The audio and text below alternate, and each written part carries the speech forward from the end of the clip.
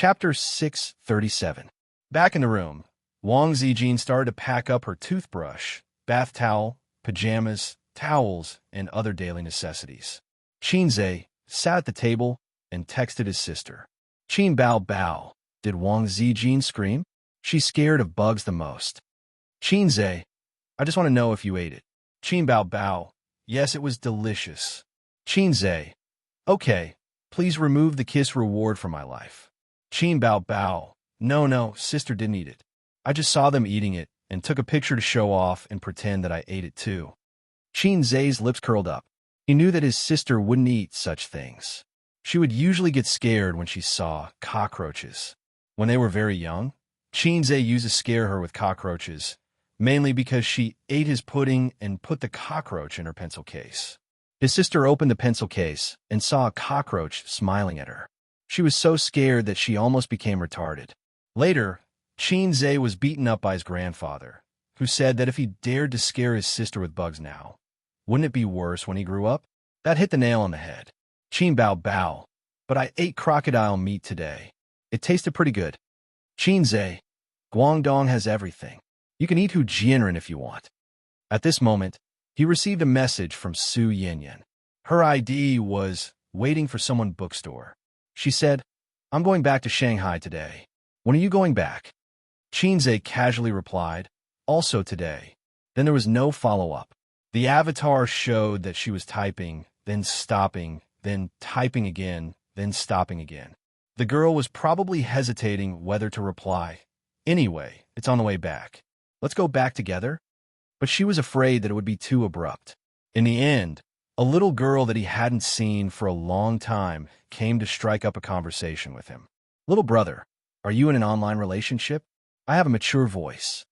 During this time, Chen Xingyuan did not pester her much. Xianxia was comforted. A young girl should have a young girl's life and longing. Longing for an old man like him was nothing. In high school, shouldn't she like the school hunk who galloped on the court and dominated the classroom? But later, Pei Ziki told him that Chen Xingyuan had been very busy recently.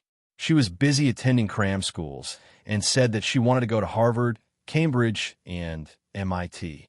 At first, everyone laughed at her, but who knew that in half a year, she had improved by leaps and bounds. She had rushed to the top 10 of the class and the top 50 of the grade. She used to learn English like this. "How are you? How are you?" Pregnant, pounces on a man, admire, "Oh my God," fail, useless. It was the same for English songs. In the past, when I liked an English song, I would howl all day long. Stomach cancer is making trouble again. Stomach cancer is making trouble again, but it was different now. Her pronunciation was very accurate. He heard that her family had hired a professional English teacher for her, and she learned English every day. Is this girl serious? Xianxia's forehead was full of sweat, because on Pei Ziki's birthday, he and Chen Xingyuan made a promise that they would talk about being girlfriends after she got into Harvard, Cambridge, or MIT. At that time, he thought that a girl who was bad at her studies wanted to get into a famous foreign university. Not to mention that she needed to rely on connections.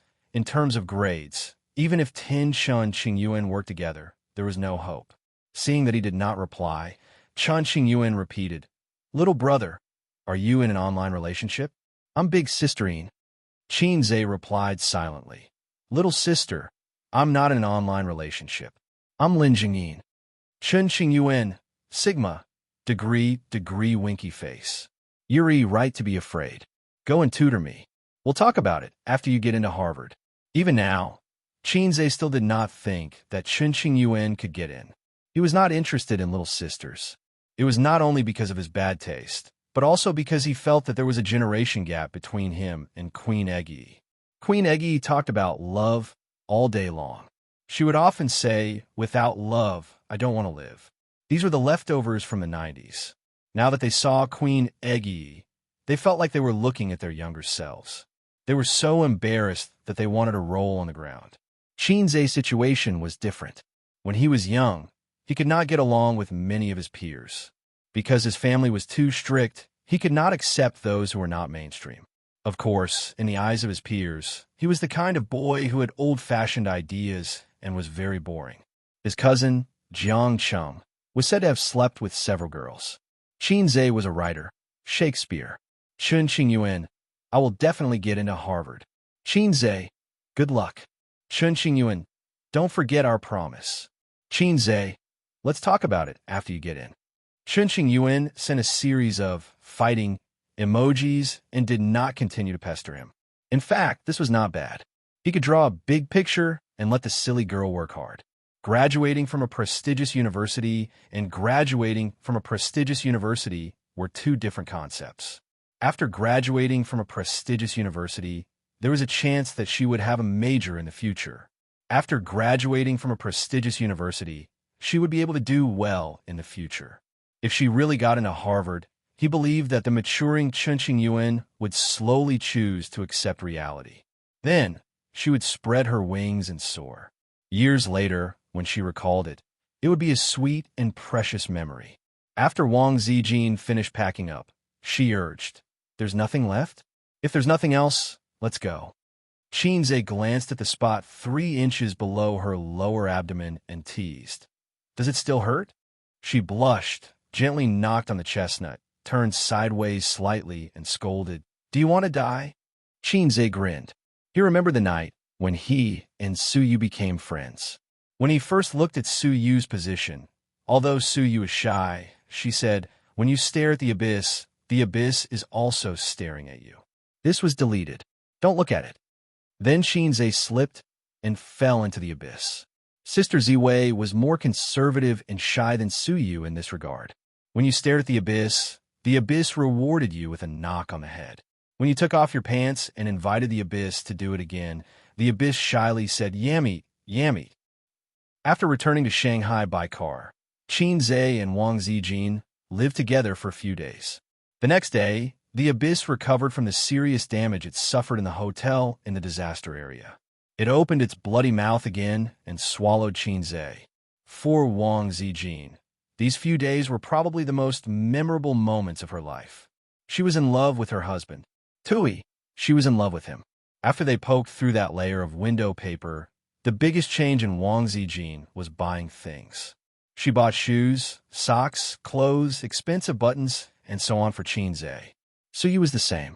Women often said that they hated mommy's boy the most, but in fact, they liked to treat their boyfriend as their son. It seemed to be the nature of a mother's love. At the end of the month, the rain stopped. Sister's concert in Guangdong was very smooth, and the reviews were very good. In addition to the previous famous works, there were several songs composed, copied, by Xianxia for her. There were probably few stars who could be like Qin Bao Bao, releasing new songs without a word. Among them, the most representative song was Lost Contact with Prostitutes in Guangdong. No, Love Story in Guangdong, which Xianxia specially asked her to sing. The overwhelming praise was mostly due to this song. After the video came out, Xianxia watched it twice, once with Wang Zijin and once with Su Yu. Netizens were in heated discussion, hoping that Qin Bao Bao could hold a concert in their city and then sing a song similar to Love Story in Guangdong. I'm Hunan's. The song is called Hunan's Love Story. No, it should be called Toilet Love Story. I'm from the Northeast. The song is called Anti-Japanese Love Story. I'm Henan's. The song is called Henan's Love Story. No, it should be called Manhole Covers Love Story. Upstairs looking for shit. I'm your father. You wait. The 18-meter broadsword is on the way. Tell the manhole cover not to leave after school. At the end of the month, Xianxia's new movie, My 2008, was released. Xianxia was very concerned about the success or failure of the task. Points were much more valuable than renminbi. During this time, the company vigorously promoted the movie. His Weibo, Qin Bao Bao's Weibo, and the Weibo of his artists were all promoting the movie. The exposure was enough, and there was a rumor that Xianxia's production must be the best, so there was a strong sense of expectation for the movie. On the same day at tea time, her father, who had not seen Su Yu for a long time, asked her to meet him. He said that Uncle Chun, a former business partner and now an old friend, was coming to Shanghai. The two families, who had a good relationship, came out to meet and have a meal. The location was a quiet Western restaurant, not far from the company, more than 10 kilometers. Su Yu did not hesitate and agreed. In the past year, she had only been home a few times, but she had always kept in touch with her father on the phone. In fact, the father and daughter were estranged. Her father, Su Tong, was still the same as always, favoring boys over girls, but it could not be said that he did not like this daughter. His attitude had not changed, but Suyu had changed.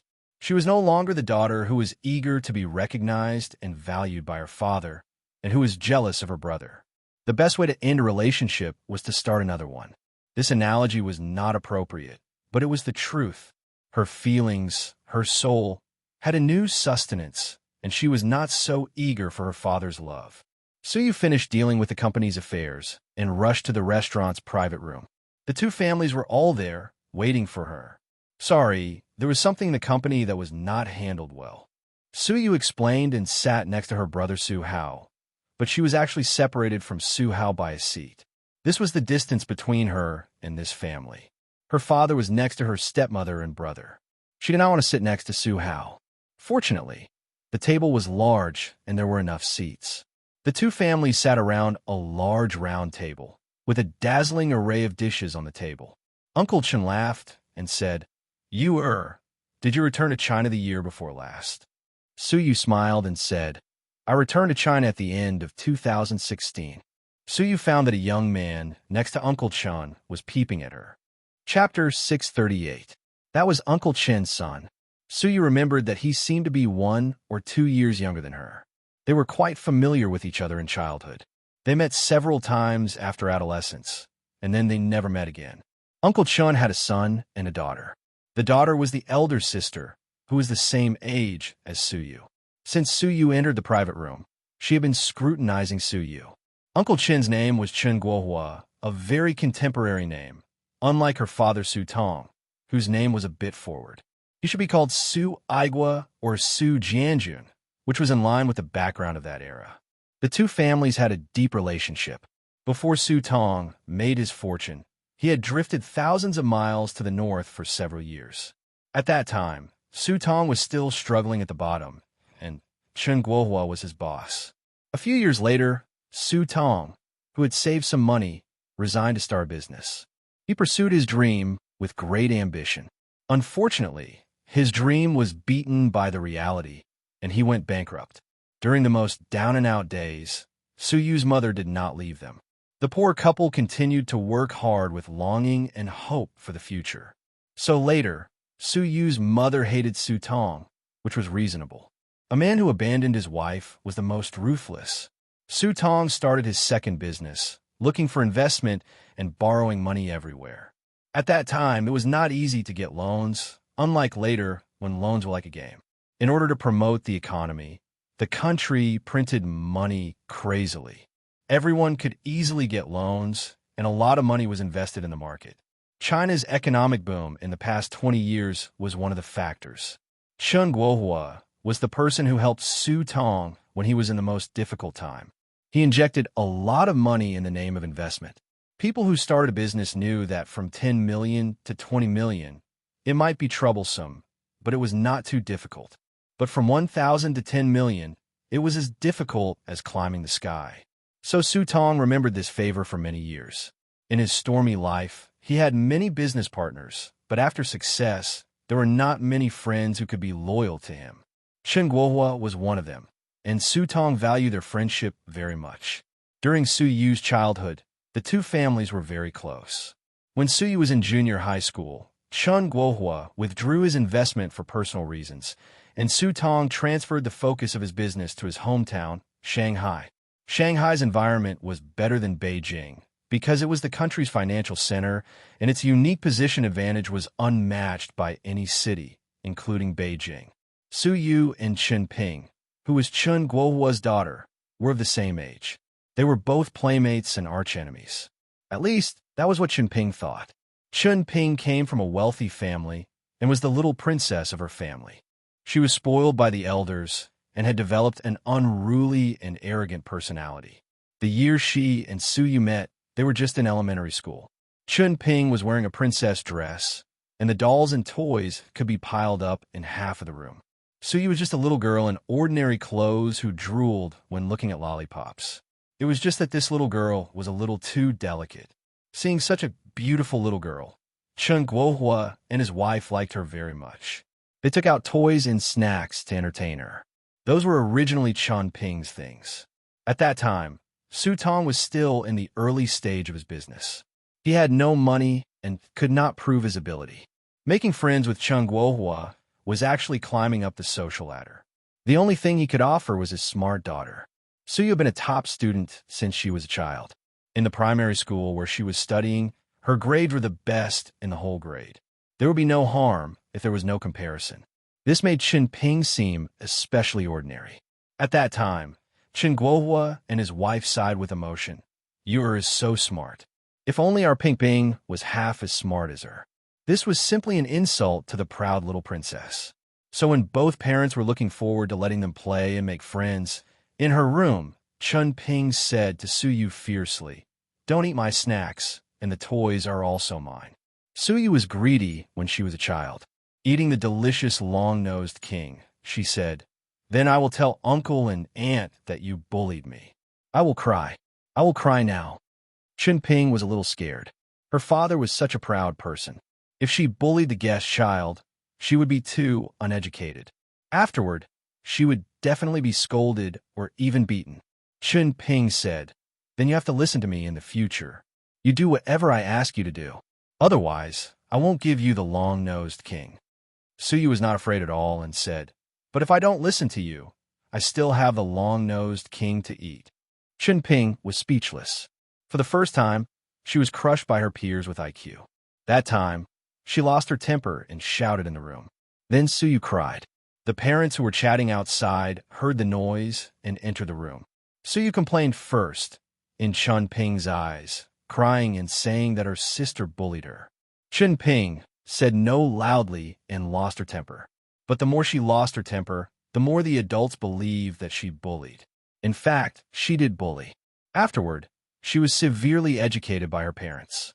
Since they were partners, Su Tong would often visit, or Chen Guohua would visit. Su Yu and Chen Ping could see each other every week. Sometimes they would do homework together. The two mothers checked their daughter's homework. Chen Ping could always hear the mother sigh that her daughter was not Su Yu, and that Su Yu was not a woman. Later, Su Tong's business became better and better. Su Yu's clothes became more and more beautiful. Her snacks became more and more expensive. She had more and more toys. Chen Ping's last advantage was gone.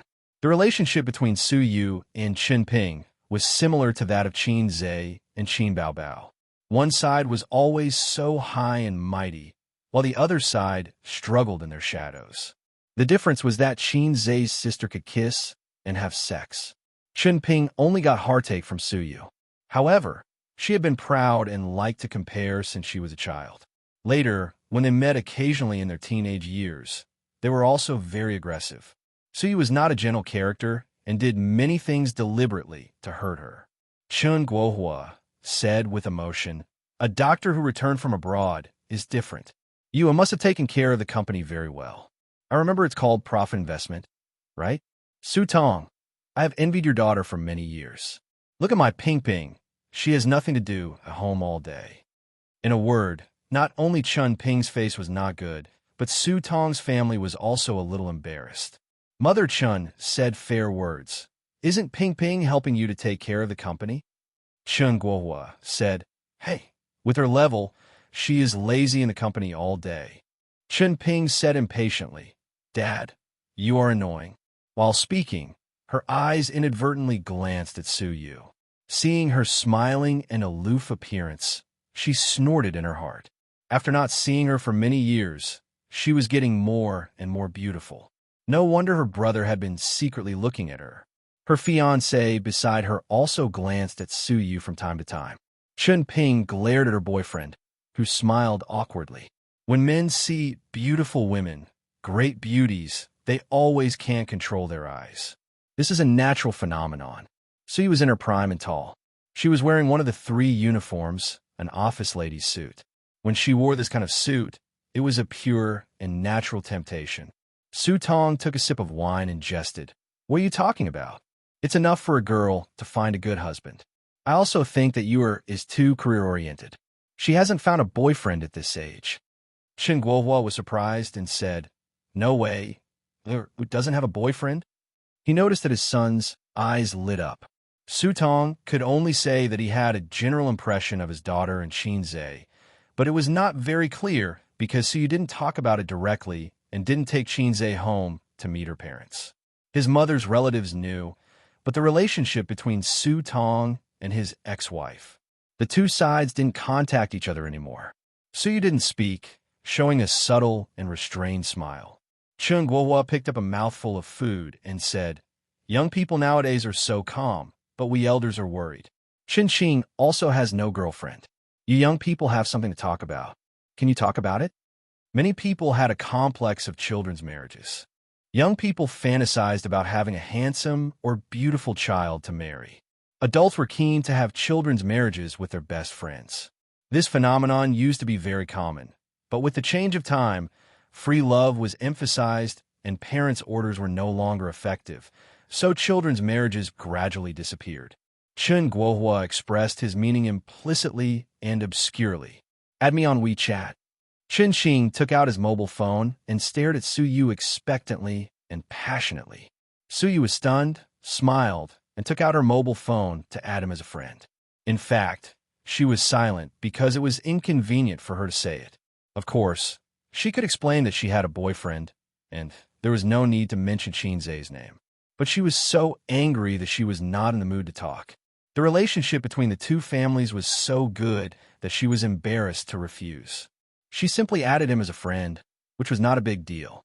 Chen Xing took back his mobile phone with satisfaction and a smile on his face. For a man who had been single for a long time, getting the WeChat account of his stunning goddess was the biggest gain of the day. Su Yu's reaction also made him happy. She was not cold, not alienated, but reserved and polite. Su Tong still remembered that he was a father. Friendship was friendship, but he could not forget to check for his daughter. So he asked, "What is Chen Xing doing now?" Chen Guohua said angrily, when he just graduated, he said that he would go to the company to gain experience and slowly take over. After half a year, he resigned and set up an entertainment company with his friends. Su Tong said, "Very good. It's very promising to do this in the capital." In the entertainment industry, most of the popular stars graduated from Beijing Film Academy and China Drama Academy. Therefore, there were many entertainment companies in the capital, and the industry was developed, which was incomparable to Shanghai. "Uncle Su, it's true that it's promising, but the competition is also fierce. You can't get good seedlings at all, and you need strong financial support. Times have changed.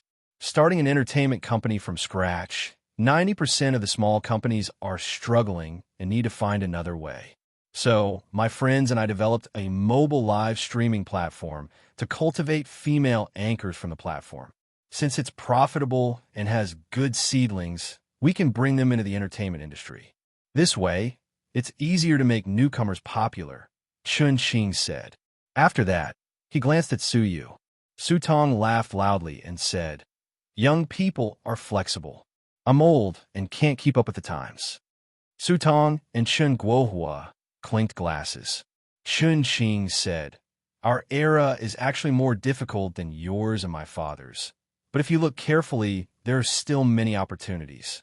With money and funds, investing in the entertainment industry will never be a loss. Just look at Xianxia, who is very popular in the entertainment industry now. His success, in addition to his own talent, is mostly due to luck. I also want to try to see if I can achieve his scale." There was a sound of agreement at the table, and Su Tong praised him for his ambition. "Luck?" There was a discordant voice from Su Yu. She asked with a smile, "How is it luck?" "I remember that Xianxia is not a rich second generation. He started from scratch." Chen Qing's heart moved, and he asked, "Sister Su likes Xianxia?" Of course, he didn't mean that kind of like, but the like of a fan to an idol. Su Yu smiled, and her eyes curved. "I like him very much." Chen Qing took the gentleness in Su Yu's eyes as a woman's infatuation. He felt uncomfortable and said, "So he relies on luck. How did he get his initial funds?" Su Yu said, "Stocks." Chen Qing said, "Yes, last year's bull market made him a lot of money. If he didn't have this luck, how many years would it have taken him to start from scratch and reach the scale now?" "Uncle, am I right?" He wanted to get approval from Su Tong. Su Tong nodded awkwardly. The man next to Chun Ping echoed. That's true. He directly crossed the most difficult starting stage. Chun Qing said with assurance. In more than a year from stocks to Tianfeng Entertainment, he now has at least a few billion yuan, or even tens of billions. He is indeed very powerful. Now everyone says that he is a legend, an inspirational role model for people born in the 90s, and an unsurpassable monument. But in fact, everyone regards him as a myth. If it wasn't for that bull market, which happened to be caught by him, he wouldn't be able to reach this point. The era has created him. Of course, he is really powerful. Young people with middle school syndrome look down on people and would proudly say, he is very powerful. So what? Mature men look down on people and would humbly say, he is not very good, but he is really very powerful. The order was different, and the effect was different. The latter sounded more mature and restrained. But the meaning was actually the same, disdain. Suyu blinked. Maybe fishing for money in the stock market is not based on ability, but luck. The sound of agreement at the table stagnated. Chun Qing defended himself.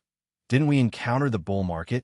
Suyu smiled. There are a lot of people who lose money in the bull market. Chun Qing thought about it and couldn't think of a rebuttal. He looked a little embarrassed. Suyu said, but it's okay. He is much more promising than Su Hao. Su Hao and his mother's faces darkened. Chun Qing immediately recovered his smile, but the scene was a little awkward. The stepmother said sarcastically, as long as you are promising. Father Chun and Mother Chun looked down. It was not convenient to interrupt other people's family affairs. Su Tong jumped out to break the awkwardness and pretended to be curious. What business does Ping Ping's boyfriend do? The man replied, I am not promising. I took over my father's job and do import trading. So he was also a rich second generation. Chun Ping retorted, if you are not promising, then who is promising? Your father's small business is worth dozens of times more in your hands. How much does he earn a year? The man said, more than 200 million. Su Tong exclaimed, young and promising. Chun Ping glanced at Suyu with a slightly proud look and asked curiously, Suyu, how is your company now? It's okay. What do you mean by okay? My father praised you. Suyu smiled casually. The company's operating capital is 20 billion, and the quarterly profit is only 0.8%. It's a small business. Boyfriend, Chun Ping. Every word was hurtful. Chun Guohua was shocked and said, Old Su, is the stock market so profitable? A quarter of 3 months, 0.8% profit, that was hundreds of millions. 5 or 600 million a year. Chun Qing's hand trembled. In fact, Su did not tell the truth. 0.8% was the GPA when the company's performance was not good, and the company's operating capital was not only 20 billion, but more than half of the funds were borrowed by Nanman Pay some time ago. The investment company that Qin Zhe and Suyu spent a lot of energy to run only earned 5 or 600 million a year. What a joke. This amount of money was nothing in the eyes of the big groups in the financial world. In fact, in the Shanghai financial circle, Baozi Investment was very famous. Chen Guohua's words made Su Tong embarrassed. He forced a smile and said, It's okay. By the way, old Chun, what do you want to invest in this trip to Shanghai? He forcibly changed the topic. Investment company, Qin Zhe, profit-making, he did not want to mention these words. How to say it? I was partial to my son and took the power of profit-making investment away from my daughter and gave it to my son, but my son screwed it up. My daughter is now partnering with Qin Zhe to open a company with hundreds of millions of annual income. It's so good. I can't say it. Isn't it a slap in my face? After the discussion about their children, Chun Guohua and Su Tong, 2 old friends, drank and chatted happily. They began to reminisce about the past and look at the present. Meanwhile, the stepmother and mother, Chen, also began to chat about their daily lives, occasionally mentioning Chun Ping and her boyfriend. Suyu was bored. She took a photo and sent it to her circle of friends. The afternoon tea in this shop is very good. Then she bowed her head and her slender, white mobile phone danced on the screen. Honey, what are you doing? Qin Zhe replied instantly. I'm having sex. Suyu, you're so annoying. I'm not here. Who are you angry with? Xianxia, I ordered a chicken. It tastes good and is juicy. Suyu, save the drumstick for me. Xianxia, save my ass. This thing needs to be eaten while it's hot. By the way, the central bank has lowered the quota again. The scale is unprecedentedly large. The company needs to have corresponding countermeasures. Suyu, I know. I'm being used as a cow by you. Dad and I are having afternoon tea. Uncle Chin's family, who I haven't seen for many years, came to Shanghai, but I'll come out after I'm done with my work. Xianxia, nonsense. I didn't use you as a cow or a horse. I used you as a blow-up doll. The central bank's lowering of the quota is a good thing for us. Hundreds of billions of funds flow into the market. It's a blessing for the stock market and enterprises. It's not necessarily good for the people. Their savings will shrink again. I just asked my uncle to prepare a loan. It's a waste not to borrow the government's money. Suyu, when did you become a nationalistic youth? Are you still worried about the shrinkage of assets? Xianxia, I'm not worried about myself. I'm worried about the poor newspaper seller. Oh, a friend of mine. Suyu, you'd better worry about me. My dad wants to set me up with Uncle Chin's son. Xianxia, F***, that bastard dares to steal my wife. Suyu, say, happy expression again. Xianxia, F***, Suyu, Xianxia, do you want me to come over and let you show off? Suyu, forget it. I'm not in the right. Xianxia, touching head. At the end of the chat, Suyu smiled bitterly. You didn't even ask for the address. I want you to come. I'm being sarcastic. At this time, she received a message. Going to the bar for a drink tonight? It was from Chun-Ching. She looked up and saw the latter's warm smile. No, Suyu replied. Chun-Ching bowed his head and typed. Don't like to drink? Then watch a movie. Xianxia's new movie is just released tonight. You like him, right? Suyu, no, thank you. She thought to herself, to watch Qin Bao Bao and Qin Zhe being intimate on the screen? Go away. Chun-Ching frowned slightly. Can't make an appointment? He took this as a girl's reservedness. He stretched his eyebrows and continued to type. But at this time, Suyu turned off her phone and looked at the table with a smile. He had put down his phone helplessly. Su Tong and Qin Guohua hadn't seen each other for many years. Although they kept in touch by phone, the last time they met was 15 years ago. Men could talk for a whole day. Time passed slowly. About half an hour later, Suyu got up and went to the bathroom. At the pool between the men's and women's toilets, she saw Chun-Ching waiting there.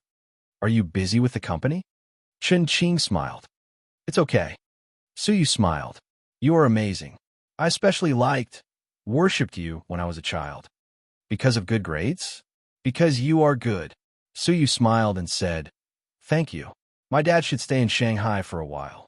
If you're free in the evening, let's watch a movie together. I also admire Xianxia. Chun-Ching said. Suyu thought for a while, tilted her head and smiled.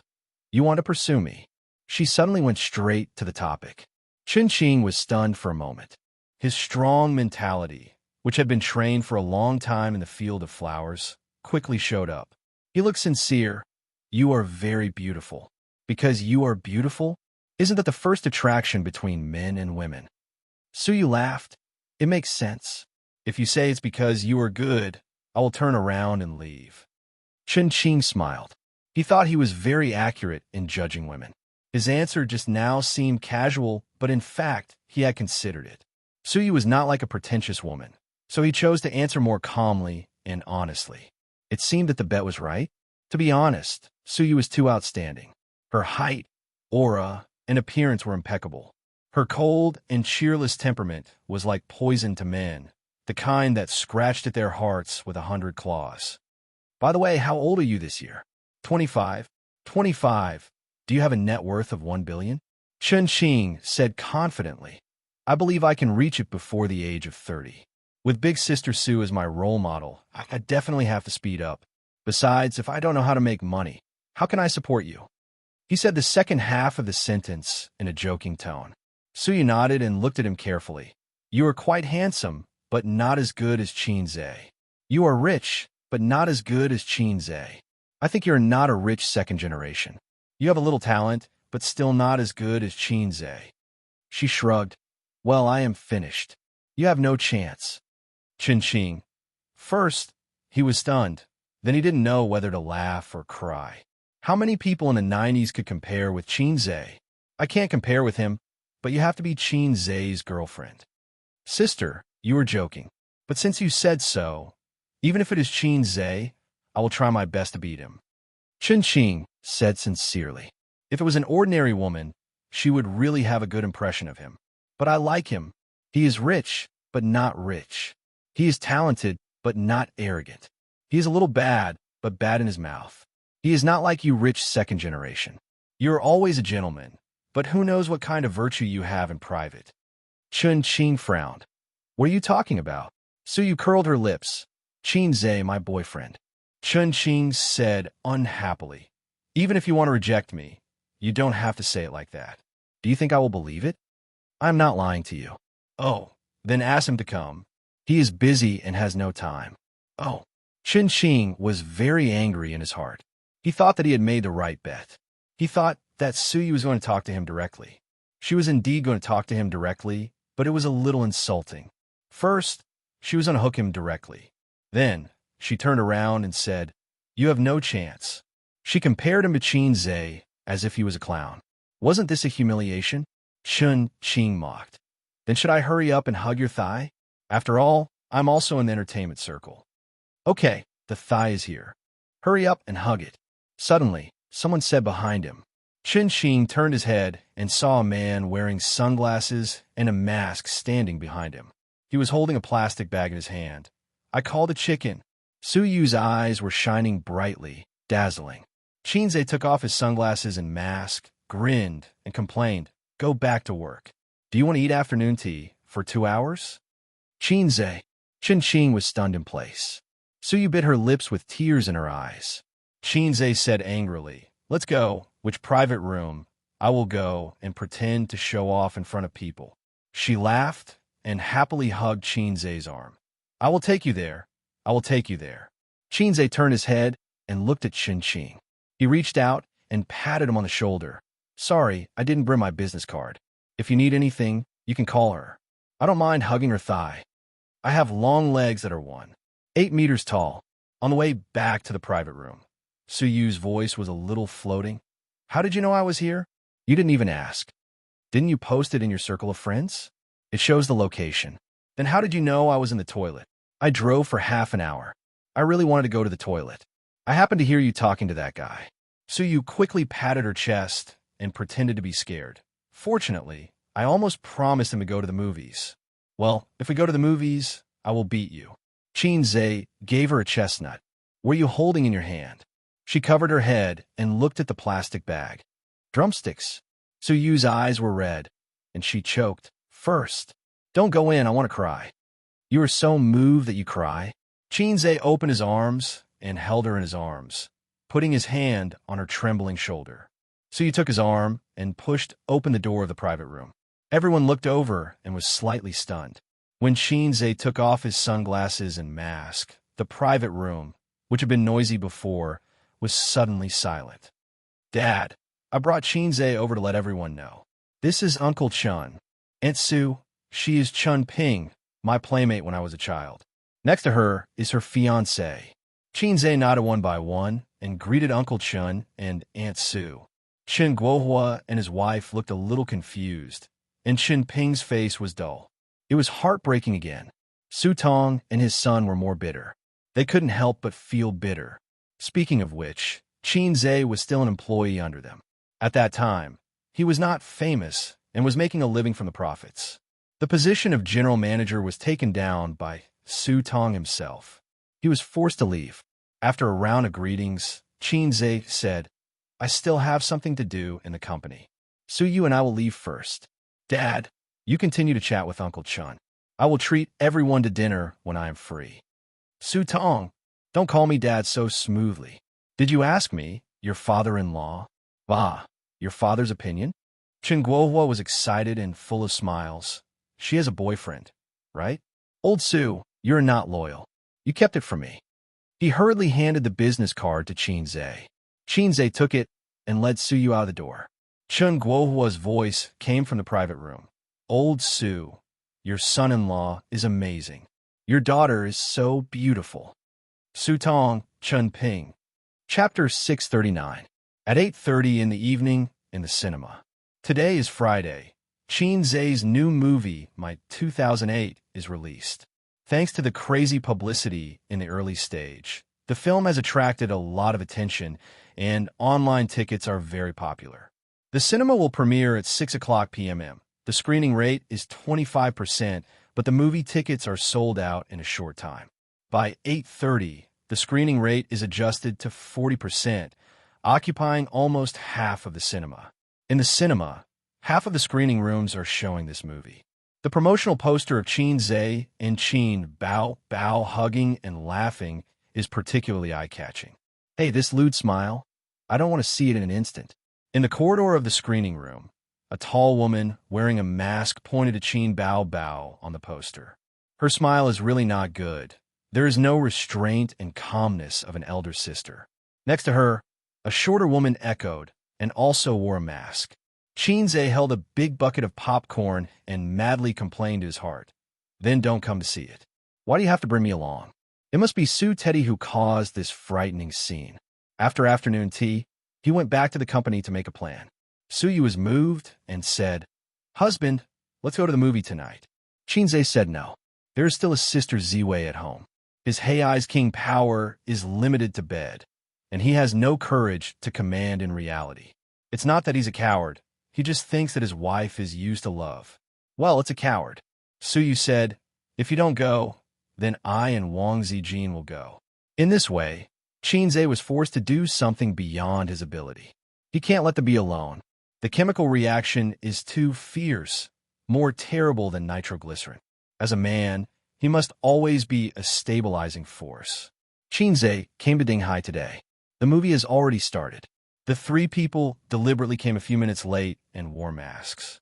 The reason why Su Yu and Wang Zijin wore masks was that the two beauties were too eye-catching. Qin Zhe was afraid that he would be recognized. If the audience knew that Qin Zhe's real body was here, the scene would definitely boil over. According to the movie tickets, they entered Theater 6. The seats were full, and the light from the big screen illuminated the heads. Qin Zhe and the other two chose to stand at the edge. He took off his mask, and the dim atmosphere was the best cover. Everyone's attention was on the movie. As long as he didn't look at the passers-by silently, no one would notice him. Just like that, Qin Zhe started watching the movie with his best friend on his left and right.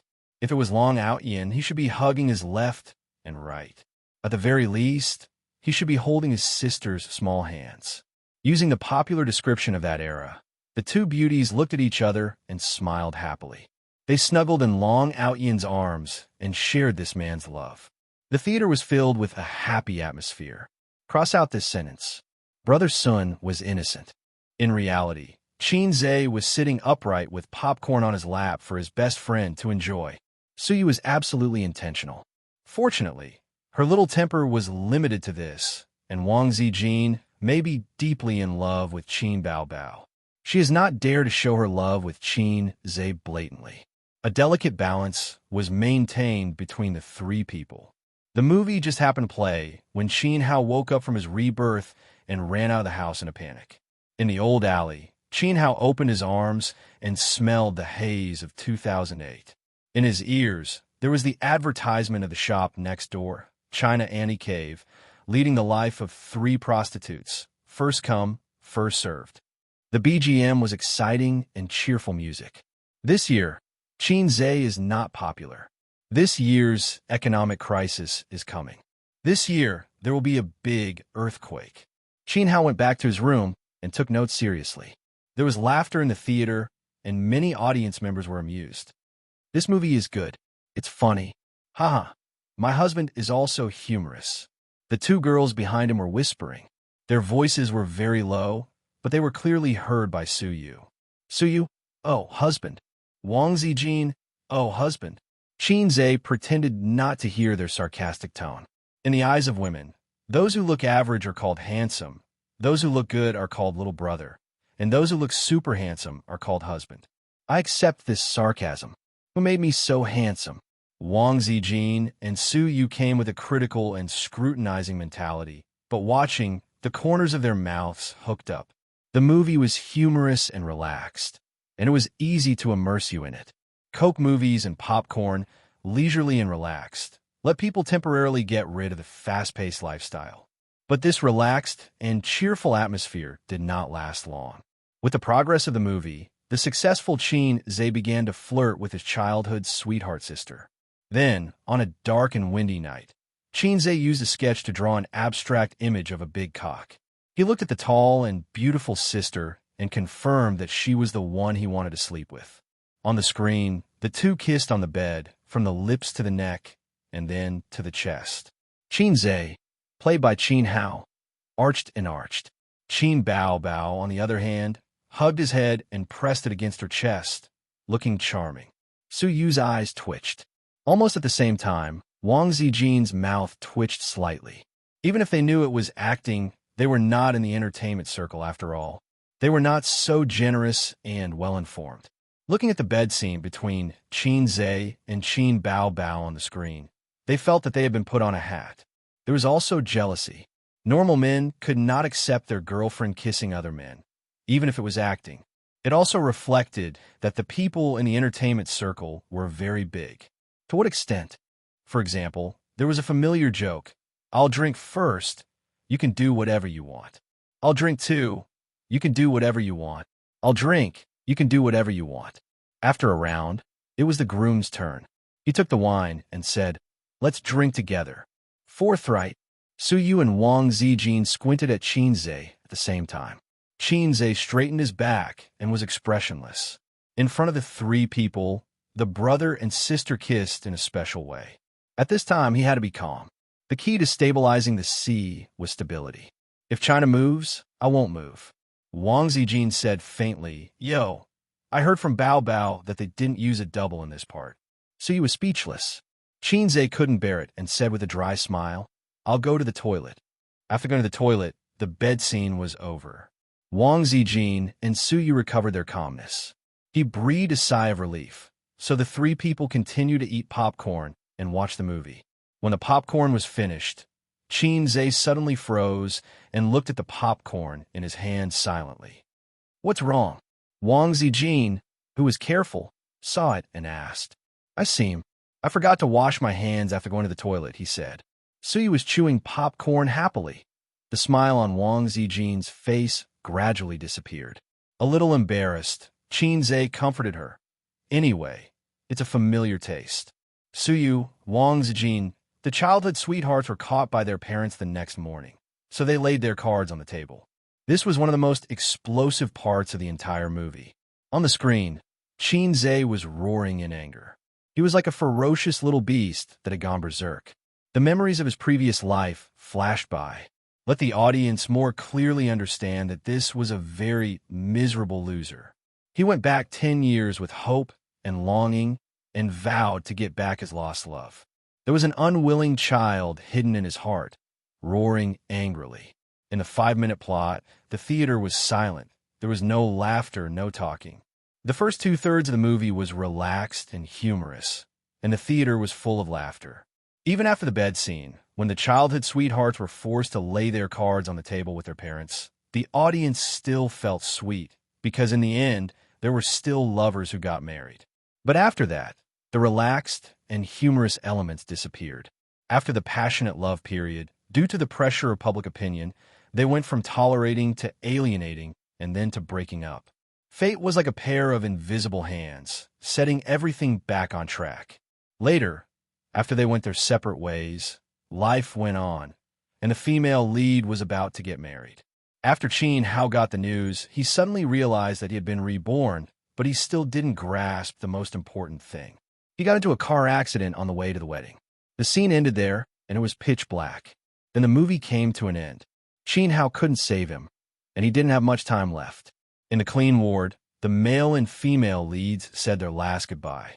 The background music was "If I Become a Memory." If I become a memory leaving this life, leaving you crying and shock my cold body, can't hug you. The male lead's hand fell, and he closed his eyes. The camera turned to the female lead's face. She covered her mouth, crying until her shoulders shook. The camera zoomed out, and then zoomed out again, breaking through the ceiling and showing the blue sky. The movie ended. The ending was a bit unexpected for most of the audience. It was supposed to be a light-hearted comedy, wasn't it?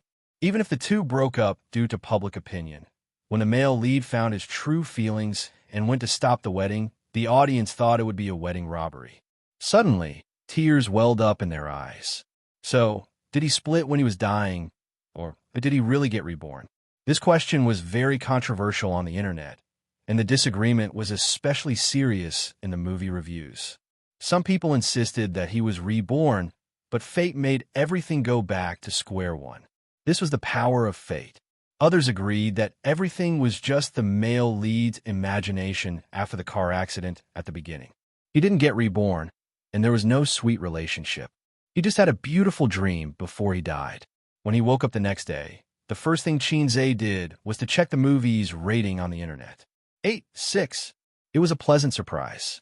He originally thought that as long as it got 8, he would be able to pass the mission.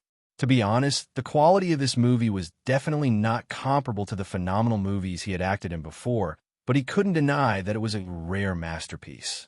The reason why the movie was so popular the first day was probably because of the ending. If a movie could make the audience feel lost after it ended, and if the audience continued to argue with each other, then it was a success. It was more successful than a pure comedy. The prompt of the completion of the mission soon came.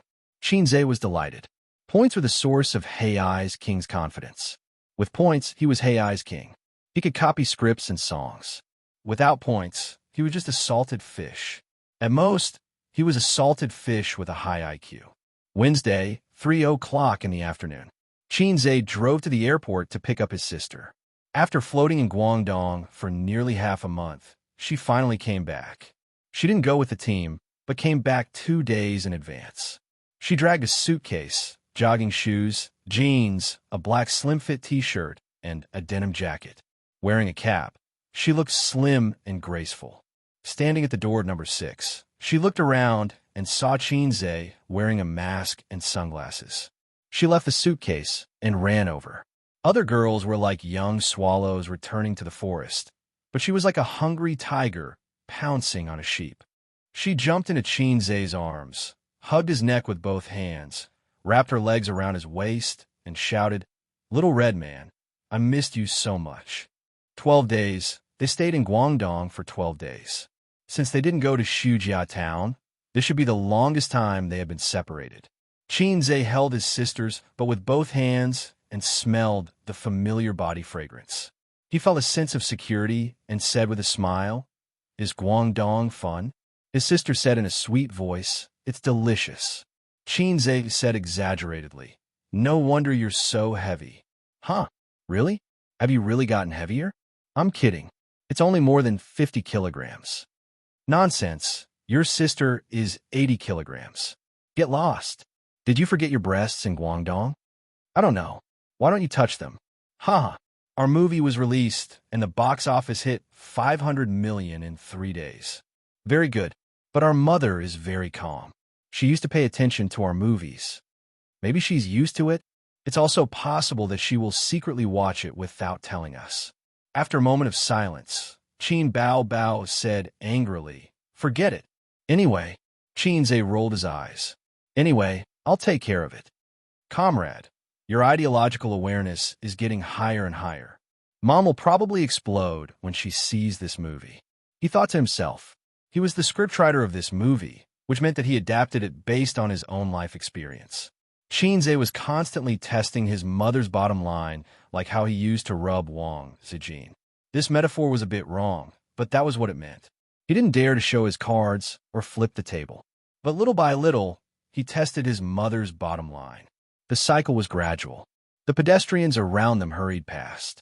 When they passed by, their eyes lingered for a moment. But when they brushed past, they just treated them as an intimate couple. Xianxia held his sisters but with one hand and dragged the suitcase with the other as they walked to the car. Qin Bao Bao jumped down from him and got into the car. Xianxia opened the trunk and put the luggage away. Qin Bao Bao took off her sunglasses and mask, turned around, and saw that Xianxia didn't get into the car. Instead, he walked straight to a commercial car in front. Xianxia is coming. He found us. Let's go. Let's go. What are you afraid of? What can he do? This time we filmed something interesting. That woman is Qin Bao Bao, right? Look at her figure. Chapter 640. There were 3 people in the car, and they were all professional paparazzi. One of them was holding a DSLR with an extended lens. Every move of Xianxia and Qin Bao Bao was recorded on it. Normal siblings don't do this, right? The young man holding the DSLR was stunned. It's normal in public, showing off their sibling relationship to attract attention, but it's always like this in private. The other young man said, if they didn't know that the man was Xianxia and the woman was Qin Bao Bao, they would have thought that they were a couple. But after knowing their identities and connecting them to their behavior, it was very chewy. After figuring this out, the eyes of the young man holding the DSLR lit up, and his face flushed with excitement. This time there's big news. This month's bonus is enough for us to stay in Debao for a month. The truth wasn't important. Entertainment news never paid attention to the truth, and it didn't need to be reasonable like the news broadcast. Entertainment news only pursued the breaking news. With these few photos and some eye-catching statements, just the copyright alone would be able to sell like crazy. The other young man was also excited. The middle-aged driver frowned. Compared to this, shouldn't we think about how to deal with Xianxia first? He's coming. Why are we afraid of him? Will he eat us? That's right. In our line of work, which celebrity hasn't been provoked? The 2 young men were indeed young and aggressive. They were not afraid at all. Knock, knock. Xianxia knocked on the driver's window. The middle-aged driver lowered the window a crack and pretended not to know Xianxia. He frowned. What's the matter? Xianxia smiled. You've been following me all the way. It's been hard on you. The driver looked at him like he was an idiot. I don't know what you're talking about. Xianxia put on his sunglasses and went straight to the point. How about this? I'll pay for the photos just now, along with your DSLR. The middle-aged driver smiled and turned to look at the 2 young men behind him. The young man holding the DSLR said, 5 million. This DSLR is yours. Xianxia was stunned. 5 million? A few photos in exchange for a house in Shanghai. The young man holding the DSLR said calmly, you're not short of money anyway. Is 5 million a lot? Don't you know how much money a female celebrity had to pay to keep her mouth shut when she was exposed for having an affair? More than 10 million. If you don't give it to us, we'll expose the photos. Is it nice to touch your sister's butt? There were a few sneers in the car. The threat was obvious. In comparison, if he exposed it, he would definitely not make as much money as extorting celebrities. The key was that these photos could be big or small. Xianxia and Qin Bao Bao's actions had crossed the line, but it was not so serious that they would die from exposure. Therefore, if he could extort 5 million, it would definitely be more worth it than exposing his identity. Xianxia said indifferently, 100,000 at most. The young man tricked him. He did not see any panicked reaction from Xianxia. He first denied the speculation in his heart, and then felt a little disappointed. It seemed that for Xianxia, being exposed was not a big deal. Another young man said, so there's no room for negotiation? Xianxia shook his head. 100,000 yuan. Give me the DSLR. The young man holding the DSLR sneered. Why? Old John, let's go. Xianxia said, you can't leave. The middle-aged driver was more sophisticated. He smiled and said, Chairman Qin, please take a few steps back. We're leaving. The young man holding the DSLR said impatiently, why are you talking to him? Just leave. Why are you blocking the road? The middle-aged driver rolled up the window. Before starting the car, he glanced at Xianxia. Seeing that he did not move, he turned the steering wheel and the car bumped into Xianxia. Xianxia, who was standing outside the car, clenched his fist and raised it. He took a stance and punched out. Bang! The car window shattered. The crisp sound attracted the attention of the surrounding people, as well as the auxiliary traffic police not far away. After the fist broke the window, it hit the driver's face. 2 teeth flew out. Xianxia slapped the driver unconscious. He went to the passenger seat and opened the car door. The 2 dumbfounded young men reacted. The young man near the car door cursed and kicked Xianxia, but Xianxia waved his hand and slapped him again. making his mouth full of blood. Only the young man holding the DSLR was not beaten. He hugged the DSLR, and his face was slightly pale. "We are not doing business. The photos are mine, not yours. I'm giving you face by talking about the price. Don't take something stolen as your own." Xianxia stretched out his hand. "Give me the DSLR. The money is gone." The young man said, "You dare to rob us? We will call the police."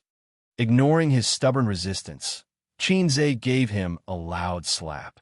He snatched the DSLR from his arms and smashed it on the ground. The passers-by who saw this scene stopped to watch. However, Xianxia was facing them and did not show his face. Therefore, they missed the opportunity to take a video. After doing all this, Xianxia gestured to his sister in the car to not come out. He then took out his phone and called the company's legal department. "Pudong Airport, Terminal 2, Gate 6. Get there in half an hour." Just then, the auxiliary police came over and said in a deep voice, "What's going on?" The young man was relieved and said loudly, "He's robbing." The auxiliary police was stunned. He subconsciously held the walkie-talkie and scolded Xianxia, "Don't move." He planned to call the airport security. Almost all the first and second-tier cities in the country had police stations near the airport. The Pudong Airport Police Station was in the terminal building. Xianxia said, "I'm Xianxia. They're paparazzi. I just asked them for the photos, but they didn't return them to me."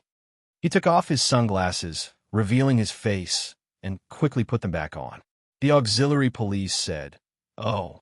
He put down the walkie-talkie and said to the young man in the car, "Then you call the police yourself." Celebrities and paparazzi were trouble. If he interfered and was exposed on the internet, he might be hunted down. He extinguished the thought of being nosy and planned to be a bystander. Robberies were not under his control. He was just a traffic auxiliary police officer and did not even have a staff. Robberies were not under the control of the traffic police. And this kind of incident was not harmful because Xianxia's identity meant that he would not continue to do things that were out of line. The young man, he could only call the police himself. How could a qualified paparazzi be afraid of a celebrity? It was like a barefoot person who was not afraid of wearing shoes. Moreover, Xianxia had broken the law by hitting someone and smashing his SLR camera. Not long after, the people from the airport security police station arrived. They came very quickly because they heard that a celebrity and paparazzi had a conflict. They were not here to resolve the conflict, but to maintain law and order. Once Xianxia's identity was exposed, the airport's law and order were over. So when the young man arrogantly took out his phone and took a video of Xianxia, he shouted, "So what if I'm taking a video of you? If you have the ability, smash my phone again in front of so many police officers." "Xianxia, do you dare to smash my phone?" Passers-by took out their phones and gathered around. The crowd blocked the driveway, and cars were stuck outside the crowd, honking desperately. The corners of the police officers' mouths twitched. This guy refreshed Xianxia's understanding of paparazzi. As expected, he was not afraid of paparazzi at all. He wanted nothing more than to fight with him. Just like that, he snatched the young man's phone in front of everyone and smashed it. "I want to sue him for damage to personal property," the young paparazzi said loudly. "Also, he hit my partner." He pointed to his red and swollen face and added, "I was hit too." The police officers symbolically held Xianxia back and tried to mediate. "Take him away. Don't block here." The traffic police and auxiliary police officers had a look of disbelief on their faces.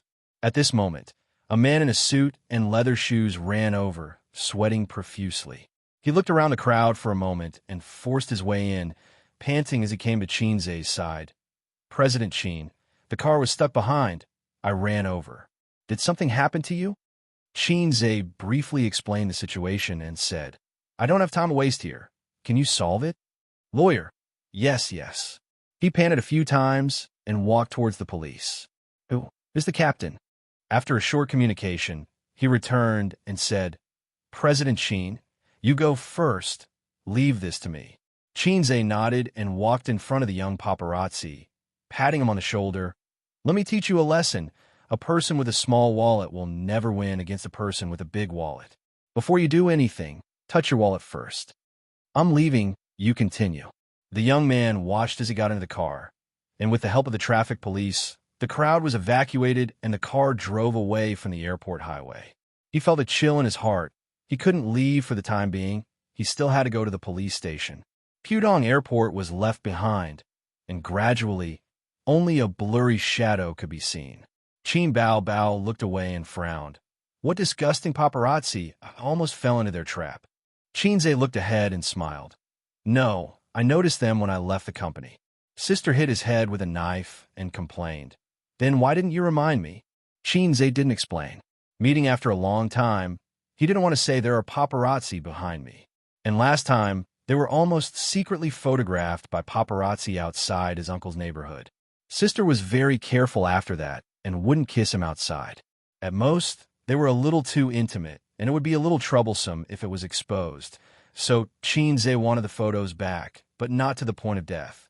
If one day he was secretly photographed eating the rouge on his sister's mouth, it would be the end of their world. Qin Bao Bao complained a little and called the company, asking the public relations department to expose the incident on the internet in advance and then explain. This way, the impact on Qinze's reputation would be minimized.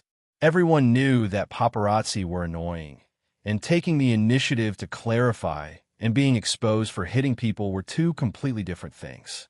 Hanging up the phone, his sister frowned. Will they write nonsense on the internet? She was referring to the paparazzi. Have you heard of a saying on the internet? What saying? No, you're talking about a chicken tyrant. Qinze was steady. The police station was handed over to the lawyer, and the whole legal department was behind him. The public opinion that was about to appear on the internet was handed over to the public relations department. Qinze almost didn't have anything to do with himself. Rich people's benefits were good. After such a long delay, it was already 5 o'clock when he got home. Qinze entered the password and then took out the key to open the door. He dragged the suitcase with one hand and held his sister's hand with the other. Qin Bao Bao chattered beside him, telling him the interesting things she encountered in Guangdong. Did you help me change the bed sheets? Yes. Did you clean the bathtub? The cleaning lady couldn't clean it. Yes. Good. I'll kiss you. The door opened, and Qin Bao Bao's words were stuck in her throat. At the entrance, Qin Ma was squatting, opening the shoe cabinet, and carefully arranging the messy shoes inside. Mom, why are you in my house? Qin Bao Bao's voice was full of fear. Your house, Qin Ma said in a bad mood. You're not married yet. Where did you get a house? Her gaze fell on the hands of the siblings, whose fingers were intertwined. Qinze and Qin Bao Bao separated, as if they had been electrocuted. Qinze, Sigma, degree winky face. Qin Bao Bao, Sigma, degree winky face. Once again, he was seen by his mother. Hei's king, who had been majestic at the airport just now, felt his legs go soft. Qin Ma was stunned for a long time and forced herself to be calm. Why are you standing there like idiots? Come in. The siblings hurried into the house and saw the old man sitting in the living room. Dad, why are you here? Qin Bao Bao rushed over and hugged her father's arm like a swallow returning to the forest. The old man was sitting on the sofa watching TV, and his smile was full of fatherly love. Didn't you come back today? Your mom and I came to see you. Qin Bao Bao quickly expressed her loyalty. Dad, I missed you so much. Qinze said dryly. Dad. He didn't know if his mom heard what his sister said, and he felt very guilty. The old man nodded. Qinze sighed. If only I was half as sweet as my sister when I was young, my childhood would be happier. At the entrance, Qin Ma set up the shoes. The shoe cabinet had 4 layers, and the first 3 layers were women's high heels, Roman shoes, canvas shoes, jogging shoes, and so on. The 4th layer was men's sneakers and leather shoes. The little red guy came to live with her sister again. She sighed, and there was deep worry between her eyebrows. Qinze helped his sister drag the suitcase to the room, took out her clothes one by one, and hung them in the fitting room. His sister's master bedroom not only had a separate bathroom, but also a fitting room. It was extremely luxurious. It was full of clothes for all seasons, and there were more than a dozen sets of swimsuits. It was a dazzling lineup. Qinze's small hand swept over his sister's swimsuit, and he had a good time. Qin Ma and the old man rarely came to inspect the siblings' lives. Coincidentally, the new movie happened to be released, and Qin Zhe and Qin Bao Bao felt very guilty. When they ran out to buy groceries, the siblings were silent. When they went home with the groceries, they happened to run into Wang Zijin in the elevator, who was coming home from work. "You bought so many groceries?" Wang Zijin and Qin Bao Bao hugged and kissed each other's cheeks. "My parents are here." Qin Bao Bao was worried. Wang Zijin's face was slightly nervous. She was already the daughter-in-law of the Qin family. At dinner, Qin Zhe and Qin Ma cooked. In normal families, it would be mother and daughter working together, but in his family, it was mother and son working together. In the kitchen, Qin Ma washed and cut vegetables, and Qin Zhe cooked. "Guang hasn't come back from Shin City for a long time," Qin Ma said. "He's busy there, and he should be back at the end of the year." "That's good. He has something to do, so he doesn't have to think too much." Qin Ma smiled gently. "But is it okay to let him be the factory director? Your uncle is not very reliable." As a mother, she always put her son first and didn't want to see him suffer. "It's okay, Su Yao has someone to help him." "Oh no, it was a slip of the tongue." Qin Zhe's stir-frying motion paused. Su Yao." Qin Ma's face turned pale. Qin Zhe's heart skipped a beat, and he tested his mother's reaction again. "Yes, my uncle introduced him. He said that he is a childhood friend of mine, and he is also from Su Town." "Mom, do you know him?" Qin Ma's hands trembled, and she looked at Qin Zhe blankly. "Did he say anything to you, Mom? Let me tell you a joke." Qin Zhe said. After dinner, the family of three sat in the living room and watched TV. The father said meaningfully, "My son doesn't look like me at all." The mother said, "There are some things that you should know. Don't worry about it. Our son is already 24 years old. If you insist on taking it seriously, you might lose your son and your wife." This was the joke Qin Zhe wanted to tell, but when he saw the panic and nervousness in his mother's eyes, he could clearly feel her fear.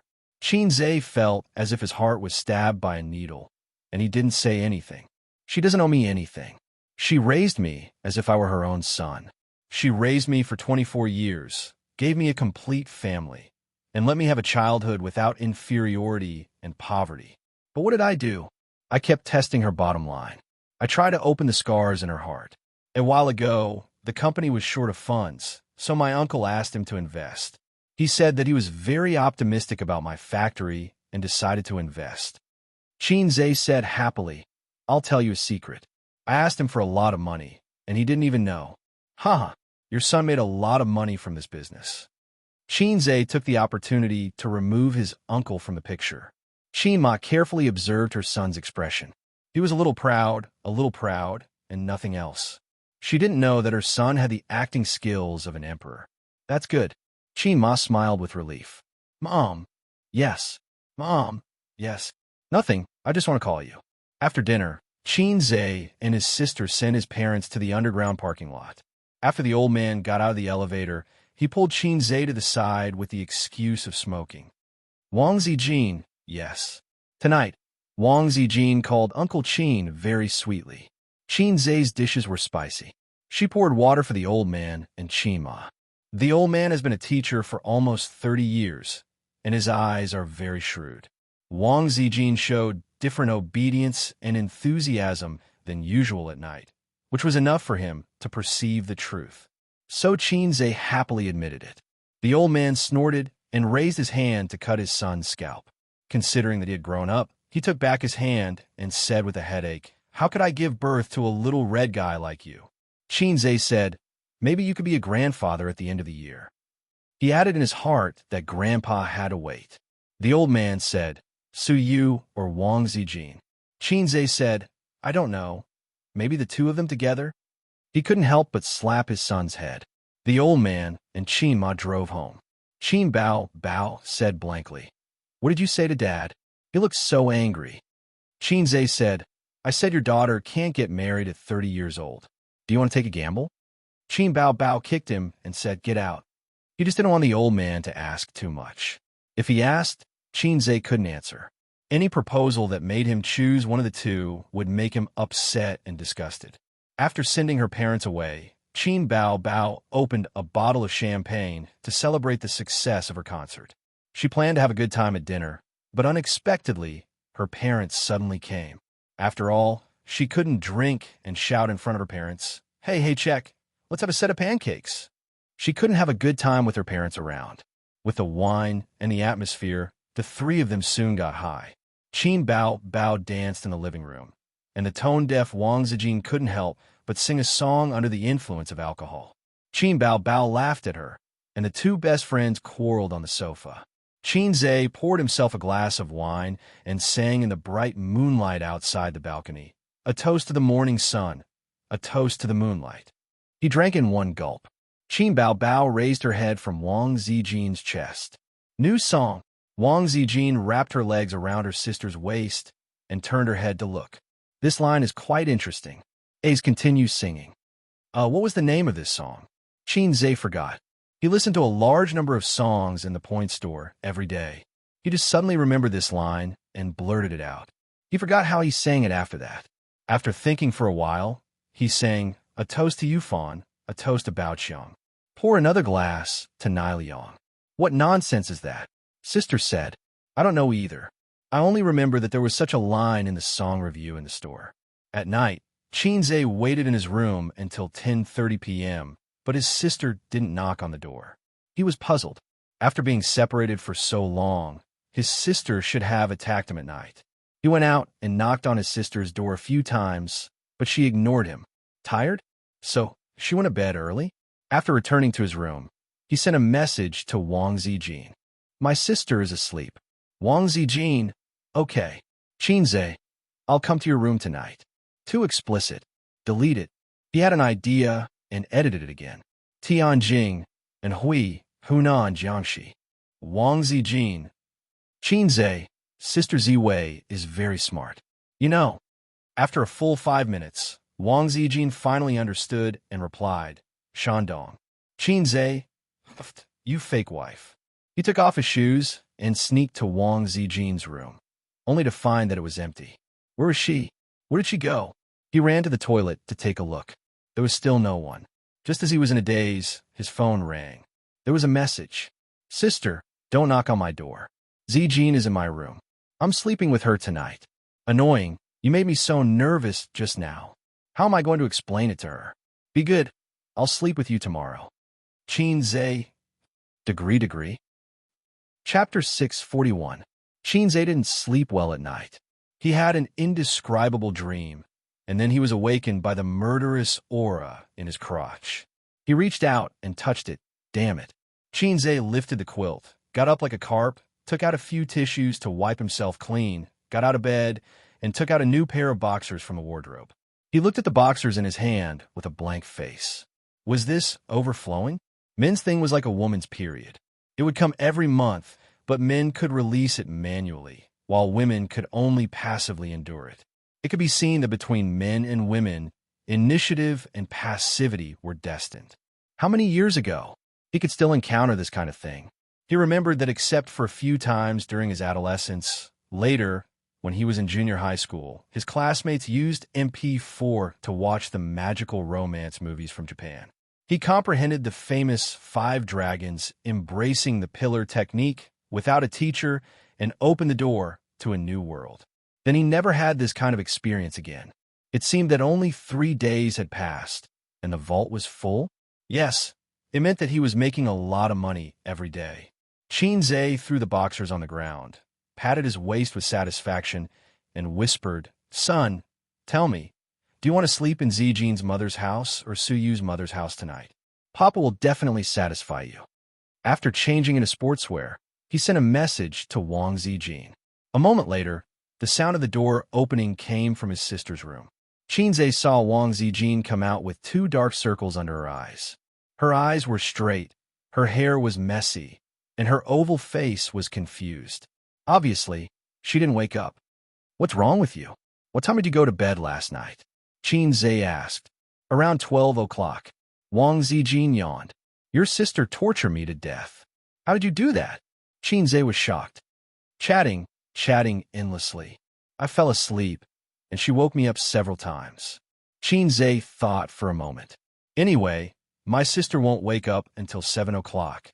Why don't we go back to the room and sleep? You don't have to go to the company in the morning. Wang Zijin rolled her eyes at him. No way. From 5:30 to 7 o'clock, the morning exercise was over. Xianxia went to the breakfast shop to buy food, while Wang Zijin went to the supermarket next door.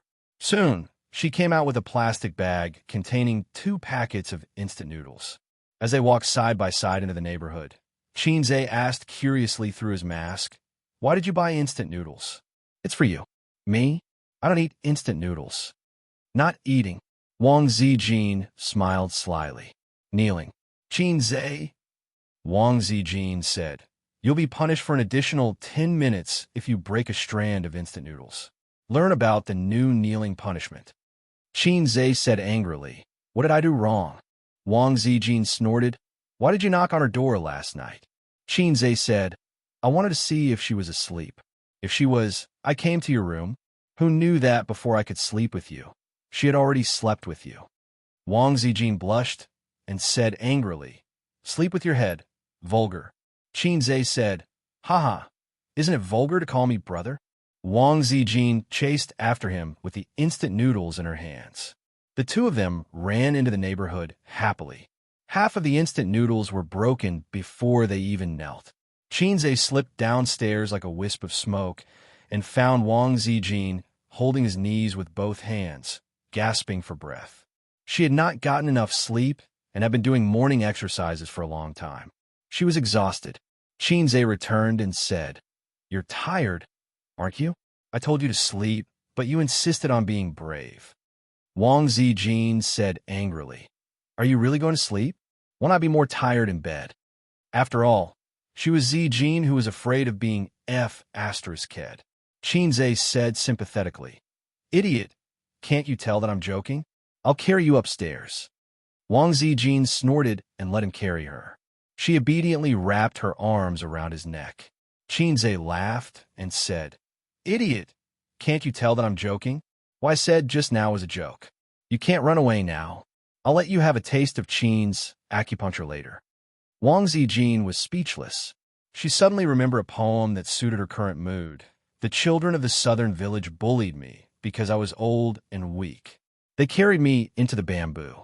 My lips were dry and my mouth was dry. I sighed when I returned." Xianxia let out a series of deranged laughter.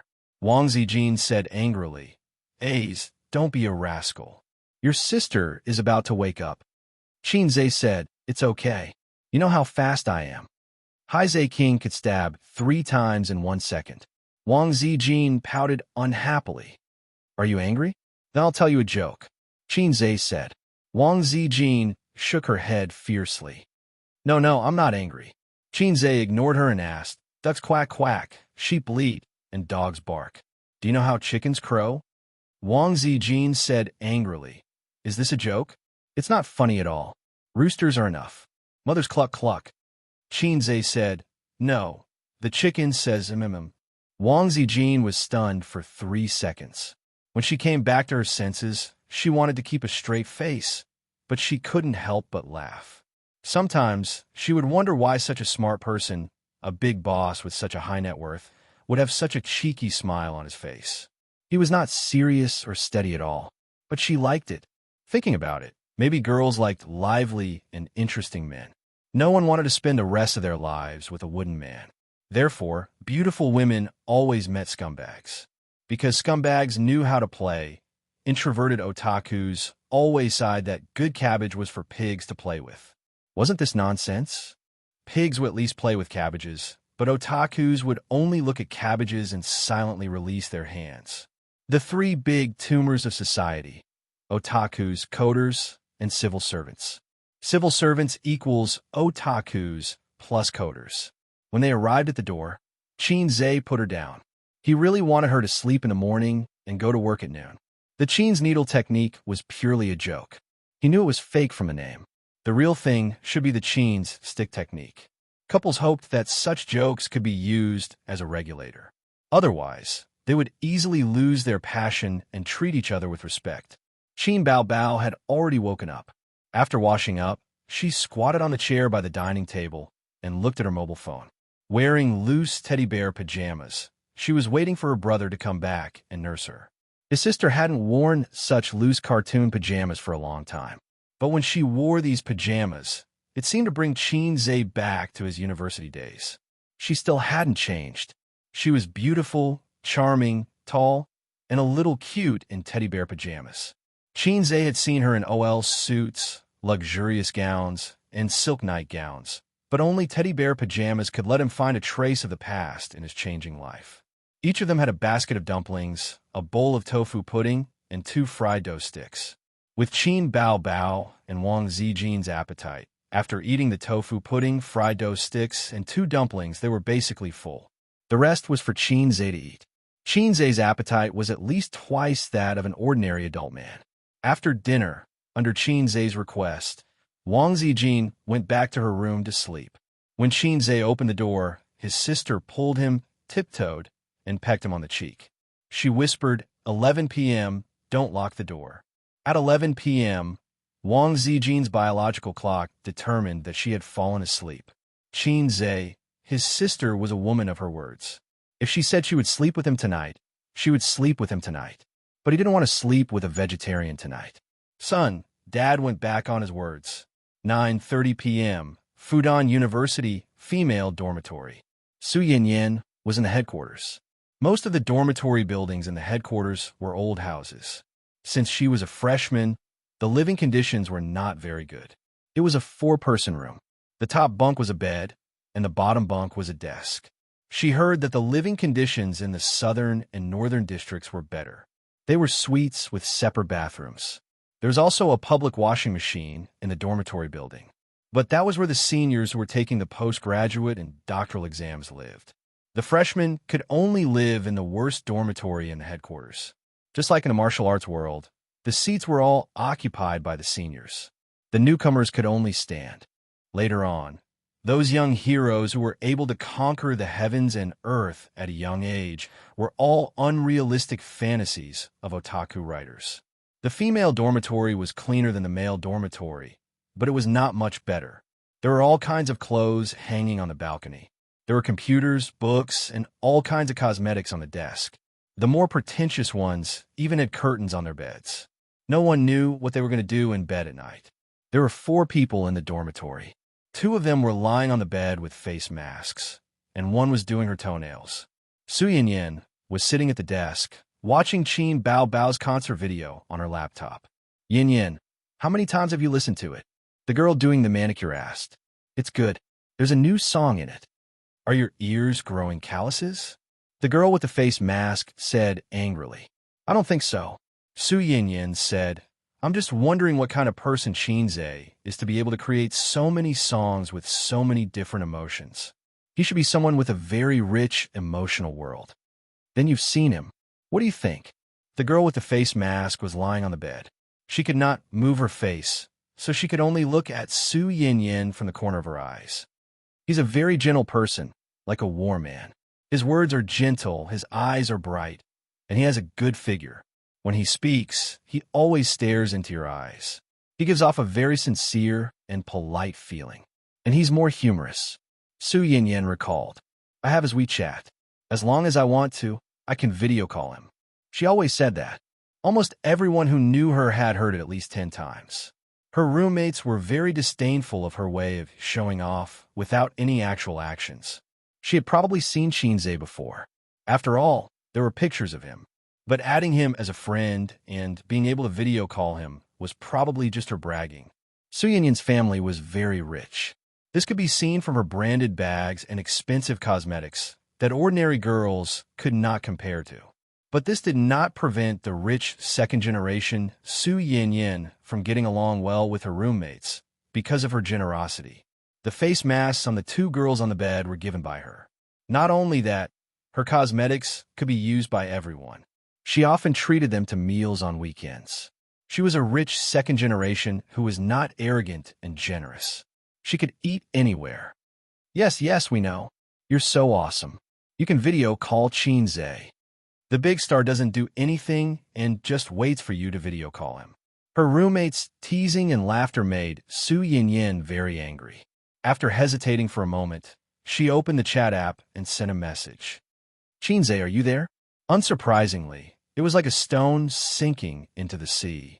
The girl who was trimming her toenails came over and mocked. Is it really Xianxia?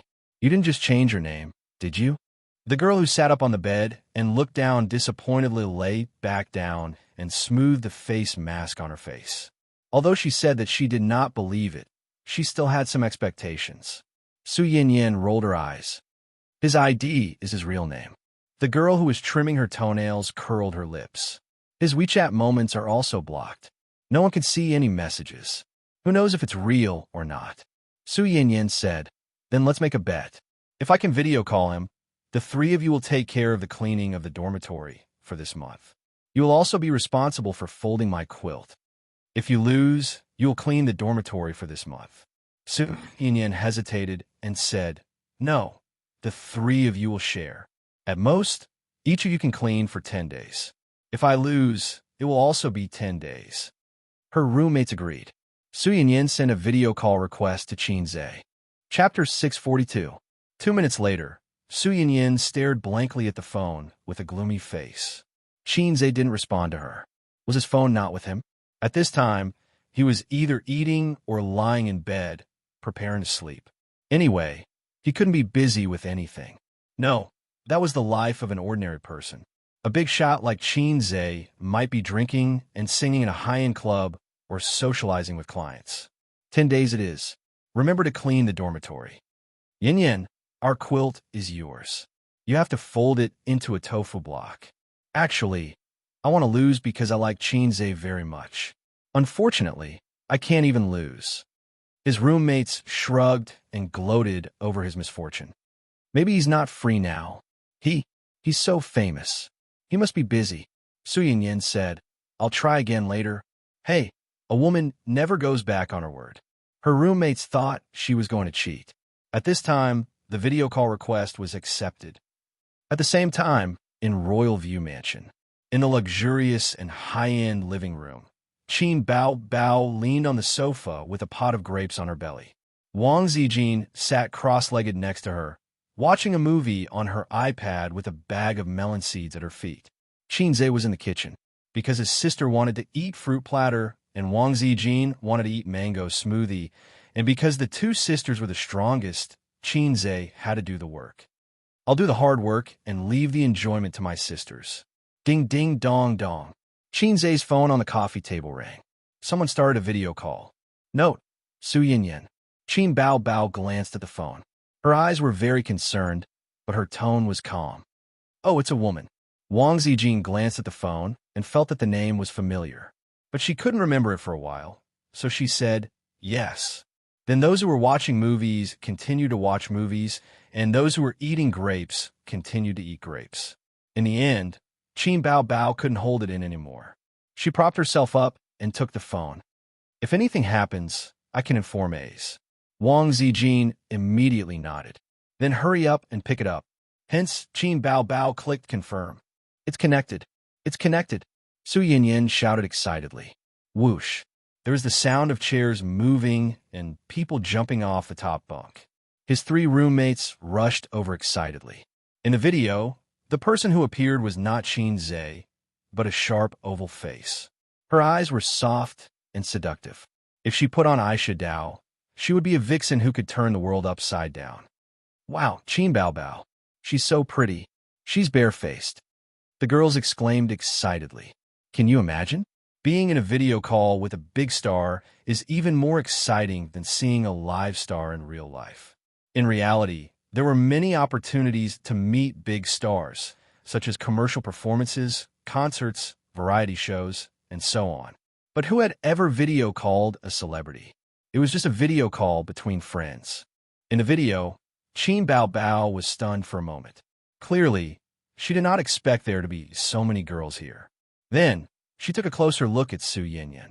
She did not know if it was an illusion, but Su Yinyin felt that Qin Bao was obviously relieved. Who are you? Qin Bao looked at the girl who looked delicate at most. My name is Su Yinyin. Su Yinyin said cautiously. Is Xianxia here? Yes, but he's busy. What's the matter? No, nothing. Video call? Xianxia was speechless. That's it. Little girl, call me another day. Bye. The video call was ended by Qin Bao Bao in a crude and simple way. She was different from her hypocritical younger brother. She would never force herself to smile. No matter how this girl met Xianxia, she was a love-struck fool. Qin Bao Bao had confirmed her looks and knew in her heart. She could not be bothered to continue talking nonsense with her. She was not like Xianxia. Even if he was annoyed and did not value you, he would still smile gently at you and pretend to care about you. It was to show his moral character as a socialist successor. This was what mediocre people always did. The more mediocre a person was, the more they cared about showing their moral character. This was because they could only rely on this method to win the approval of others. Therefore, the pride of geniuses and the gentleness of mortals were all reasonable. The video call ended, but the girl's excited expressions did not change. She's so beautiful even without makeup. Wow, the siblings are really living together. I saw Qin Bao Bao just now. Oh, I didn't have time to take a picture. What a loss. Xianxia said carefully. Well, does this count as my win? The excitement and enthusiasm suddenly faded. Her roommates quietly turned around. Where's Xianxia? I didn't see him. We won if you didn't see him. 10 days of hygiene. Don't forget to fold your blanket. They quickly unified their statements. Xianxia was speechless. It's a little girl.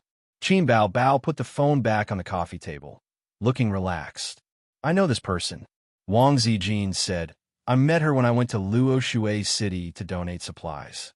Her father and A's are business partners. Her name is Su Yao. Qin Bao Bao said casually, Oh, who is Su Yao? She did not know him. If this girl was beautiful, she was going to ask Xianxia why he gave her his WeChat account. But she was only pretty. Her cousin, Su Yu, was much prettier than her. At 11 o'clock in the evening, Xianxia reluctantly left the room and sneaked into his sister's room. He turned around and quietly closed the door. Is Zijin asleep? His sister, who was lying on the bed reading a book, asked casually. She should be asleep at this time. Xianxia quickly got onto the bed. Why didn't you come over? Why did you have to make me come over? Is your bed more comfortable than mine? Qin Bao Bao said self-righteously.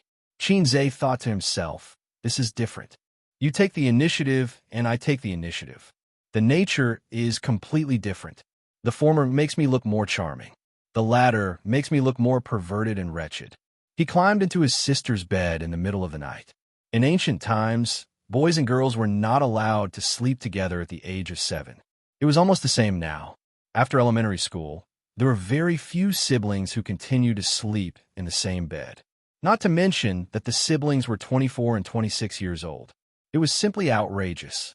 Therefore, Qin Bao Bao would find excuses every time, such as that they had not chatted for a long time and reminisced about their childhood. Then, she would climb into her brother's bed openly. In ancient times, this was called Chu Shibiao. Didn't Big Brother Kongming talk for a long time just to give him a good reason? The two of them pretended to talk about company matters for a few minutes. Qin Bao Bao was going to Shun City to hold a concert next month. So, they talked about this topic for a while, until Qin Bao Bao turned off the lights and said that she was going to sleep. Xianxia once again felt his sister's soft body and hot curves up close. He fell asleep contentedly. The next day, when he woke up in the morning, Xianxia was not overflowing with energy. Fortunately, otherwise, he would not be able to explain. However, he would have to distribute his wealth in the next few days. With his physique, he would be full in 3 days at most. He seemed to understand Teddy's helplessness a little. On this day, Xianxia, who had been busy with Bao's investment business, received a call from his sister. The program team of Superbrain had sent another invitation. Xianxia did not have an agent, so his invitations were all received by Qin Bao Bao's agent, Lian Hong. This was the third invitation from the program team. The first two were mercilessly rejected by Xianxia. The first time was in the disaster area, and the second time was last week. At that time, he was busy exploring the principle of heat generation with Sisters Away. They were stuck together like glue, so he did not agree. He still did not want to go, but he recalled that when he was recording the program last time, He did say that he could continue to invite him next time. Well, the price of hypocrisy. Then accept it. I'm not busy recently. If he's a few days in advance, I'll still have to reject it, Xianxia said over the phone. Oh, his sister hung up. Xianxia held his phone and watched Superbrain. He was a guest in the first episode, and now, the show was already recording the 6th episode. The content of the first few episodes was mediocre. It was an elimination competition for the genius contestants. The last 2 episodes were quite exciting. The contestants stopped fighting, and the opponents changed to foreign geniuses and celebrities. This was the usual routine of the program team. Competing with foreign contestants could attract the interest of the audience. It was just that the results of these 2 episodes were not ideal. The domestic top students could not win against the foreign top students. If it's a competition of memory and answers, the geniuses produced by our country's exam-oriented education background should be the best in the world, Suyu said. But if it's something else, such as a puzzle game related to certain majors, our country's students are weak. I know. The physical education class that exists in name is the best proof, Xianxia said. Why did reading make people stupid? Because some people read the answer, not the train of thought. Before university, our country's schools taught the answer. The teacher would teach you the formula and let you use it to solve the problem, but he would not teach you why to use this formula. He taught the process, not the train of thought. But in fact, when people come to society, what they need is the train of thought, not the answer. Some people have not read books, but their train of thought is flexible. Some people finish their masters and doctorates. They have a lot of knowledge, but their train of thought is short and narrow. In terms of education, developed countries do better. Japan is completely ahead of us. Japanese schools pay great attention to clubs. So some students are only high school students, but they're proficient in computer maintenance, playing various musical instruments, and so on. But in China, even in universities, clubs are just decorations. It's pretty good, but why is this kind of program not very popular? Suyu commented. Xianxia said, it's normal. There are too many underachievers in society. With these rules, ordinary people may not understand them after listening twice. Chapter 643. After accepting the program's invitation, Xianxia arrived on Saturday as scheduled. Suzhou was very close to Shanghai. It took 20 minutes on the high-speed rail. If he drove, he would arrive in about an hour. The assistant director of the show personally welcomed him at the door. The assistant director was a jack of all trades. He was not below anyone in the crew. He was ranked behind the director, and his status was not even as high as the popular host. However, it was decent and polite to use him to receive some big stars. After entering the provincial television building, the assistant director led him to the lounge. It was the same room as before. It was not big, but the decoration was very exquisite. For a big shot like Xianxia, he must have his own private lounge. Unknowingly, your show is already recording the 6th episode. On the way, Xianxia chatted with the assistant director. It was already the end of October. It had been half a month since the flood. In half a month, he had only slept with Sister Ziwei less than 10 times. Failure. Sorry, Teddy Kidney. Yes, our show is looking forward to Boss Chin every day, the assistant director replied slyly. Xianxia was too lazy to talk to him. After listening to too many flattering words, he would feel conflicted and want to hear something else. However, if someone really said something offensive, he would want to slap him to death. Humans were such complicated animals. The show was scheduled to be recorded at 2 in the afternoon. It was just past noon, so there was still more than an hour left. Xianxia sat on the soft sofa, drank some water, and took out his phone out of boredom. Brother, can you lend me 1,500 yuan? It was a message from his cousin, Jiang Cheng, 10 minutes ago. What do you need money for? Xianxia replied. 1,500 yuan was a piece of cake. He would not even want to wipe his ass. However, his cousin was only a high school student.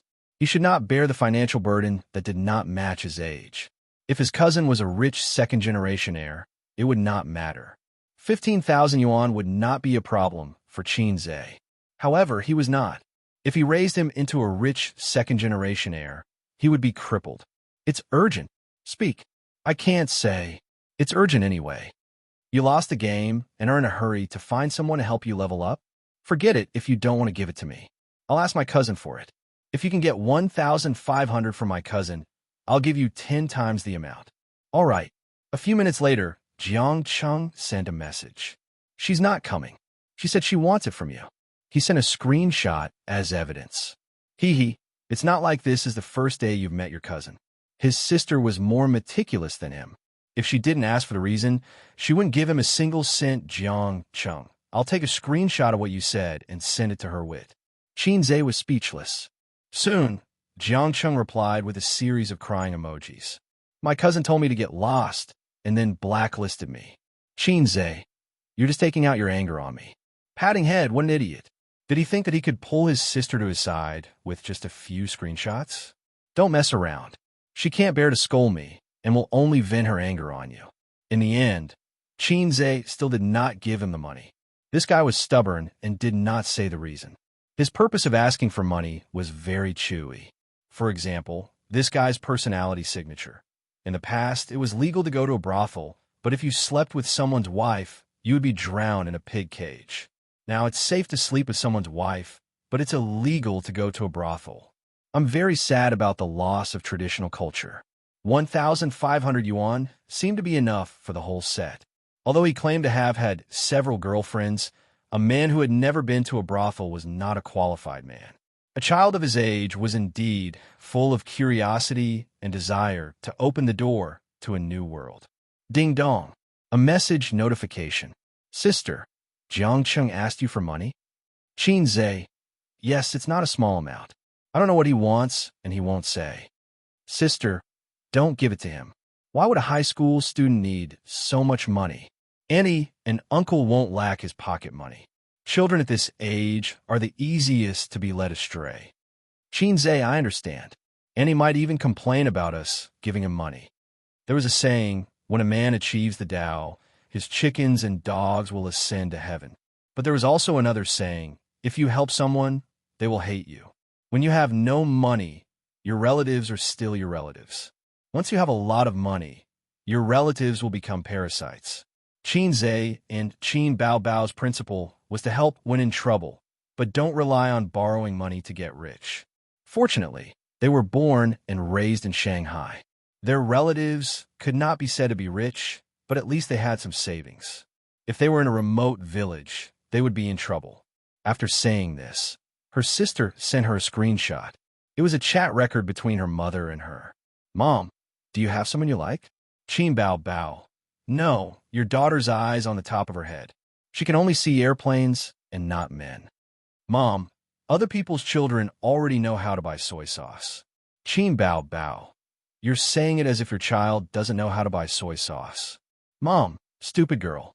Xianxia crazily sent a thumbs up emoji. Sister, you're smart. Qin Bao replied with a series of proud wearing sunglasses emojis.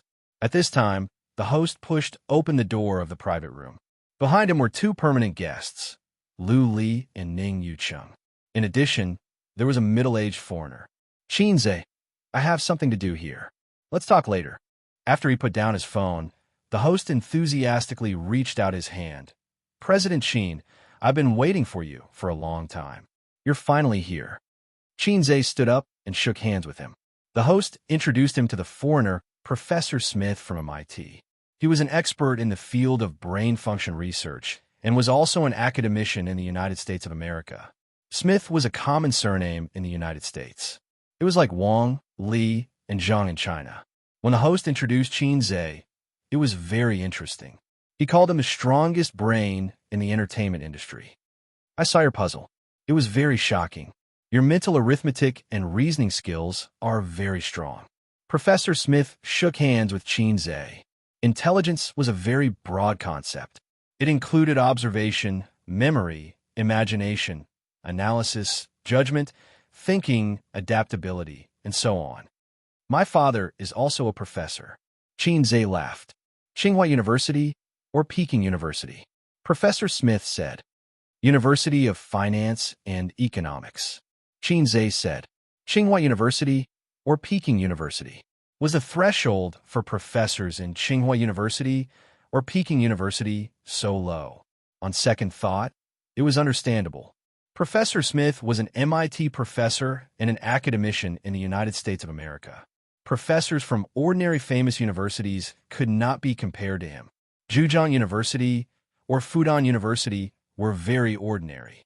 Only Tsinghua University or Peking University could catch his eye. The foreigner was slightly stunned. He probably did not remember what kind of university the University of Finance and Economics was. But he knew the casual courtesy of Chinese. "I've heard a lot about you." Whether he had heard of it or not, Professor Smith, who was familiar with half of China, knew how Chinese people communicated. It was definitely not wrong to say, "I've heard a lot about you," whenever he met someone. These 4 words were a jack of all trades. The host had brought the guests over not just to chat, but also to have a meeting and go through the script. The guest had to know what the content of today's show was and how to play the game. During the recording, the guest's role was second only to the contestants. Xianxia did not have time to read the script, which was today's competition program. He was multitasking. He read the script while chatting with the host and the guest. The Chinese and foreign competition was not over yet. Today's game was computational analysis, spatial imagination, and logical reasoning. When Xianxia finished reading the script, the conversation in the room had changed from the show to life. Professor Smith said that he liked China very much and deeply felt the profoundness of Chinese culture. What he felt the most was the Chinese calendar. "Today is Mao Zedong Day. My students and I are actively looking for opportunities to do good deeds." Professor Smith said, "But you Chinese don't seem to celebrate your own holidays. Instead, you like to celebrate our holidays. Because celebrating your holidays is very fashionable." "Wait, Mao Zedong Day. I feel that something is wrong." Xianxia came back to his senses.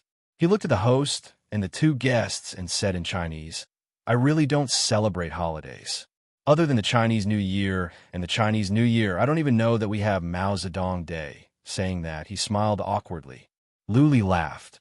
"You don't even know Mao Zedong Day? You didn't learn it when you were young." "Wait, I also feel that something is wrong. Ning Yucheng, today is Mao Zedong Day." He silently took out his phone and checked the calendar. Then, he put down the phone with a black line on his face.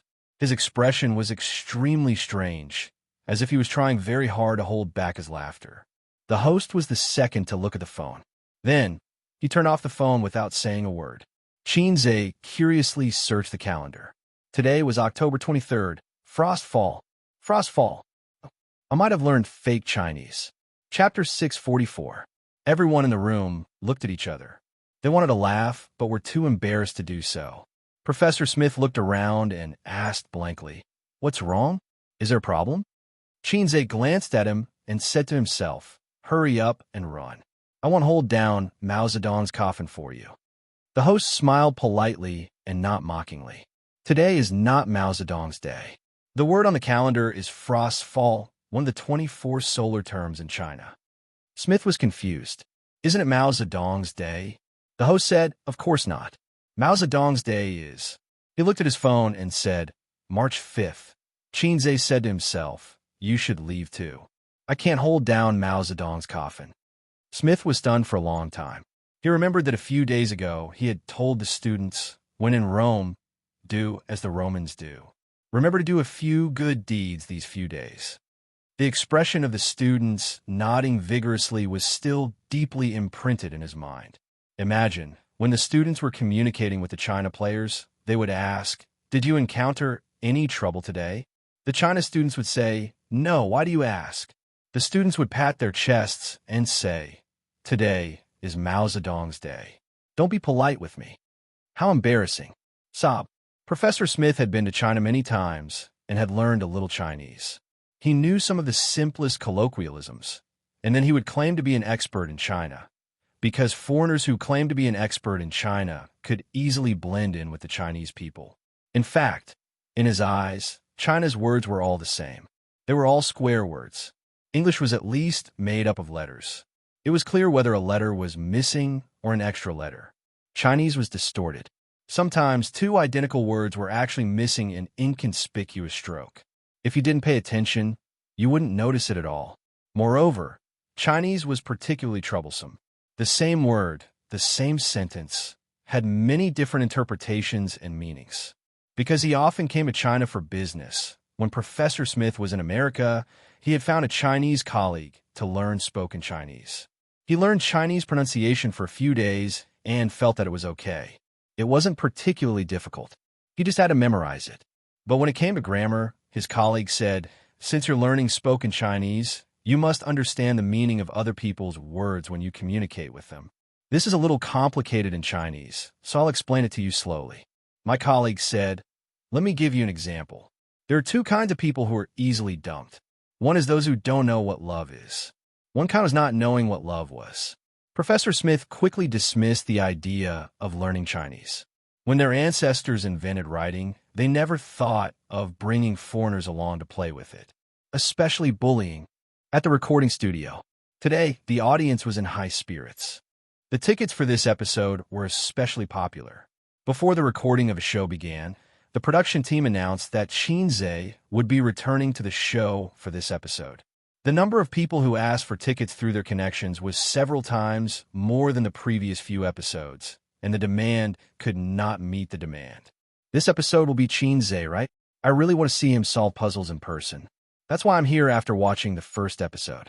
Then you probably won't be able to see it.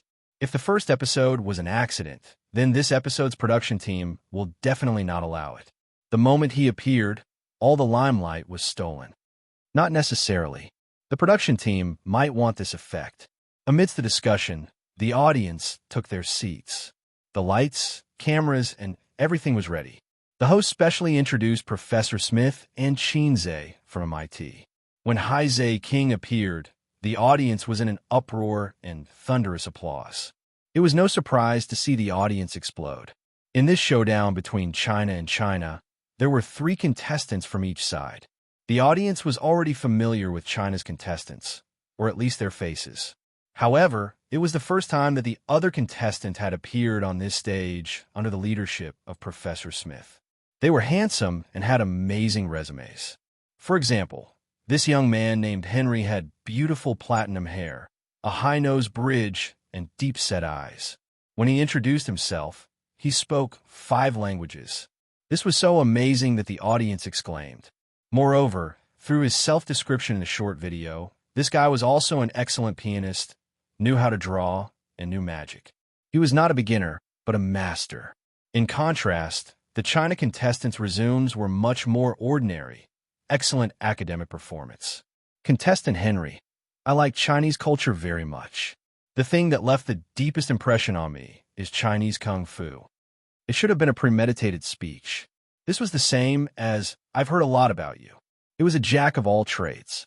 However, he changed the topic and said, "Actually, I don't want to compete today, because today is China's birthday."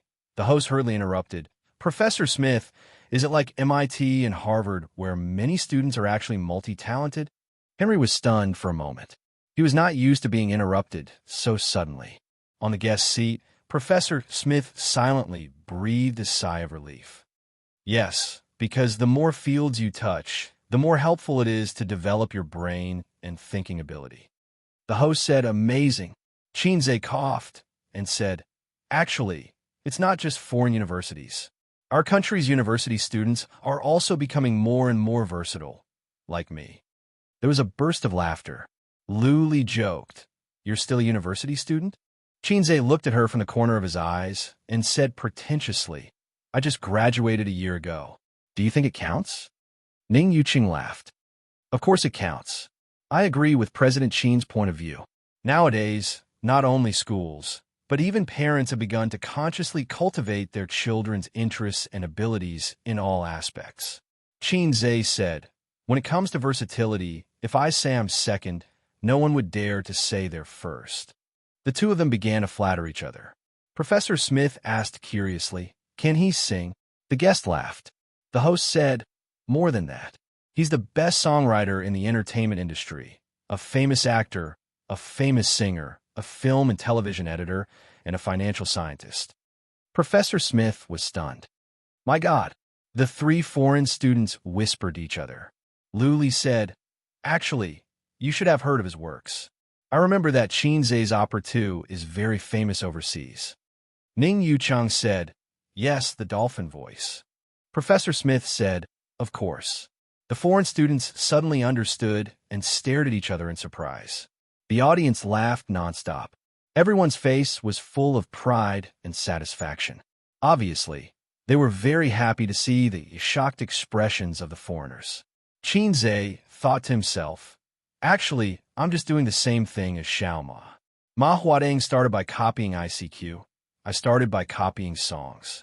Ma Huadeng became one of the richest people in the country by copying songs. I became one of the richest people in the entertainment industry by copying songs. Once again, it was proven that learning was useless and copying was reasonable. The first segment of the competition was to test the spatial imagination ability, a three-dimensional maze. The prop was a rectangular glass cabinet. It was a complete maze from top to bottom. It was the same for the left, right, front, and back. What the contestants had to do was to restore the three mazes to their original state and find the correct route through them. It was a test of spatial imagination, reasoning ability, and memory. The one who took the shortest time won. The Chinese contestant was called Chun Sheng. He was a student from Fudan University. To be able to participate in this show, he had to be one of the best. Ordinary students like his sister could forget about it. He wondered if his brother, Wu Guang, was participating in the show together or sitting in the audience as a group of relatives and friends. Xianxia was too embarrassed to ask this question. The two contestants observed around the rectangular glass cabinet. They would step into it from time to time and look up and down to think. This process was boring for the live audience, so they needed the guest to mediate. Ning Yucheng asked curiously, Boss Qin, if it were you, how long would it take? Xianxia said, this is more difficult. Restoring three mazes is a test of one's brain power. If it were me, 5 minutes would be enough. Ning Yucheng was speechless. You call this difficult? Luli suddenly said in surprise. Chun Sheng went back. Our contestant ran back to his seat and began to draw the maze route on the table. But soon, the other contestant also returned to his seat and began to draw the route. Both contestants completed the first maze route and rushed back to the glass cabinet. They were racing against time.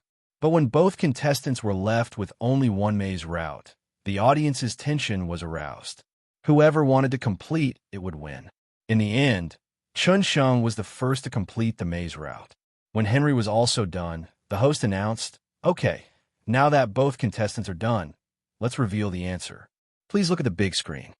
Both contestants were correct, but Chun Sheng took the shortest time, so he won this round. There was a round of applause.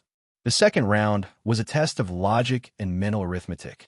The program team divided the origami of the three animals into several pieces. The contestants only needed to piece the pieces together to complete the animals. Whoever took the shortest time would win. Compared to the previous round, the difficulty of this round was lower. However, it was more exciting because it was purely a race against time. The MIT contestant was a black man. To be more precise, he was a mixed race. The Chinese contestant was a 13-year-old high school student. Smith said, in this match, Denzel entered the arena with the intention of winning because he wants to challenge Xianxia after he wins. There was an uproar. Denzel stood on the stage and raised his microphone. I watched the first episode and was very surprised by Xianxia's puzzle skills. His mental arithmetic and logic skills are top-notch, so I want to compete with him. He said a lot of things that the audience could not understand. Only when the translation on the big screen was shown did they understand what this guy was talking about. You want to compete with Xianxia in puzzles? Haha, you're just asking to be humiliated. If he dares to challenge him, he must be confident. Besides, this guy is very good. With this reminder, many people recalled the content of the short video earlier. Back then, when the U.S. was recruiting scientific talents, this guy was received by the U.S. president along with dozens of other students.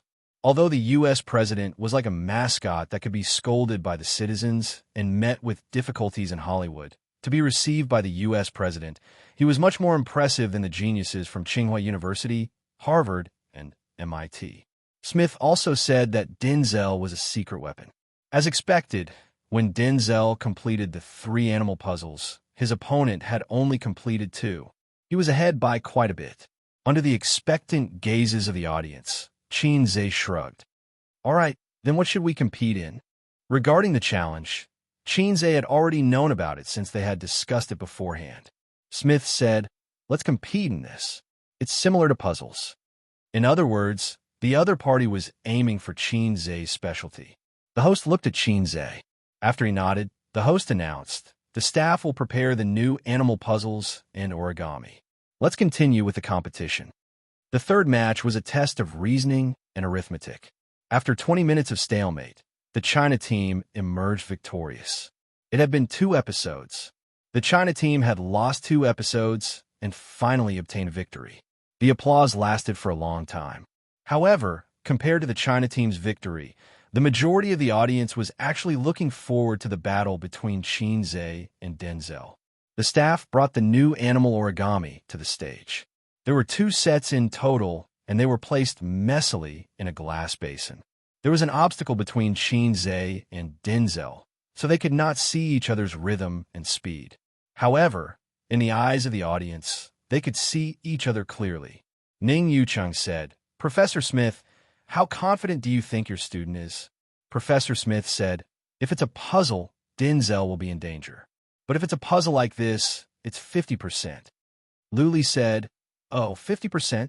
Wasn't already over? The audience said, is it just an average win rate? Is this foreigner really that good? He's very fast. That China player from before was no match for him at all. But Xianxia is even faster. After all, he's a fast shooter. Have you seen the video of him doing puzzles? That's a puzzle. It's not quite the same as this one.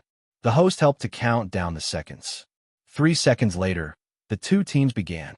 Xianxia and Denzel poured the origami pieces on the table at almost the same time. There were 3 animals, an elephant, a monkey, and a tiger. A total of 60 pieces. Due to his recent experience, Denzel was now in a better state. His gaze wandered back and forth between the original drawing and the fragments. The origami fragments were constantly being restored in his hands. In just 5 minutes, he had managed to identify all the fragments of the tiger from his 60 pieces and piece them back together. Not long ago, he had spent 6 minutes on the same animal. This was even more difficult than a puzzle because other than piecing them together, he still had to identify them. The corners of his mouth curled up. He felt that his condition was getting better and better. His fighting spirit was high. After watching Xianxia's previous puzzle videos, he knew that he was a very good opponent. However, victory, beep! An ear-piercing whistle rang out. Denzel was stunned. This was the signal that the contestant took when he completed the task. Did he press the wrong button? In a daze, he raised his head and looked at the audience. Then, he realized that the audience also had a confused expression. However, unlike him, the audience was also shocked. I'm done. Xianxia's voice came from the next room. The partition was removed. Denzel saw the scene on Xianxia's table. It had been pieced together. At this moment, the genius contestant who was received by the President of the United States was not only confused and aggrieved, but also suspicious. The host said, all right, let's watch the replay on the big screen. The big screen played the entire process of Xianxia identifying and piecing the origami pieces together. His smooth and pleasing hand speed was once again replayed on the stage of Superbrain. As for the identification, it did not exist. After he poured all the pieces out of the glass basin, he glanced at them and pieced them together. He did not stutter or think. His movements were as smooth as a machine. Denzel was dumbfounded. Is he bullying me? Professor Smith's eyes widened. That's too fast. He found it hard to believe. Compared to the students who did not believe it at the beginning, he had witnessed the entire process. Moreover, he was a guest on this show. He knew that Xianxia did not practice in advance. It was all improvisation. As a professor in the field of brain research, Smith was shocked. Luli said, he's most famous for being fast. Do you know his nickname? After saying that, she turned to look at the audience. Fast shooter. The audience was also very cooperative. The cheers of the fast shooter grew louder and louder. It was accompanied by clapping. Xianxia was speechless. Cheap system, you can have the 10 points. Xianxia communicated with the system in his mind. Although this is fake, I feel good about it. The system ignored him. Chapter 645. Hotel. At 2 o'clock in the afternoon, Xianxia was lying on the big bed in the hotel, staring at the ceiling in a daze. Wang Zijin was sitting on the edge of the bed, dressed in an office lady's suit. Her hair was wet. She was pulling up her stockings, flesh-colored, covered her white feet, slowly going up, wrapping her bare feet, wrapped her slender calves, and then her round thighs. I remember there's a kind of stocking that is worn around the waist. Xianxia said, in the indescribable anime, you can often see that kind of stocking, but it seems that you have never seen it in reality, so Xianxia can't name it. You're talking about the garter. Wang Zijin put the stockings on the bed and carefully flattened the wrinkles on the skirt. Yes, Xianxia said, but I don't think I saw you and your sister by that kind. The little sister with the garter is the most attractive. It's understandable that you know I don't have it, but how do you know your sister doesn't? Wang Zijin squinted at him. Didn't I wash your clothes? Xianxia rolled his eyes. They had just finished their tryst, and 3 days had passed since the recording of Superbrain. Wang Zijin was never willing to discuss the plan to have a baby with him at home. She always felt that there was a thorn in her heart. She had no choice but to book a room in a hotel near the company, and then Xianxia held her and rocked the bed together, rocking and rocking until they reached Grandma Bridge. It was as if they were a golden couple. Unlike Su Yu, Wang Zijin asked to wear a work hat because she was not prepared to be frightened. Perhaps it has something to do with her lack of emotional experience. She just got a boyfriend and was in the period of love. Suddenly, she became a mother. She really couldn't adapt. Su Yu is different. Su Yu is 2 years older than her. At this age, it's time to have a baby. Time is not waiting for her. Nowadays, it's the most common idea to get married at 25 and have children the next year. In first-tier cities like Shanghai, it can be 2 or 3 years later. Wang Zijin tidied up her dress, shed her lazy and coquettish, and restored her ability and gentleness. Suddenly, she fell into Xianxia's arms and said, I'm so tired. I want to sleep. I don't want to go to work. This combat power was worse than Su Yu. Su Yu could bear it for more than an hour, but Wang Zijin couldn't. She couldn't bear it in half an hour. She had to slow down first. Although they were both exercising on the bed was different from exercising under the bed. Both would make people pant and their legs go soft. Then I'll call the front desk and ask them to extend the hourly room to 1 day. Let's sleep here for a while. Xianxia stroked her hair, to be able to steal half a day of leisure. Wang Zijin smiled sweetly. She curled up in Xianxia's arms like a cat. Xianxia chuckled and reached out to unbutton her chest. Wang Zijin hurriedly pressed down. If you do this, I will go back to the company. Sigh. Hei's king, who had yet to enjoy himself, sighed. Wang Zijin looked at him. Xianxia said, should I buy another girlfriend in the future? The inflatable kind. Wang Zijin gave him a coquettish, supercilious look. Since she was going to sleep, she took off her clothes after all. Xianxia didn't go crazy. At most, he was just addicted to it. In fact, young people nowadays had a wrong understanding that the longer the time, the happier the woman would be. Nonsense. 10 minutes was enough. After a long time, the girlfriend would feel that the gaming experience was extremely bad. She would be grumpy and even kick you away. However, for the majority of men who only had 5 seconds, 10 minutes was a great challenge. Whether it was Su Yu or Wang Zijin, Xianxia was always in the process of rocking. Intermission. How's the company? Xianxia asked. Oh, you still remember to ask about the company situation. Wang Zijin was full of resentment. Xianxia could help Tianfeng and Baoze. Only her amethyst technology was ignored by Xianxia, which made Wang Zijin feel like an orphan. I don't understand. It's not the right profession. Xianxia shrugged. But you should ask the programmer to work harder. The first batch of VR equipment will be on the market soon. Soon, which was within half a year. With a blueprint, he could do whatever he wanted and shorten the long research and development process. I want virtual reality games to break through the single-player model. Bragging. There will be such a day. It can't be now, but it doesn't mean it can't be in the future. When the time comes, Your amethyst will become a world-famous technology company. Yes, yes, this is a good picture. I'll eat it first as a toast. As they chatted, Wang Zijin's voice gradually lowered. She closed her eyes and fell asleep. Xianxia didn't feel sleepy at all. He lay in bed and thought a lot until he saw the phone screen light up. His sister's call came in. The phone had long been muted and turned off the vibration. Fortunately, he glanced at the phone. Otherwise, he would have missed his sister's call. He carefully lifted the quilt and tiptoed into the bathroom. A five-star hotel, the room was big. If he talked in the bathroom, he wouldn't wake Wang Zijin up. Sister. Xianxia answered the call. Xianxia ran away from home. His sister's tone was full of gossip.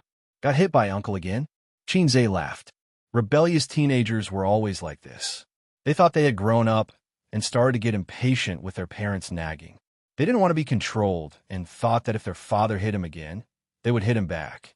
They had never experienced the pressure of life, but they felt that life was just like that. They sneered at busy adults and looked down on rich people who drove cars. They liked to sit by the window and pretend to be depressed, as if they were adults with stories and worries. His uncle had a bad temper and would hit him when he was angry. The father and son had often fought. His aunt often lamented that Ace was so obedient, but when it came to her son, he became like this. What a joke. Don't you know how evil your brother is? With the combination of kindness and power, if Xianxia could still be rebellious and run away from home, then he would be the reincarnation of Neza. The last time he ran away from home, he even threatened to cut off all ties with his father. Was he playing the same trick again? Oh, no wonder he asked us to borrow money. He wanted to run away from home a long time ago, Xianxia said. This is even more interesting. Qin Bao Bao clicked her tongue and said, he didn't borrow money to run away from home. He wanted to abort his girlfriend's child. His sister's tone was quite sad. His cousin, who was almost 9 years younger, almost became a papa. She was still a virgin. Xianxia was stunned. If he received this call a year ago, he would have cried until he fainted in the toilet. He would have cried and howled. What use do I have for this iron rod? Mom told me. Qin Bao Bao said, Jiangcheng ran away from home yesterday. Until today, his phone was turned off. We asked around at his relatives' and friends' houses, but couldn't find him. My aunt called Mom, but Mom said she wasn't home. Then Mom called me. Wait, tell me clearly. Xianxia rubbed his temples. Jiangcheng's girlfriend was in the same school as him. They were in the same grade and class. It was said that she was the prettiest girl in the class. The two of them got together in their first year of high school. It was spring. Spring was the season for animals to mate. They had plenty of pocket money on hand, so they found a youth hotel to experience the adult world. They were young. The boy only knew how to bang, and the girl only knew how to moan. The contraceptive measures were not good enough. Some time ago, the girl found that her period did not come. She checked online and found that she was pregnant. She panicked and felt that the sky was falling. If Xianxia knew that Su Yu or Wang Zijin were pregnant, he would be surprised and happy. But for a teenager, his girlfriend's pregnancy was definitely the end of the world. In fact, their relationship was classified as a secret relationship because their parents would not allow it and the school would not allow it. No matter how times changed, the school's attitude in this regard had never changed. Once found, they would be expelled. The girl's pregnancy was not hidden from her parents. Her family exploded at that time. It was such a big matter, and a young lady like her would definitely not be able to keep her mouth shut and reveal everything. The other party's parents were still reasonable and did not make a scene at the school. After all, both parties had to bear the responsibility for this kind of thing. The girl would always be at a disadvantage. They made a scene at Jiangcheng's house. Then the aunt's house also exploded. So she ran away from home to avoid responsibility? Xianxia said, I don't know. That's all I know. Qin Bao Bao's tone was not much worried. Instead, it was full of interest. In this kind of thing, the girl's family was the most troublesome. If this matter is not handled well, it will be very troublesome, Xianxia said. Now that she is missing and can't be found, how do we deal with it? Qin Bao Bao said, I heard from Mom that the girl's family is going to call the police. Chapter 646. Call the police? Xianxia sneered and said, Call the police to arrest Jiangcheng? The police can't be bothered with this kind of thing. The police had no right to interfere. The other party was not a girl under 14 years old. Although 18 years old was considered an adult, there were many underage, expectant mothers. Some were even working as streamers, which led to the trend of underage mothers. Of course, certain streamers were naturally interviewed and criticized. From this, it could be seen that the existence of regulatory authorities was very necessary. The point is not to call the police. It means that the other party is hopping mad and is about to turn hostile, Qin Bao Bao said. Sai, Jiangcheng is our cousin. Can you not be so gossipy?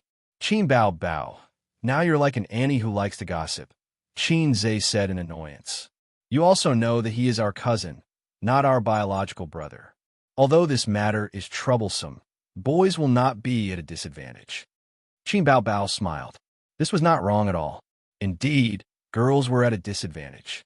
Therefore, parents were looking forward to their own pigs eating cabbages while protecting their own cabbages. However, Jiangcheng's situation was different. Moreover, at his age, he had not reached the age where parents were looking forward to him eating cabbages. Then if I accidentally kill someone, will sister be in a hurry to clean up my mess? Qin Zhe's heart skipped a beat. On the other end of the phone, Qin Bao Bao's tone took a 180-degree turn. She chuckled and said, Try it. I have already tried. Qin Zhe muttered in his heart and said, You called me not just to gossip, right? Yes, Mom asked me to inform you to pay attention and see if you can help, sister said. Qin Zhe chuckled and said, She is letting you do it. Aya, Ace is a man. You are the pillar of the family. Sister relies on you. Sister can't live without you. Qin Bao Bao kissed him twice on the phone. Sister liked to act pitiful and weak the most, but Qin Zhe just had a fall for it.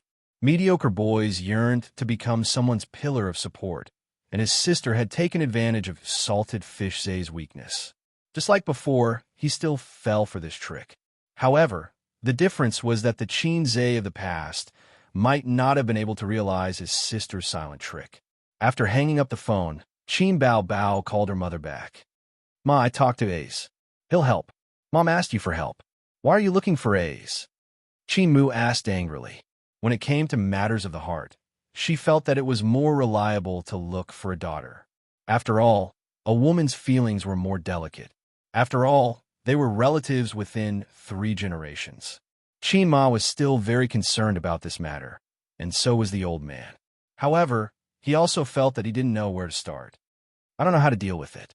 In my opinion, we should just agree to compensate them, Qin Bao said. You're so useless.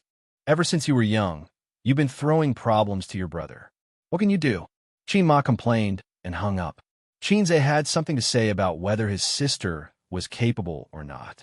Qin Bao Bao hung up the phone and wrinkled her nose at the phone. She grabbed the lollipop on the table, tore off the icing, and licked it with relish. If there was a problem, she would definitely throw it to her brother. Men were just puppets. The ones who really controlled society were women. She had understood this principle when she was 16 years old and shook her, but at her brother. In the hotel, Qin Zhe dialed his aunt's number. It rang for a while before it was picked up. Hello, Ace. His aunt's side was in a mess. She lowered her voice and said, Wait a moment. After a few seconds of silence, the noise disappeared. His aunt said, So annoying. Are the girl's parents still causing trouble at home? Qin Zhe asked. Yeah, it's been 2 days. His aunt was exhausted. Where's Uncle? He went out to look for Cheng. I'm the only one at home.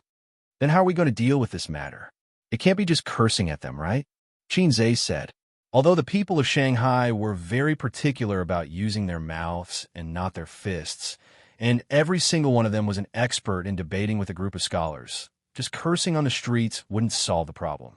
For a family, if their underage daughter's belly was swollen by a pig, it was natural for the parents to explode.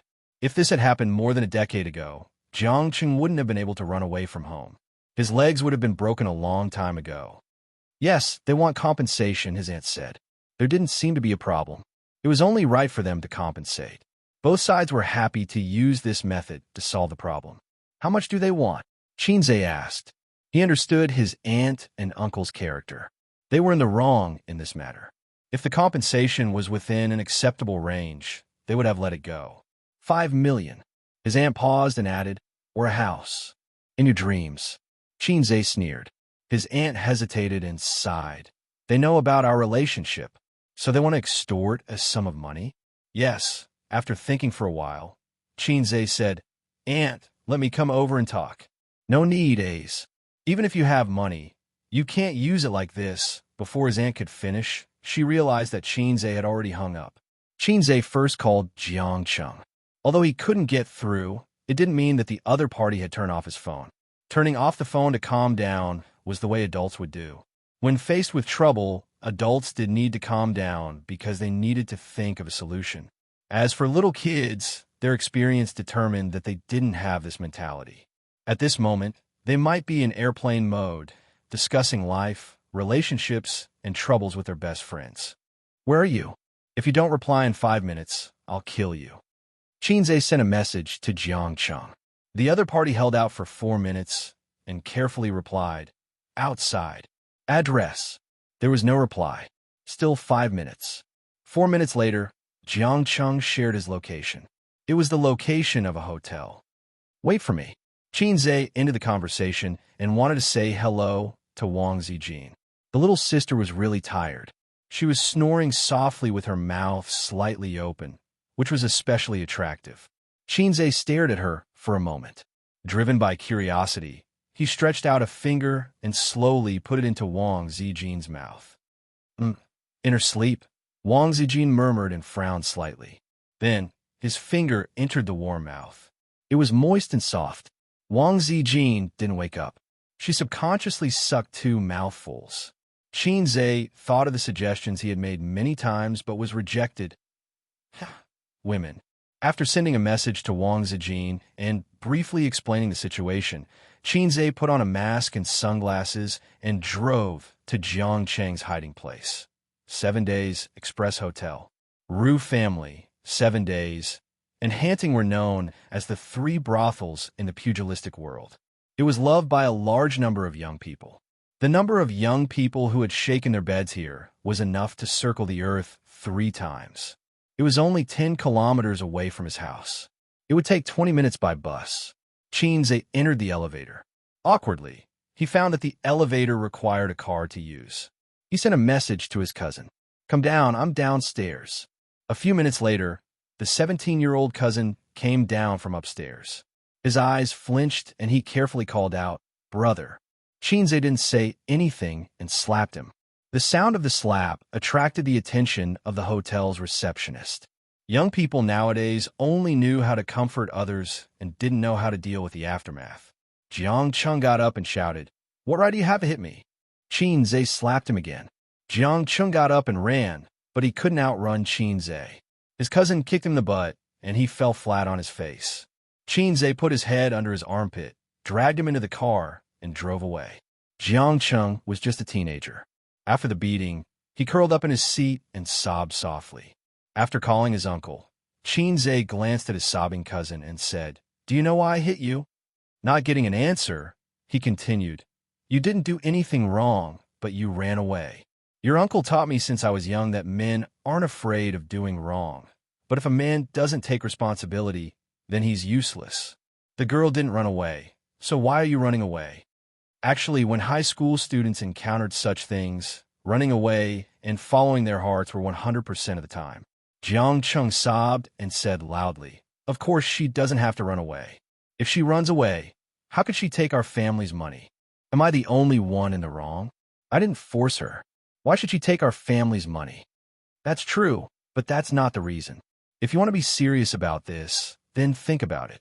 Why does a man have to buy a house and a car, pay a huge betrothal gift, and when they get divorced in the future, the family property has to be divided equally? Isn't marriage a matter between 2 people? Aren't 2 people supposed to live their lives together? Xianxia said. The teenager obviously didn't think about such problems and was speechless. You're a man. Some responsibilities have to be shouldered by you. A woman can be unambitious as long as she marries a good husband. But a man can't. I'm very disappointed with what you've done. Annie has spoiled you. But my family doesn't have that much money. Not having money is one thing. We can talk about it and discuss it. But if you're afraid to admit your responsibility and run away from home, you'll seem like a failure. Besides, don't you have me? Xianxia suddenly cried. I ran away because I didn't want you to pay. I was the one who told her that my cousin was Xianxia. I was the one who bragged every day. When her parents found out, they asked for 5 million. Xianxia was stunned and scolded. Then all the more we should talk. You should have called me long ago. Is running away useful? You can run away for a while, but you can't run away forever. Your parents are in a terrible fix at home and have to clean up your mess. Are you going to hide in the hotel with a clear conscience? After scolding with sharp words, his tone suddenly became gentle. Don't worry. I'm here. Xianxia was crying. Cousin, I was wrong. It wasn't easy to make a pretentious and rebellious teenager say, I was wrong. Xianxia thought that the old man's tricks were indeed dirty. Chapter 6:47. Xianxia had been tricked by his father since he was a child, so he was very familiar with the trick of giving a carrot after a stick. For example, when he was in elementary school, Xianxia fought with a female classmate and lost. The teacher called both parents to the school. In the teacher's office, Xianxia, who lost to the female classmate, was beaten by his father again. The scene was so shocking that the other party's parents couldn't help but feel pity. In the end, it was the teacher who saved Xianxia. In fact, the old man was very measured. Although it looked like he was beating him up with great momentum, it would only hurt and not hurt him. Do you know why I beat you? The old man asked the same question at that time. It's not because you fought, but because you fought with a girl. The old man lectured him for 10 minutes. In modern words, men should F***ck other men. Only sissies can F***ck women. He successfully guided little Xianxia to turn the feeling of dad only beats me into dad beat me because he wants me to be successful and always stands on the same side as me. If Xianxia's childhood was just a feather duster, then he must be a rebellious youth now. The old man perfectly crushed the seed of rebellion in Xianxia's heart. As the saying goes, the son inherits the father's medicine. Xianxia perfectly inherited this from the old man. In an instant, his rebellious cousin was completely under his control. This time, you acted too hastily. Study hard in the future and don't have a girlfriend before college. Do you understand? Yes. When you go home, apologize to mom and dad. Xianxia saw that he was silent and shouted, Do you understand? Yes. Xianxia was already very obedient. The car turned the traffic light and drove into the neighborhood. Xianxia dragged his cousin in the direction of his aunt's house and asked curiously, Your girlfriend? You two fell in love after a long time, right? Xianxia said, I don't know. Don't know. This was already the answer. Children who fell in love early, as long as their parents interfered, would almost only end up breaking up. Some particularly rebellious children might resist and intensify the family relationship to the freezing point. But the problem now was not that the parents forced them to break up, but that the girl asked for a huge compensation. In other words, even if Jiangcheng's friendship with Guanbao was true love, it should be over by now. When a man recalled the first woman who got pregnant for him but couldn't be with him, he would sigh that he met the right person at the wrong time. If it was Jiangcheng, he would probably sigh and lament that an embryo almost caused him to go bankrupt. She took the elevator upstairs. She was still at the door when she heard the quarrel inside. The corridor was quiet. No one was there to watch the show. This was the good thing about a big city. The indifference between neighbors was actually a good thing at this moment. If this happened in a small county or village, and their dirty linen was aired in public, they would be done for. Your glorious deeds can be passed down for years to come. 5 million, not a cent less. Otherwise, we'll go to school. A man shouted, Stop pretending. Do you think your family doesn't have money? If you don't have money, then sell the house. My daughter has suffered so much. If you don't get satisfactory compensation, I'm not done with you. Following that, a woman's voice continued to clamor. Jiangcheng's face darkened as he clenched his fists tightly. Look at the trouble you've caused, Xianxia scolded. My parents don't need to pay. I can lend them money myself, Jiangcheng said. How much money can you borrow? Xianxia snorted. I can borrow tens of thousands. So much? Xianxia didn't believe it. For a child who didn't always have a stack of $100 bills in his wallet, borrowing tens of thousands was as difficult as an adult borrowing hundreds of thousands. Jack Ma will lend it to me, Jiang said confidently. I can only apply for spending and borrowing. Xianxia, idiot, you're still half a year away from 18 years old. It would be strange if Jack Ma lent it to you. No, the key isn't whether Jack Ma will lend it to you or not. The key is that Jack Ma's loan business has become so popular. This isn't good. You have to know that when you stare at Jack Ma is also staring at you. Cut the crap. Open the door. Xianxia slapped the back of his head. Aren't you relatives of Xianxia? Aren't you his aunt? This little bit of money, accompanied by the sound of the door opening, the voice stopped abruptly. The living room of his aunt's house was facing the door. When Xianxia saw the people in the house, they also saw Xianxia and Jiang, who had his head lowered. There were 5 people in the house.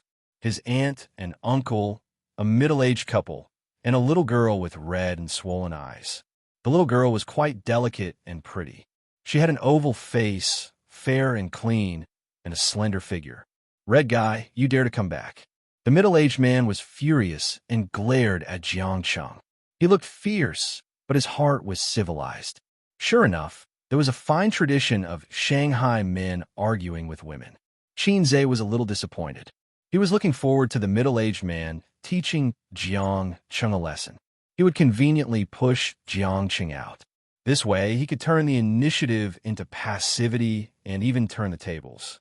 In fact, Shanghai people didn't like to use force to solve problems. It didn't mean that they were weak, but that their methods were different. Many times, blindly attacking would not only ruin a good game of chess, but also make oneself unreasonable. For example, in the current situation, if both sides call their friends to fight, the problem would be easily solved.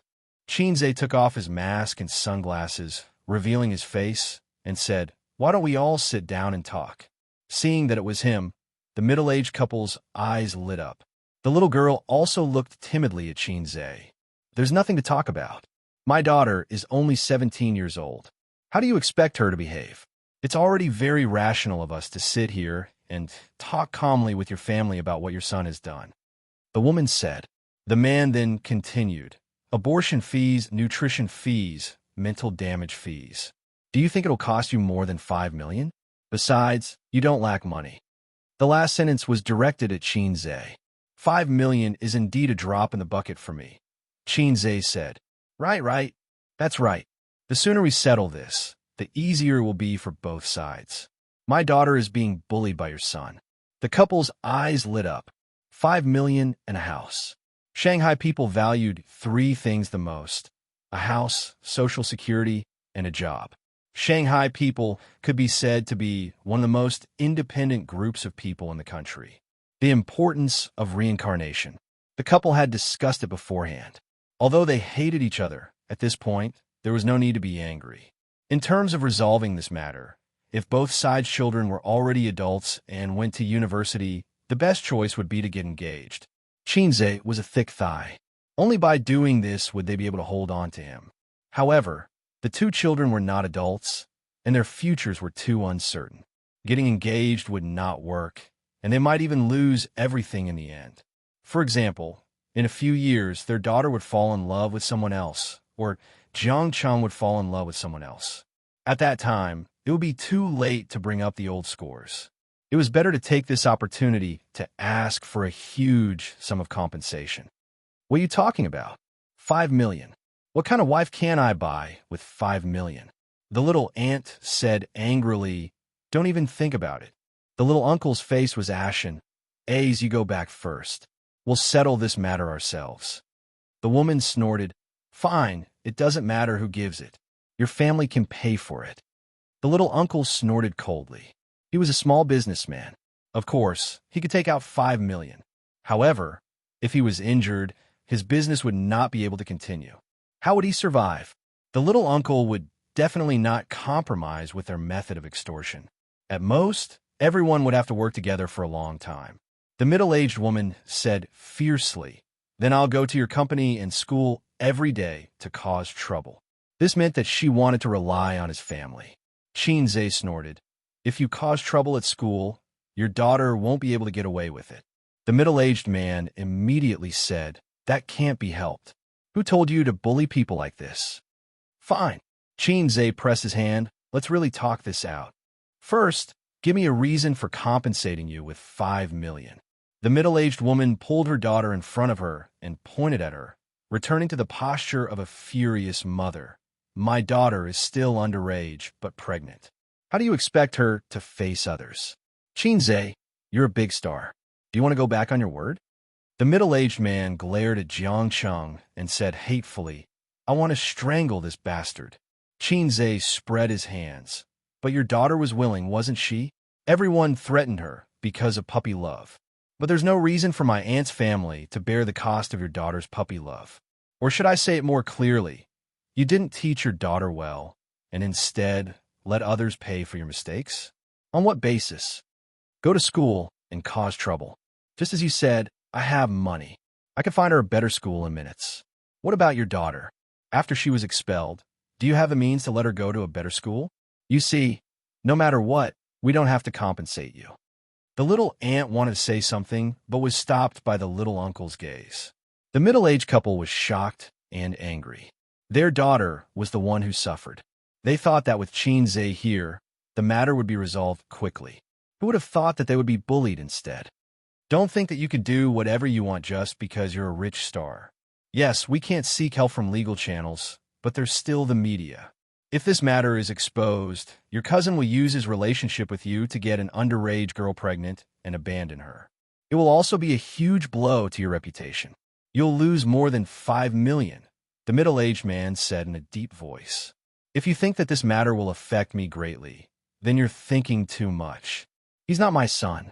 There are many famous people in the entertainment industry whose sons are doing drugs. And I have an entertainment company with a professional public relations team. Some time ago, I beat up the paparazzi at the airport. Did it cause any huge damage to my reputation? Xianxia sneered. Get lost. I won't give you a single cent. If you continue to stay here, I'll call the police and let the police take you away. The couple's expressions changed. They looked at each other, and the woman suddenly burst into tears. You bullies. Your son got my daughter pregnant and threatened us. I'm going to call the police and expose this to the media. The little girl was out of her wits and started to cry. The middle-aged man said, I'll contact the media now. Xianxia glanced at them and said to the little ant, call the police. Just say that it's a badger game. The little ant was confused and didn't understand. These two people know about Xianxia's relationship with me. So they colluded with their daughter to seduce an underage boy and extort 5 million. That's all you need to say. I'll take care of the rest, Xianxia said. The little ant widened her eyes and stared at Xianxia. There is such a thing? When did my honest A's become so dirty? The woman suddenly turned off the fire. The man glared at Xianxia, while the little girl looked timid. Xianxia ignored the family and said, I gave you face, but you don't want it. Do you think rich people can be extorted by you? If I didn't have any means or connections, how could I be so rich? It's not difficult for me to have you go to jail for a few years. Moreover, you did extort me. I think it's reasonable to say that you colluded beforehand. Seeing that they were terrified, Xianxia continued, I'll give you 2 options. 1, I'll give you 300,000 and you can scram as far as you can. Your daughter will transfer to another school and you're not allowed to have any contact with Xianxia. 2, I'll call the police now and send you to jail. The couple looked at each other silently. They could rely on the media and their daughter's pregnancy, but they couldn't rely on the law. In such a situation, according to normal logic, it was reasonable for them to ask for compensation. They just asked for a little more. But if Xianxia really wanted to use his power to bully others, then the logic of ordinary people would be useless. 500,000. The woman bargained. Xianxia pretended to take out his phone. 200,000 it is. I'll give it to you now. The middle-aged man gritted his teeth. There was still 200,000 in cash in the safe at home. His uncle gave the money on the spot. The middle-aged couple left with their daughter. The little girl stopped at the door and glanced at Xianxia. Xianxia ignored her. Love was a matter between 2 people. If there was a problem, Both of them should be responsible. But in this matter, he seemed to have become the biggest villain. In the young man's heart, he was betrayed by love. The heavy sound of the door closing highlighted the middle-aged couple's unwillingness and anger. Xianxia said loudly, "Cousin, why should we give them money? Call the police and put them in jail." He felt that his cousin's previous method was better. Xianxia suddenly felt a surge of anger, and he slapped him to the ground. "Ace," his aunt called. "Do you know why I hit you?" Xianxia said. Xianxia got up and said reluctantly, "Because of responsibility." Xianxia said, "No matter what her parents did, the child in her stomach is yours. You have responsibility. If it's your responsibility, don't run away. Call the police, and they'll make you ugly. You'll know." In his uncle's study, Xianxia and his uncle drank a few glasses of wine. "Ace, this matter is all thanks to you," his uncle said. 5 million was impossible. It was impossible in this lifetime. But if Xianxia didn't come out to deal with it, their family would have a headache for a while. "It's what I should do," Xianxia said. His father only had 2 aunts. When he was in trouble, if he could count on relatives, only relatives within 3 generations would help. He couldn't count on any further. "Your aunt spoils him too much," his uncle complained. Xianxia thought to himself, "You don't know how to teach your son either. When he was still in primary school, I said that I would throw him to Big Brother to teach, but your aunt didn't agree." His uncle sighed. "Xianxia, how could she agree? My nephew's example is right here. He does things as he pleases. He doesn't study hard. He only wants to play and enjoy. He hasn't encountered any setbacks," Xianxia analyzed. "Yes," his uncle agreed. "He'll be fine in a few years. Society will teach him to work hard," Xianxia said. At Xianxia's age, his personality and thinking were already set. Normal education couldn't change him. But there were 2 ways to change him: the military and society. The former was hard education. Even a rock could be ground into powder. The latter was soft education. It could make you understand yourself correctly and work hard. Chapter 648. But who knows what kind of trouble he has caused in the past few years. I really want to beat this bastard to death. The uncle gritted his teeth. "Well, I think you should teach him more about responsibility," Xianxia suggested. Although this cousin of his gave the elders a headache, he wouldn't cause any big trouble. This was purely an accident. If Xianxia was a teenager with a bad character, Xianxia wouldn't beat him or scold him. He would only draw a clear line. And if there was no embryo, it wouldn't be a big deal. Lu Sun once said, "My biggest wish in life is to sleep with more women." Looking at the thousands of years of China's history, the most miserable were the 2 generations, 80-90. Let's not talk about the past, they got married early. Let's not talk about the future, they would only become more and more open. Only the 8,090 comrades were the most miserable in the long river of history. According to the information collected on the internet, 80-90's tragic self-narration, the 80s and 90s were the 2 generations with the most virgins and the last sexual experience. They cried silently in the toilet. The uncle said with emotion, "I really don't know how to do anything other than hit, but I see that Big Brother has been hitting you since you were young." Xianxia, little uncle's heart was pierced. Everyone in the Qin family circle of relatives knew that Comrade Qin Jianzhong was a son-crazy demon. If he wasn't beating his son, he was on the way to beating his son. Every time the relatives gathered, Xianxia would be teased. "Did you get spanked by Dad today?" But that was when he was young. As he grew older, the number of times the old man hit him decreased exponentially. Now, if the old man still dared to hit him, Xianxia dared to say, "If you hit me, I will give your daughter an injection." But when he was a child, he did tremble under his father's crotch and tried his best to grow into a straight white poplar tree, according to his father's ideas. Filial sons were born under the rod. This sentence made sense, but the price he paid was a little tragic. Xianxia's interest in chatting was summed up by his uncle's words. He waved goodbye dispiritedly. "Chung, send your cousin downstairs," little aunt ordered. Jiang replied with an "oh," and silently followed Xianxia out. The 2 cousins entered the elevator in silence, and Jiang pressed the button for basement 1. "What did you get together with that little girl?" Xianxia asked. Jiang turned his head and looked at him carefully. He silently took a step back. I'm asking you a question. I won't hit you. Xianxia rolled his eyes. Cousin, it's not sex, it's love. Your words are so vulgar. Young boys and girls were like this. They saw love as a beautiful thing and could not accept explicit words like lover, slut, and cock tyrant. In the adult world, this was called fun. Her husband laughed lewdly. Little slut, I'll make you cry and call me daddy tonight. His wife laughed. Come on, let's be merry. I love chicken crispy. If the young boys and girls heard these words, the mentality would collapse. After being glared at by Xianxia, he shrank his head and continued. At the end of last semester, we signed up for the class teacher's holiday training class together. During the summer vacation, we started to get familiar with each other. We often took the subway home together. From time to time, I would treat her to food and milk. Her family is not very rich. Xianxia understood and nodded. After a while, a tortoise fell in love with a green bean. She became your girlfriend and drank your milk. Xianxia argued, it's not a tortoise falling in love with a green bean. We were in love at that time. Xianxia chuckled and said, even after enrolling in the training class, your grades are still trash. Did your uncle report your class teacher? When Xianxia was in high school, it was basic for teachers to open private classes. If there was a demand, there would be a market. All parents in the world wanted their children to become dragons and phoenixes, even if their children were bad students. In these years, the act of teachers opening private classes was prohibited. It was still the same sentence. If there was a demand, there would be a market. Private classes still existed, but there were fewer of them. They were low-key and hidden.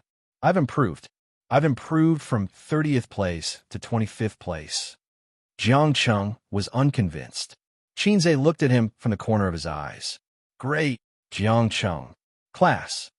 Xianxia sighed in exasperation. Trash. At least you have half of my Qin clan's bloodline. How can you be so useless? Your uncle is a university professor. Your mother graduated from university. Your cousin is a top student at Fudan University. And your cousin. I don't need to emphasize this. Xianxia said weakly. You worked so hard to get into a garbage university? Garbage university? What the F *CK? For a Shanghai local, the difficulty of getting into a university was many times higher than that of students from other provinces. Xianxia slapped him against the wall of the car. He couldn't even buckle down. It's fine if your dad stabbed me in the heart, but a little puppy like you also came? Xianxia hated little puppies the most. They looked delicate and weak on the surface, but they were harder than anyone else. You said you wouldn't hit me. Xianxia felt wronged. I'm too lazy to talk nonsense with you. Xianxia paused and went straight to the point. What I want to know is when you broke in. Xianxia thought about it and understood. His face showed a man's pride. Cousin, in fact, getting a girlfriend is very simple. Take the initiative, spend some money, give some care and love, and it's easy to get a girl. Xianxia said angrily, you shut up. I don't know how to fall in love. Do I need you? I had a girlfriend in junior high school, but I'm smarter than you. I didn't cause any trouble. Xianxia was stunned. He didn't know why his cousin was suddenly angry. We were honest with each other at the end of August. Xianxia answered truthfully.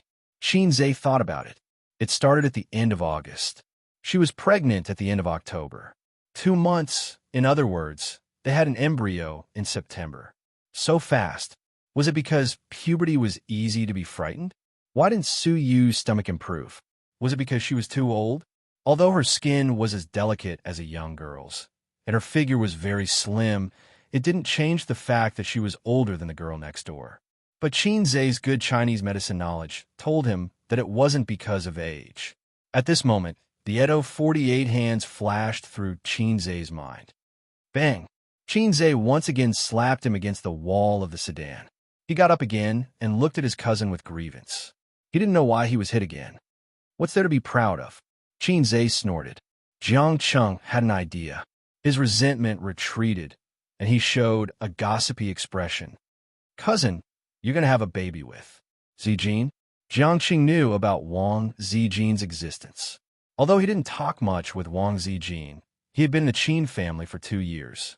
Later, he heard his mother and father gossiping and found out that the dignified and generous sister was his cousin's girlfriend.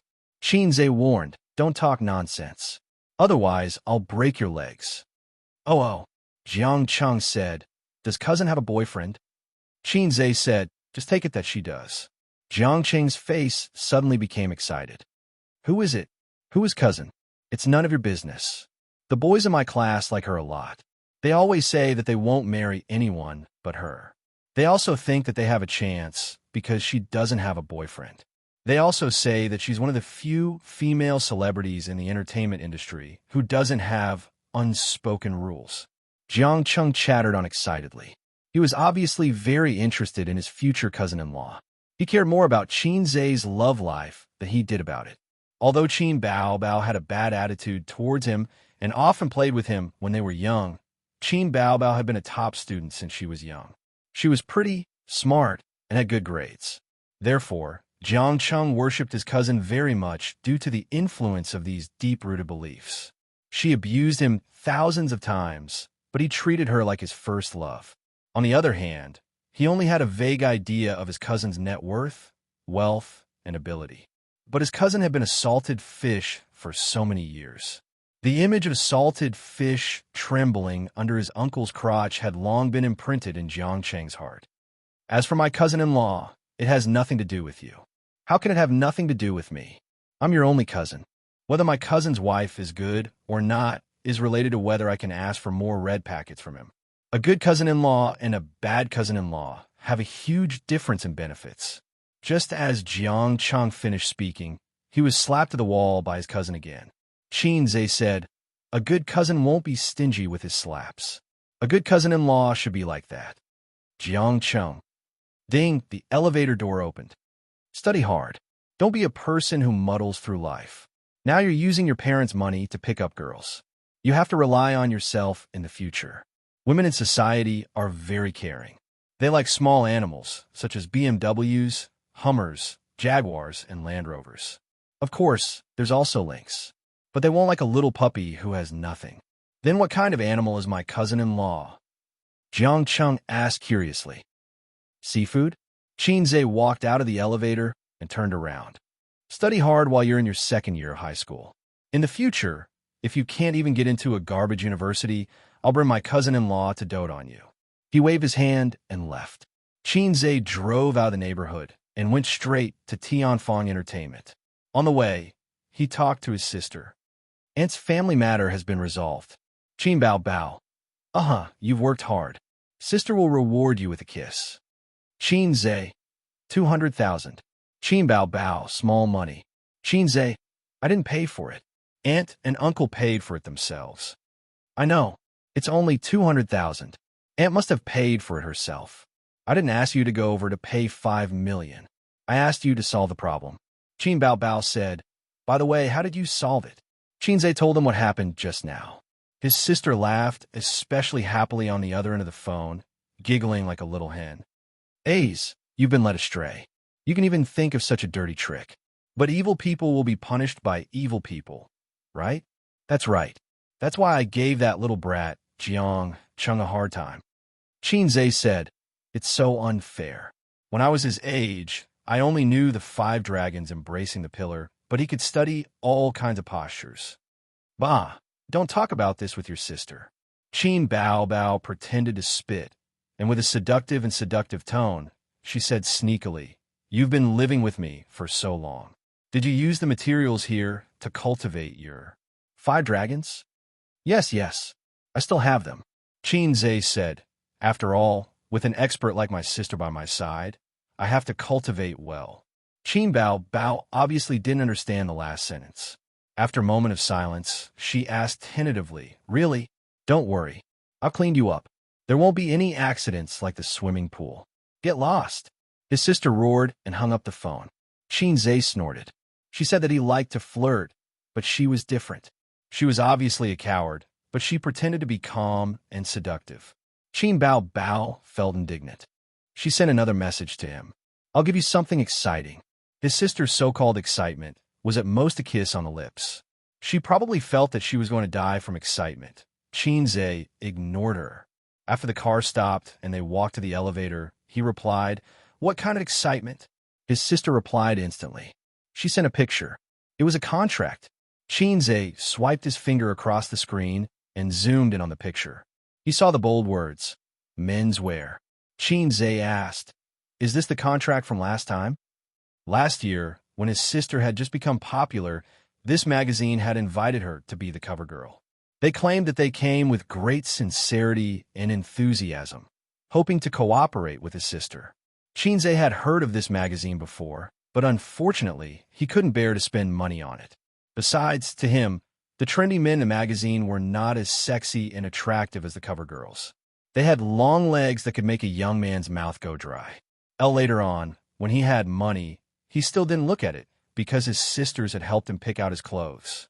Not only did they like to shop for themselves, they also liked to help men shop. Qin Bao Bao replied, "Smile, but don't say anything." Xianxia was speechless. "Damn it, smile, but don't say anything." Xianxia put his phone back in his pocket. The elevator happened to stop, and he stepped into the office. When he didn't see his sister in the office, he asked the ordinary-looking assistant, "Where's President Qin?" Xianxia's assistant subconsciously straightened his back and said respectfully, "In the second conference room."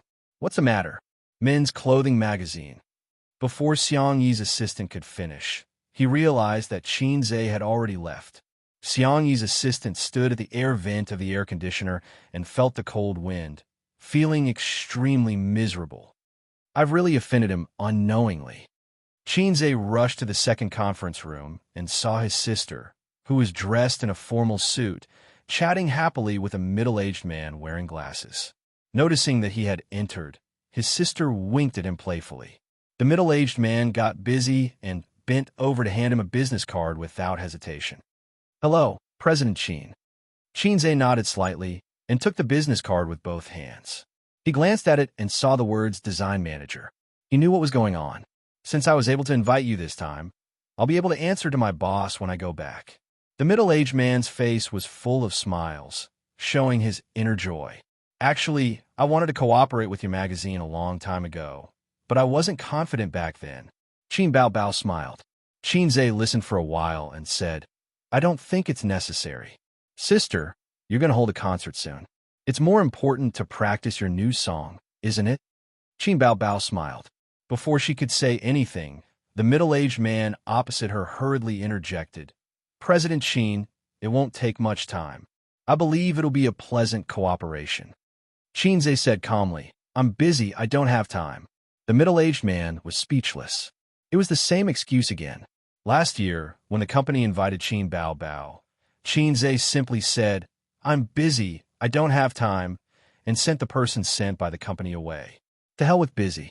Actually, the photo shoot wouldn't take much time at all. After all, many female celebrities were overjoyed to receive the company's invitation. It was a good opportunity to increase their fame. It was like gilding. When a female celebrity appeared on the cover of a magazine, her original diamond-studded cover would be gilded with a layer of gold. "President Qin, we have a mature and professional team and the best photographer.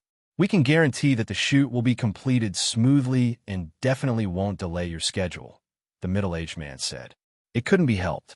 Qin Bao Bao was too popular, and her reputation was rarely high.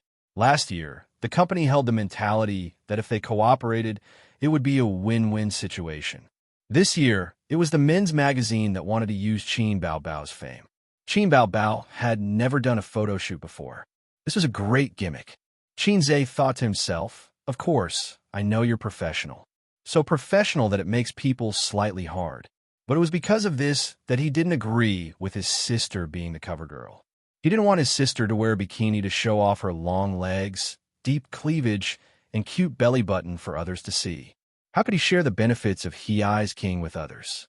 "Actually, I don't like this magazine very much, and I feel that it's completely meaningless. Don't misunderstand. I don't have any opinions about your magazine," Xianxia said. The middle-aged man's mouth twitched. "Don't misunderstand? No opinions? Then what do you mean by having opinions about our magazine?" His tone was slightly displeased. "But we've already signed the contract. Boss Qin, why don't you take a look?" Xianxia looked at his sister in shock. He knew that his sister also didn't like wearing revealing clothes in front of outsiders. She signed a contract just to provoke him? Qin Bao Bao smiled slyly and opened the contract to show him her beautiful handwriting. Are you surprised? Is it exciting? Xianxia, damn it. I don't care if you've signed the contract or not. Xianxia said with a dark expression. I have money. What's the big deal about liquidated damages? He glared at her and got up to leave. Hey! Qin Bao Bao panicked when she saw his terrible expression. She got up and grabbed his right hand. Take a look at the contract first. Xianxia, let go of my ex-girlfriend. The middle-aged man. Qin Bao Bao said in a soft voice. Sister was just joking. Ace, take a look at the contract. She had to act like an elder sister in front of others. Otherwise, she would have been hung up by now. Xianxia opened the contract in confusion and read 10 lines at a glance. He glared at his sister and said angrily, Then I won't object. Chapter 649. Xianxia felt that he had overreacted. It was mainly because of the anger from his aunt's family. It made him irritable. Lu Sun said not to be anxious. Take some medicine and it will not be a big problem. Look, a celebrity is a celebrity. It is worth learning. He spent a few minutes going through the contract and knew why his sister agreed to do the photo shoot. It was because the client had the right to choose the clothing requirements. That meant his sister could choose not to wear a bikini, show her cleavage, or stick out her white butt. Xianxia said, This is not in line with your magazine's aim of stepping on the line. The cover of the men's magazine was more than enough to be the cover of a movie in Hong Kong in the 90s. But with the cover of art and fashion, everything looked very impressive. If the relevant departments were involved, everyone would say that you were backward and a country bumpkin. And similar behavior of stepping on a line would be suppressed very badly in other industries. For example, the young newspaper seller who would never have a recommendation in his life. He really wanted to curse him. It is already the best that Boss Qin agreed to do the photo shoot. We only ask that the clothes are not so conservative. The middle-aged man said. Sure, Xianxia agreed. He glanced at his sister as he spoke. His sister, who had telepathy with him, immediately understood what he meant and nodded slightly. Xianxia confirmed that there was nothing fishy about the contract and was relieved. He said, When will the photo shoot start?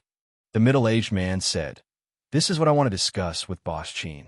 Our magazine wants to do it as soon as possible. After all, time and treasure. But it depends on your time. I understand. Time is money. So, the day after tomorrow? Xianxia asked his sister. In this era, everything was about speed. Both parties did not want to delay. Make money fast. Eat fast. Write fast. Fast food delivery. Fast letter. Fast gunman. Even the woman who lost her footing wanted you to do it as soon as possible. His sister nodded. After sending off the middle-aged man, the siblings returned to the office. Xianxia lit a cigarette and said, Men are quite patient with you. Because I have the face. Qin Bao Bao raised her sharp face. She sat on the sofa with her legs together. Her long legs wrapped in silk stockings were tightly pressed together, and her face was tilted upwards to accentuate her full breasts.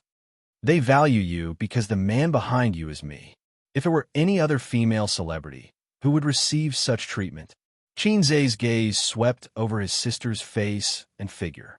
He thought to himself, there are also breasts, legs, buttocks, and a small waist. She values you because the man behind you is me. If it were any other female celebrity who would receive this kind of treatment, Xianxia said. Qin Bao Bao wiggled her butt. Xianxia blew out a mouthful of smoke at his sister. Seeing her frowning and waving her hands, he snorted. Are you happy to be mischievous? Why didn't you say so earlier? Qin Bao Bao retorted. That's my own business. It's none of your business. Xianxia said, I don't care. I just don't want you to be scolded by Dad. Qin Bao Bao pursed her lips and moved her, but to his side. I don't believe you. His sister's gaze seemed to be bewitching and teasing. Under her thick eyelashes, her eyes were sparkling. It's up to you to believe it or not. I don't believe it. All right, it's indeed because of her own displeasure. Xianxia said, In any case, I'm the one who slapped her until she grew up. Qin Bao Bao only rolled her eyes at him when he said that he didn't respect his sister, but it was the truth. At first, she was very resistant to being spanked. Later on, she got used to it and even felt quite good. Thus, in the countless times they had sex over the years, she had always been half reluctant. By the way, there's something you need to deal with. Qin Baobao got up and walked to her desk. Her skirt wrapped around her round buttocks. There was a saying that a person's life was like a beautiful woman's buttocks. They were in pairs, beautiful and happy, but a third party must be strictly prevented. The two deputy managers of the public relations department had some conflicts a few days ago. Now they're like fire and water. It has greatly affected the work of the department.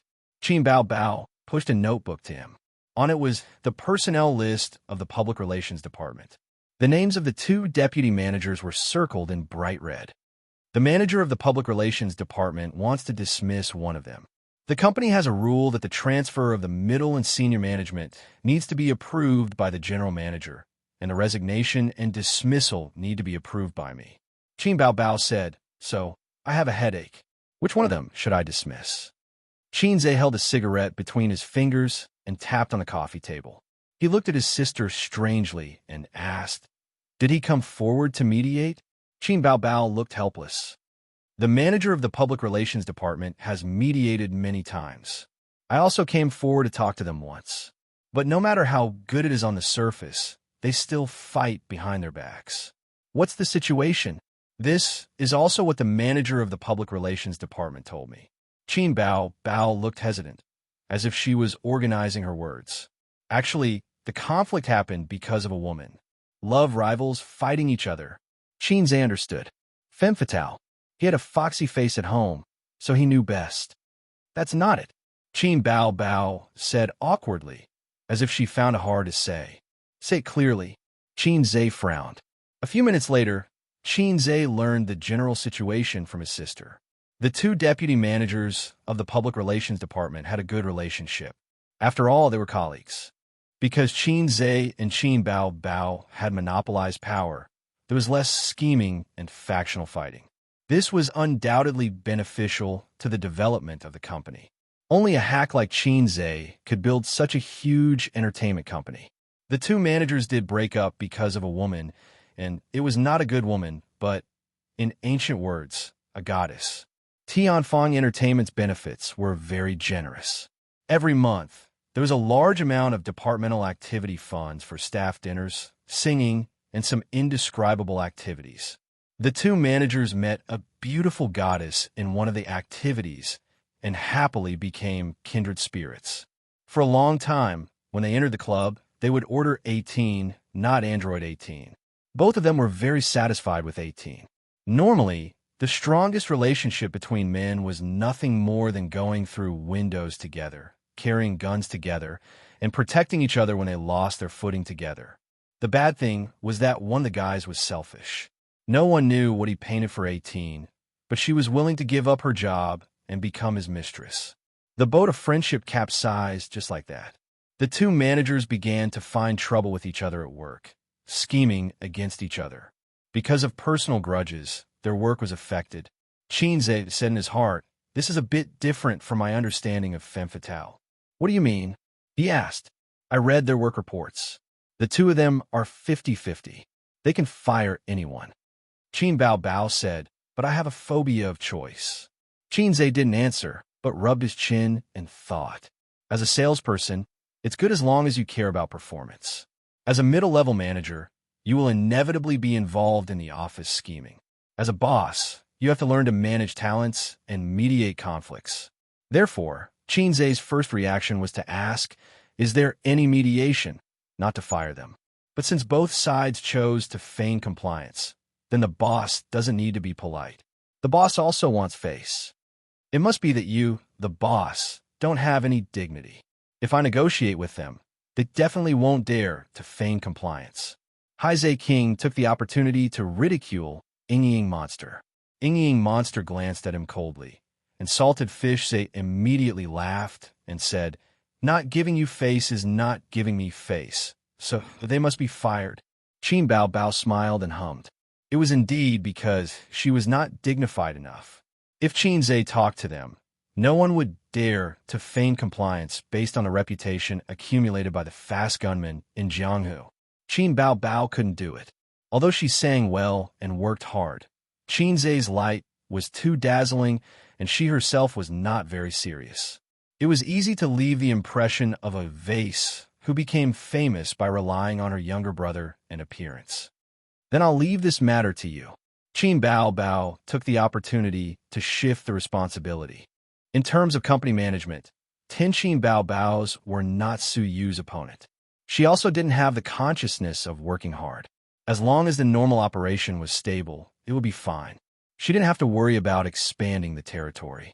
The most miserable should be Wang Zijin. She started from scratch like Qin Bao Bao, but she couldn't get help from Qin Zhe in daily management and operation because Qin Zhe himself was also a layman in internet technology. For this reason, she had to ask Su Yu for advice. Don't be so troublesome. You can call the manager of the public relations department and dismiss the one who keeps a mistress. Qin Zhe said. Oh. Qin Bao Bao sat up straight and asked shamelessly, why? The business ability of the two deputy managers was not much different. She had been struggling. Now that her younger brother was so decisive, there must be a reason. Qin Zhe said, it's immoral to lock the shared bicycle, so the reason is a matter of character. Of course, you can listen to this answer and don't say it. Qin Bao Bao. Oh. It took her 3 seconds to understand the meaning of Qin Zhe's words. Chapter 650. At 5:00 in the afternoon, Qin Bao Bao dragged her tired body out of the dance studio. Because it was almost time to get off work, she did not take a shower. She wore a dance costume that accentuated her figure and low-heeled shoes. Many male employees were stunned and female employees were envious as she entered the office. After closing the door, she threw herself on the sofa and groaned for a while. Then, she sat up straight and took off her shoes. Her feet were sore and her socks were stuck to the soles of her feet. When she took them off, it was as if they were peeled off from her flesh. I'm so tired. She looked at Qin Zhe with a pitiful expression. You need constant exercise to maintain your figure. It's your fault for slacking off a few days ago. Qin Zhe complained. 2 hours ago, Qin Zhe touched his sister's waist and felt that there was an extra layer of flesh. It was not much and could not even be seen with the naked eye. It was all thanks to Qin Zhe hugging his sister's waist that he felt it. He could feel the slightest change and said, Qin Bao Bao, you've gained weight. His sister did not believe him. She stood on the scale and looked at it. Indeed, she had gained 3 pounds. She had been controlling her weight, but after returning from Guangdong, it was obvious that she had gained weight. It was raining heavily, and it was inconvenient for her to go to the gym. Plus, in Guangdong, there was nothing that could not be eaten. If there was, it was because the recipe had not been discovered yet. After eating for half a month, it was understandable that she had gained some weight. How long has it been since you last weighed yourself? If it wasn't for my quick thinking, you wouldn't be able to get rid of these pounds. Qin Zhe said. He just found out. After his sister returned from Guangdong, Qin Zhe had been in the most guilty state. He had only just found out that his sister had gained a few pounds. 3 pounds of weight was nothing. It would not even affect Qin Bao Bao's figure. However, people gain weight from the waist. Qin Zhe liked his sister's small waist the most, so he could not bear it.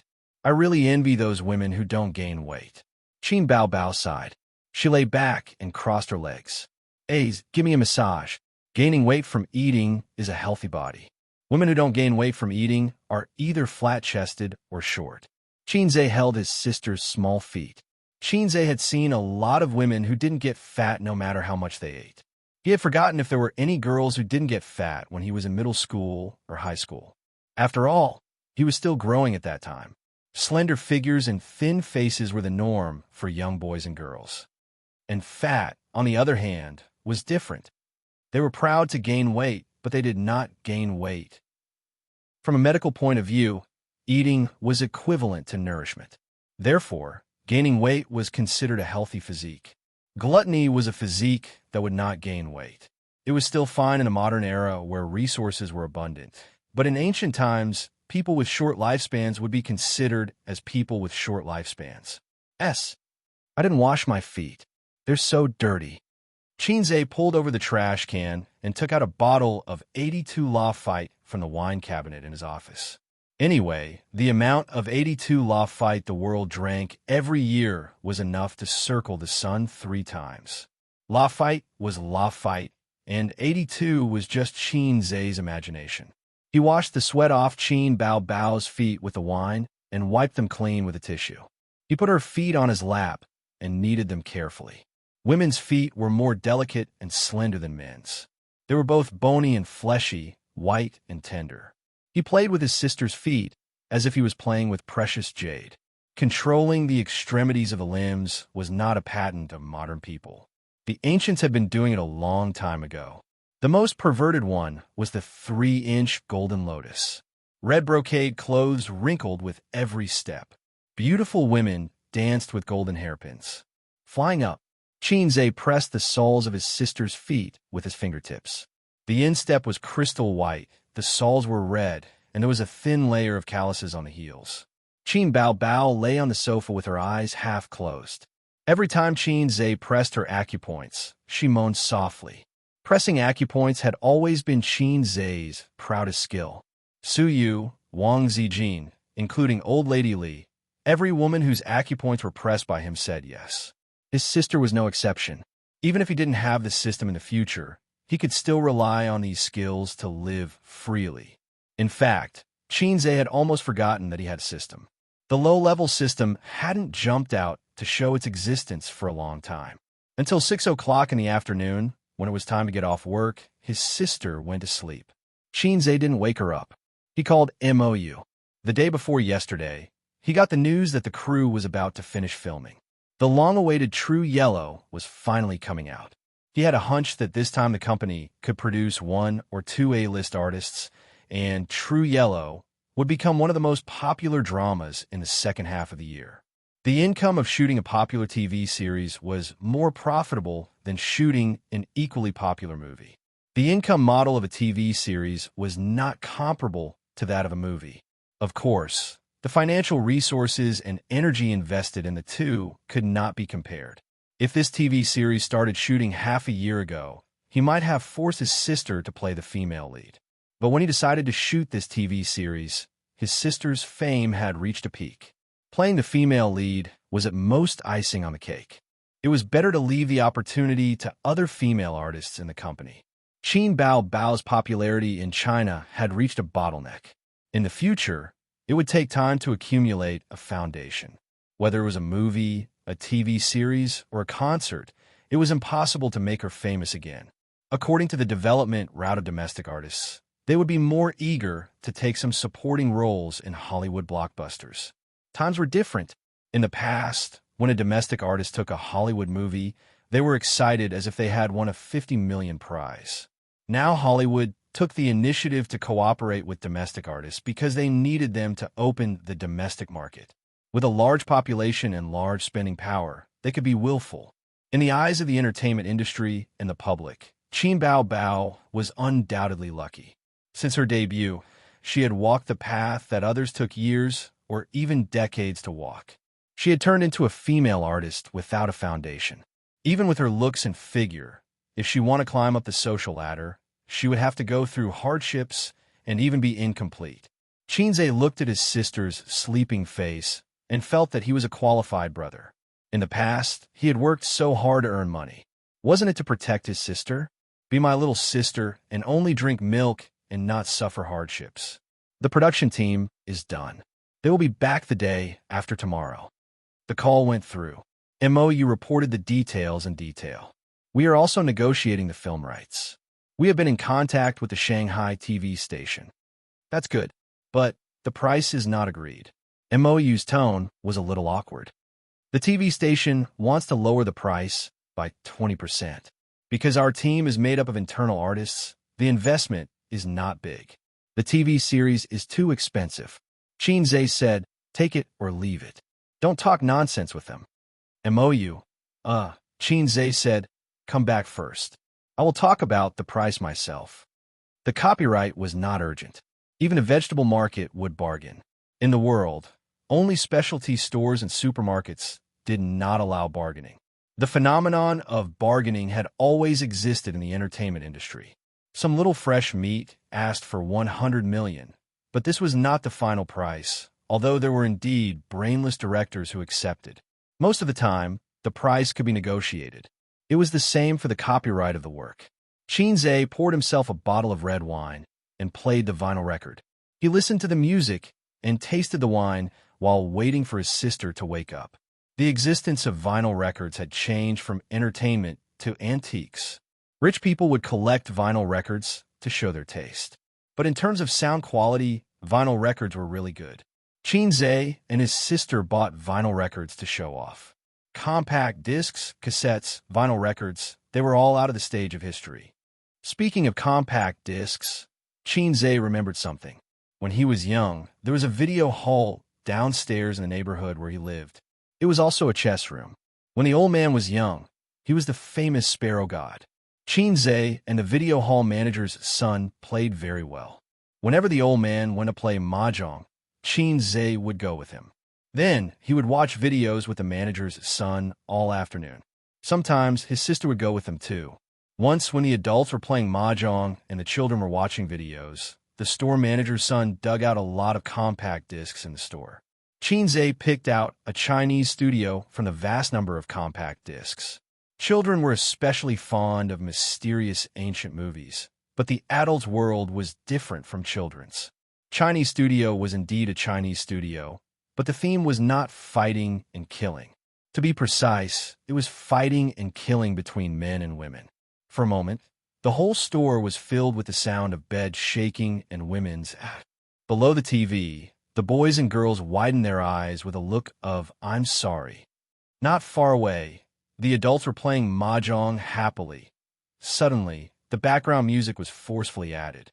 After that, the owner of the video hall joked, "Old Qin, your son's taste is too good." After that, the old man forbade Xianxia from going to the chess room and video hall again.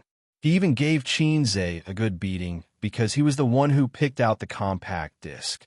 Thinking back, that should be Xianxia's sexual enlightenment. It was probably his sister's as well. On the sofa, his sister moaned and stretched comfortably. She woke up. "What time is it?" "6:30. "Oh." She propped herself up and yawned. "It's so comfortable. I'll massage my sister when we get home." They came back together, as they always did. At 10:30, Xianxia sent a message to his sister. There was no reply. He sneaked into Wang Zijin's room. "What are you doing?" "Don't mess around at home," Wang Zijin whispered. "That's too much. She's my girlfriend after all," Xianxia whispered back. "It's too loud. It'll be awkward if your sister hears us," Wang Zijin said. "She won't hear you even if you scream. After all, the house is worth tens of millions. The soundproofing is good." Xianxia crawled under the blanket. "How can there be a girlfriend like you? You don't make a baby at home, but in the hotel." Wang Zijin pressed the blanket tightly. She didn't know about other men's motivation, but she knew that Xianxia's was definitely on the level of 8 cylinders. Therefore, it was impossible for him to make a baby in a romantic way. Xianxia tactfully took a step back and said, "I just miss Sister Ziwei. I want to be intimate." Rustling sounds of clothes being taken off could be heard as he stripped Wang Zijin until she was like a tender lamb. Although Wang Zijin said that she didn't want to, she didn't put up much resistance. Lu Sun once said, "Please don't play with girls. They only have one heart and are very fragile. If you want to play, you should play with their babies." There were 2 of them. Xianxia always remembered the famous person's teachings. Wang Zijin said in a trembling voice, "Just being intimate. I'm just rubbing. I won't go in." At 11:30, the exhausted Wang Zijin fell asleep. Her hair was messy, her white shoulders were exposed, and her delicate oval face was still flushed. Xianxia leaned against the bed and wanted a cigarette. Considering that she didn't like the smell of cigarettes, he held it in his mouth and didn't smoke. He felt that he hadn't had enough fun. They couldn't relax at home, even if the room's soundproofing was good. The gaming experience was terrible. It was better to go to the hotel. 2 days later, the crew that had been away for 3 months returned. Xianxia and his sister treated the director and actors to a meal as a final meal to make up for what they had done. They hadn't seen each other for a few months, and many of them had gained weight. Xianxia's oval face was even rounder. She complained during the meal, "CEO Qin, I gained 5 kilograms for filming. It's a price worth paying." Yi Lu and Lu Wei, who had also gained weight, nodded. This was Xianxia's fault. He had instructed that since they were the imperial concubines of the palace, their thin, oval faces would definitely not do. The female artists needed to gain weight so that their faces would become rounder and their figures would become fuller. The entertainment industry was also very divided. Some worked hard to improve their acting skills, while others worked hard to make quick money. The latter were the little fresh meats that the masses dissed. Tianfeng Entertainment also had little fresh meats, but Xianxia didn't give them good resources. Some of them were already dissatisfied. However, due to the restrictions of the contract, they didn't dare to jump ship. He preferred to nurture these older artists who understood the importance of acting skills. In a few years, the little fresh meats would definitely change their style and improve their acting skills. Because little fresh meats and prostitutes were the same. When they were young, they could do whatever they wanted with their looks. When they were old, they had to think of another way. 5 kilograms of meat is nothing. When the TV series airs, you'll feel that 5 kilograms of meat is worth it, Xianxia said. Only you would dare to say that. Lu Wei raised her glass. To CEO Qin. Xianxia fanned the flames. 1 glass isn't enough. 3 glasses.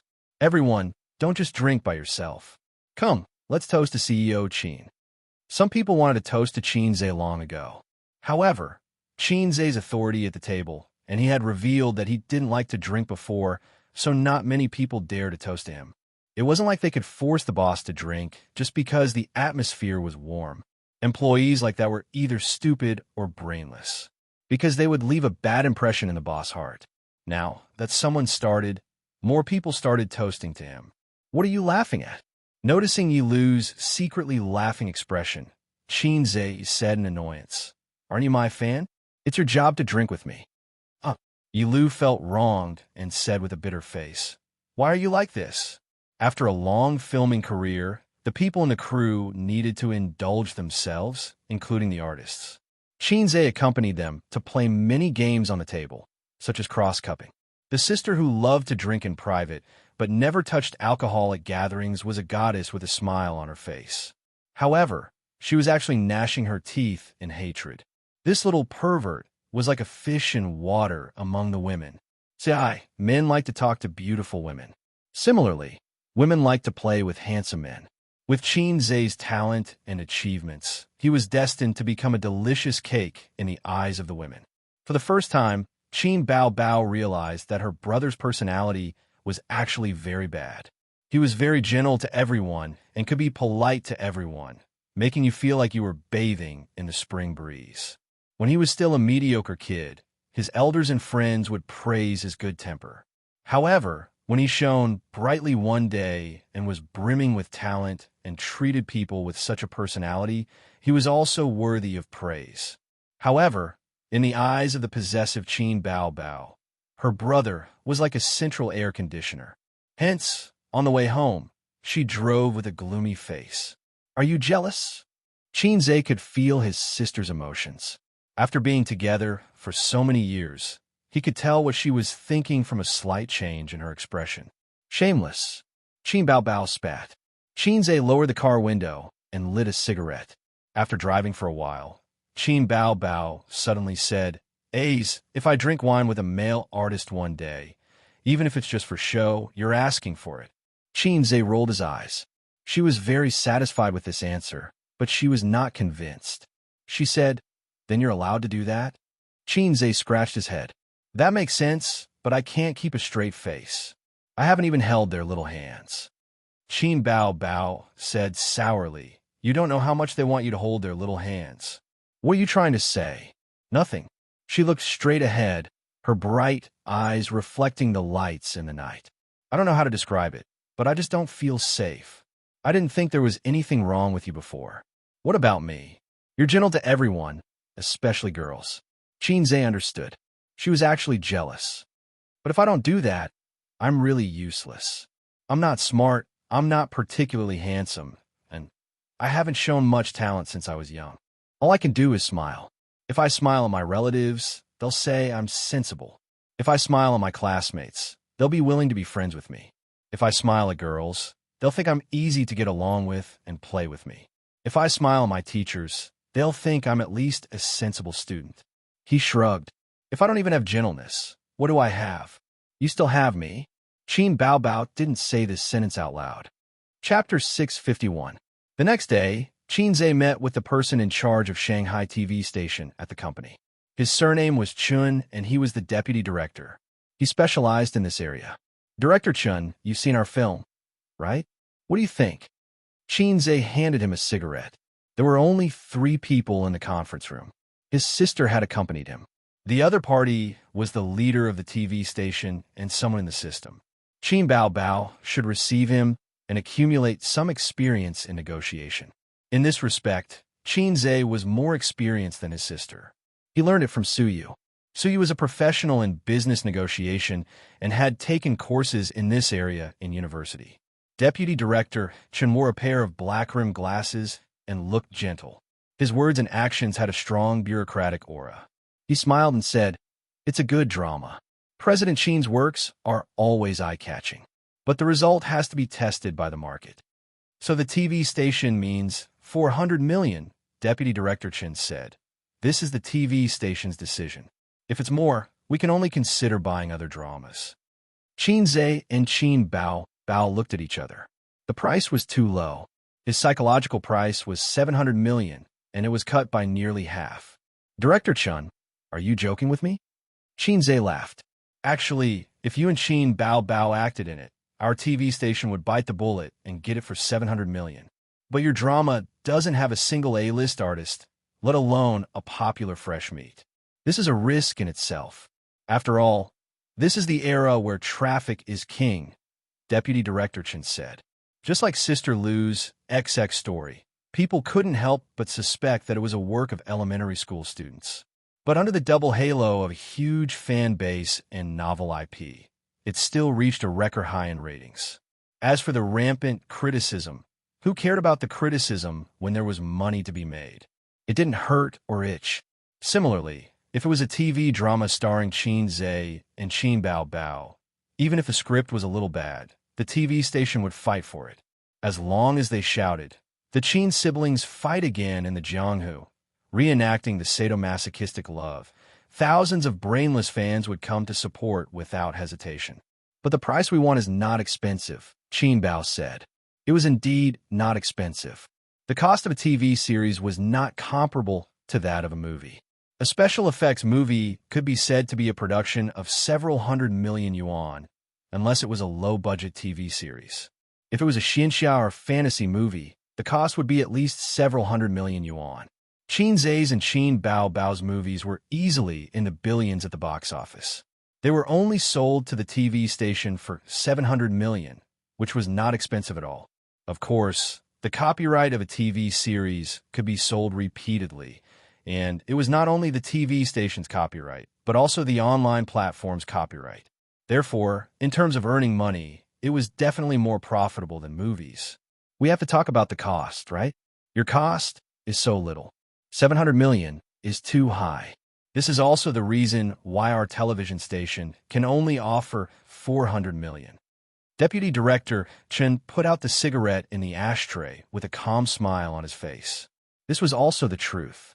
During the filming of Empresses in the Palace, many TV stations that were interested in purchasing the film came to visit the set.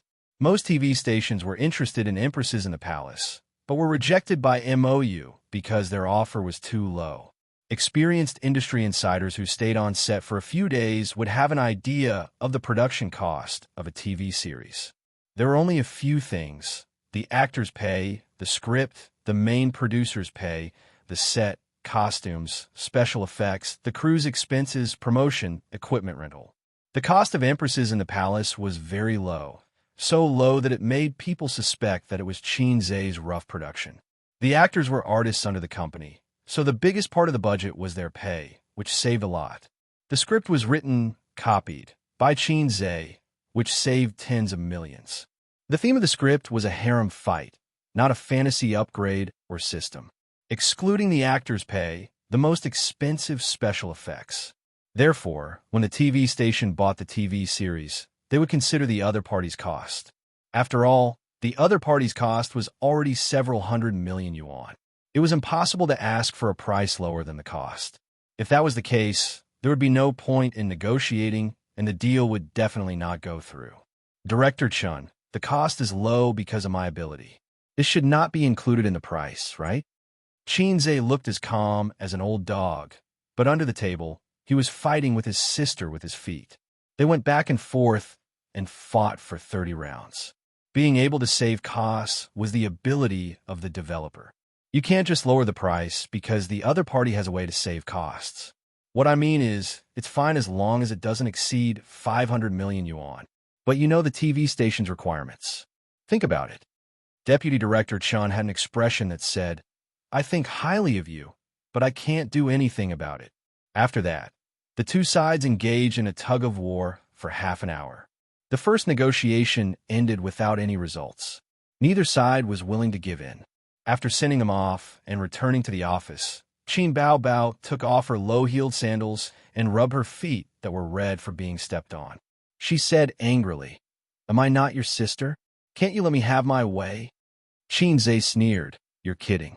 All these years, when have I ever let you have your way?" Qin Bao Bao snorted. "Actually, we can take a step back. This way, both sides have the possibility of continuing the negotiation. You know, 400 million yuan is still not their bottom line," Qin Bao Bao said as she bent down to open the bottom drawer of the coffee table and rummage through her snacks. "Don't worry. We have to be like a little brat's dick." "Huh?" His sister bit on her lollipop and looked up with her bright eyes. "There's still plenty of time." "Up to you." She rolled her eyes. Her left arm was on her chest, and her right arm was supporting her left arm. She licked the lollipop with relish. This action made her breasts feel even heavier. What a perverted breast. You just said you want to lose weight, and now you're eating sweets. Sweetness can make people feel happy. No wonder so many girls like to eat deoxyribose. It's the taste of happiness. Brainiac Bao knew what deoxyribose was. She happened to take off her shoes, so she waved her feet and kicked them hard. Although empresses in the palace had not been sold yet, the necessary publicity could not be left behind. Xianxia called the public relations department and asked them to start preparing. He and his sister had also done publicity on Weibo, and all the artists in the TV series had to promote the new series. It could be considered as sharing the workload of the public relations department. The two deputy managers who quarreled over the goddess were both fired. Their positions were temporarily vacant, and the public relations department was in a difficult situation.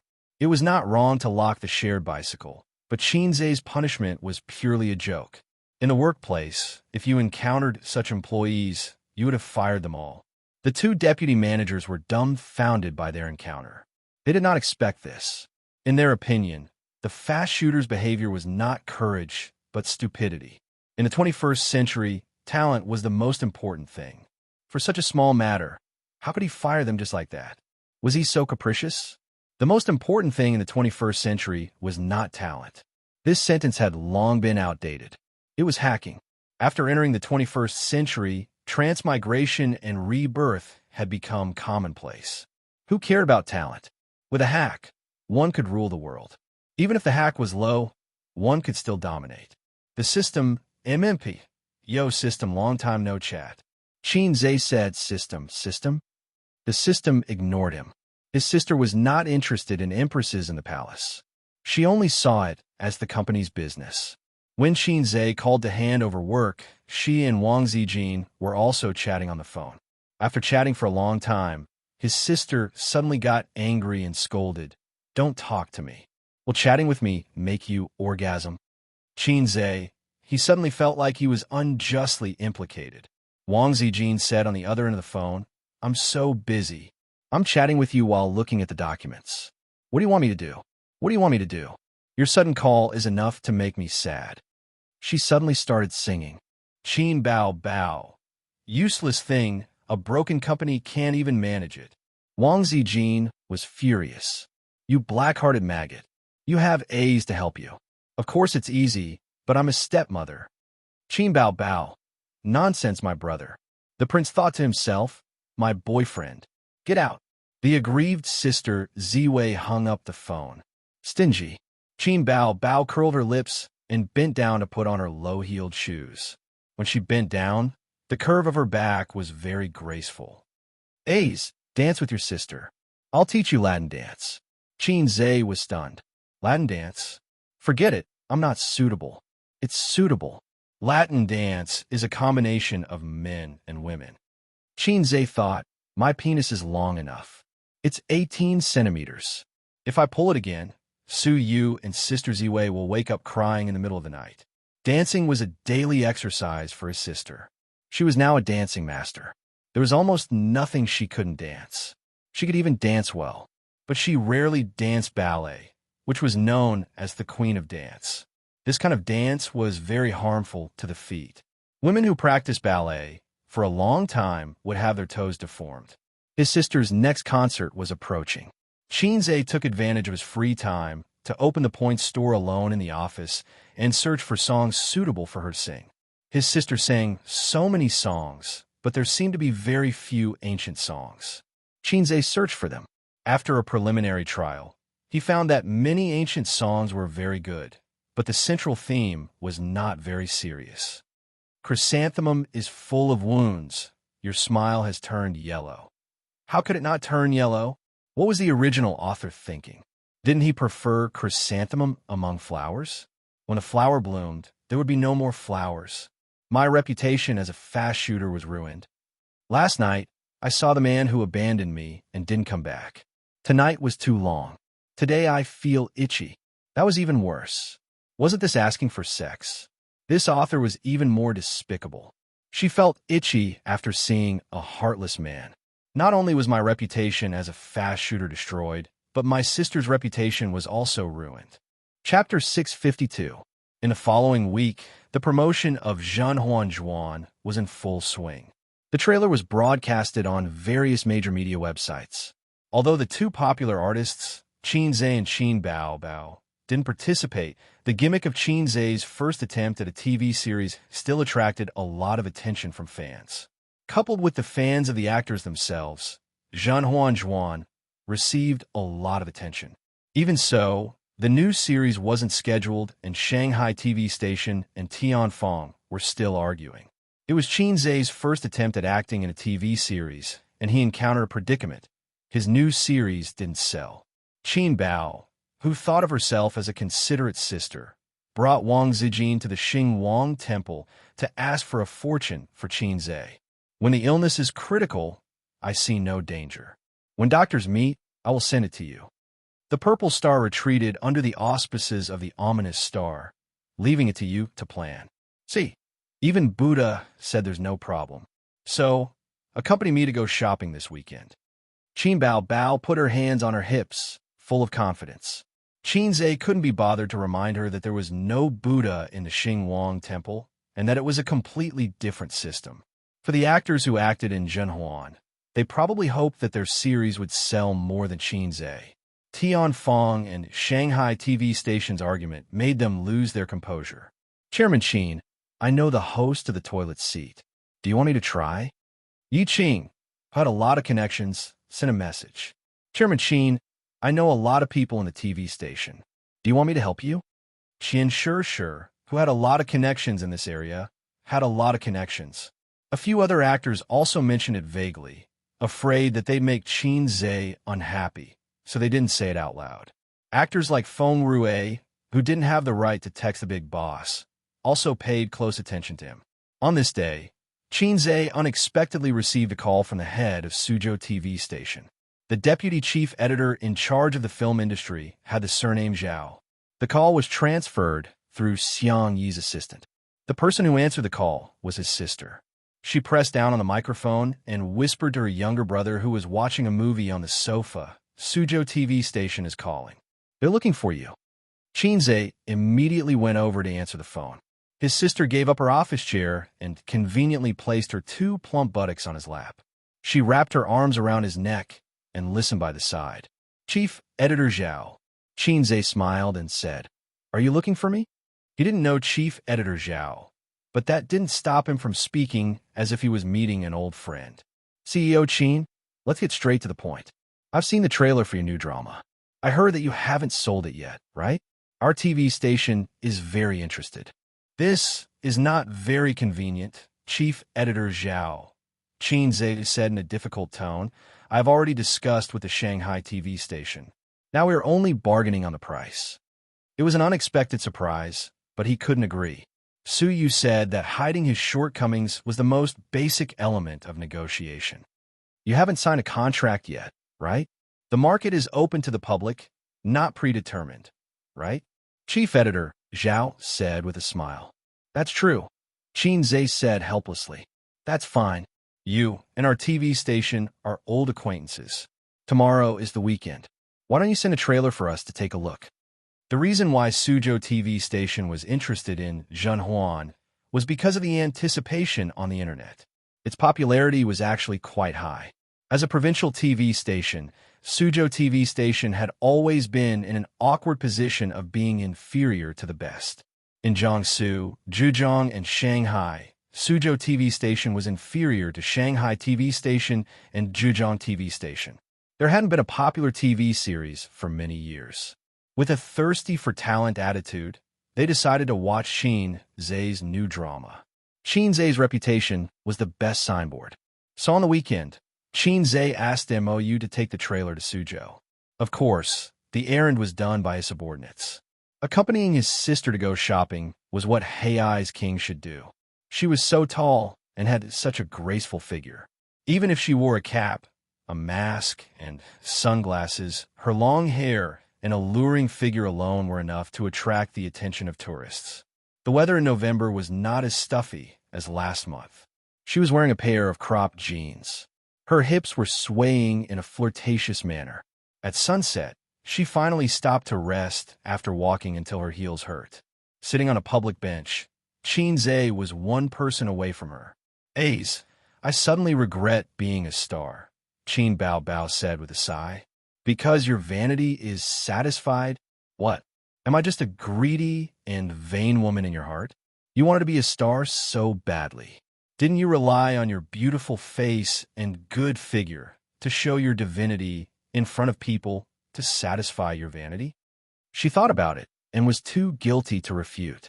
She said weakly, well, everyone has vanity, but it's so annoying to be a star. The more popular you are, the more annoying it is. You have to wear a mask when you go out. You have to worry about paparazzi.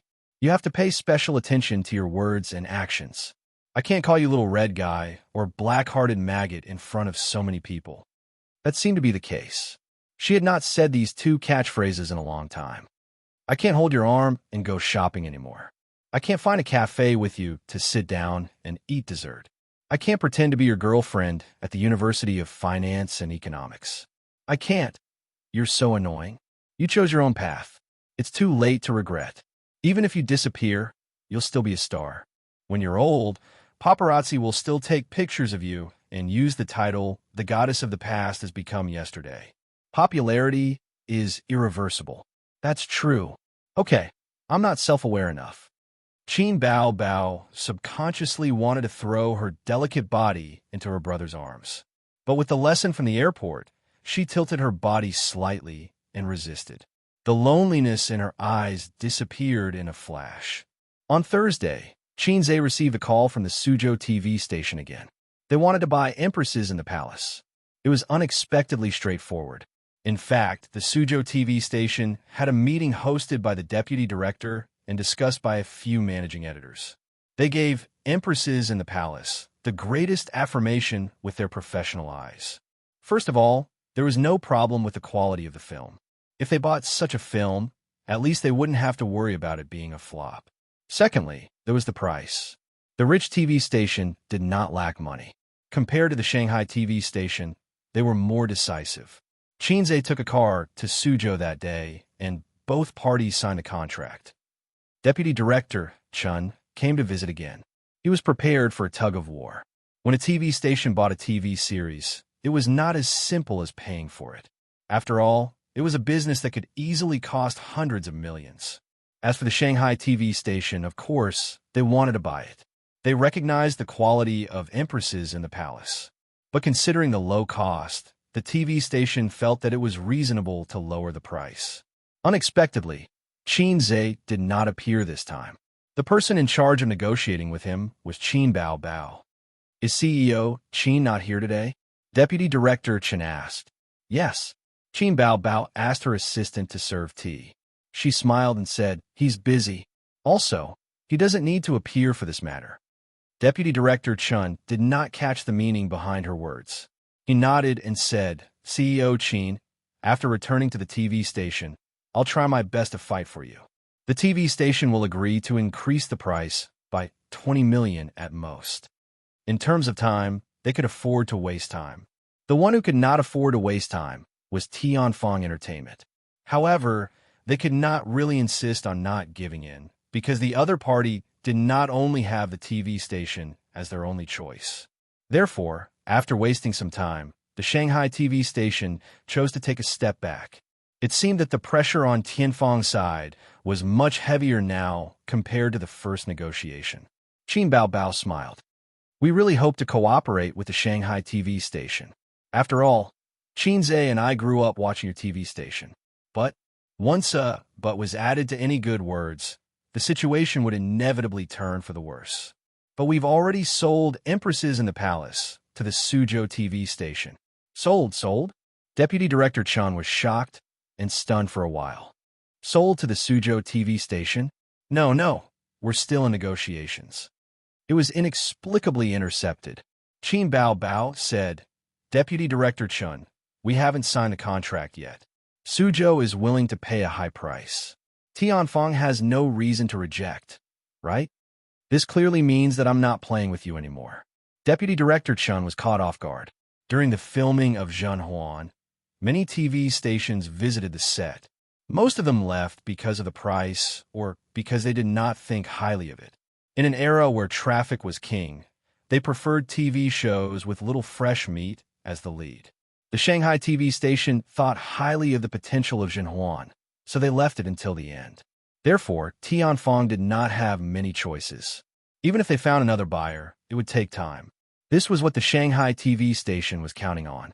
Who would have thought that in just a week, Zhenhuan will be sold? Deputy Director Chen left gloomily. Qin Bao Bao sent him off and returned to the office. Qinze lay motionless on the sofa. His breathing was long, and he seemed to have fallen asleep. She tiptoed closer and looked at him quietly for a moment. Then, she leaned over and kissed him on the forehead. She left. Qinze opened his eyes. She left.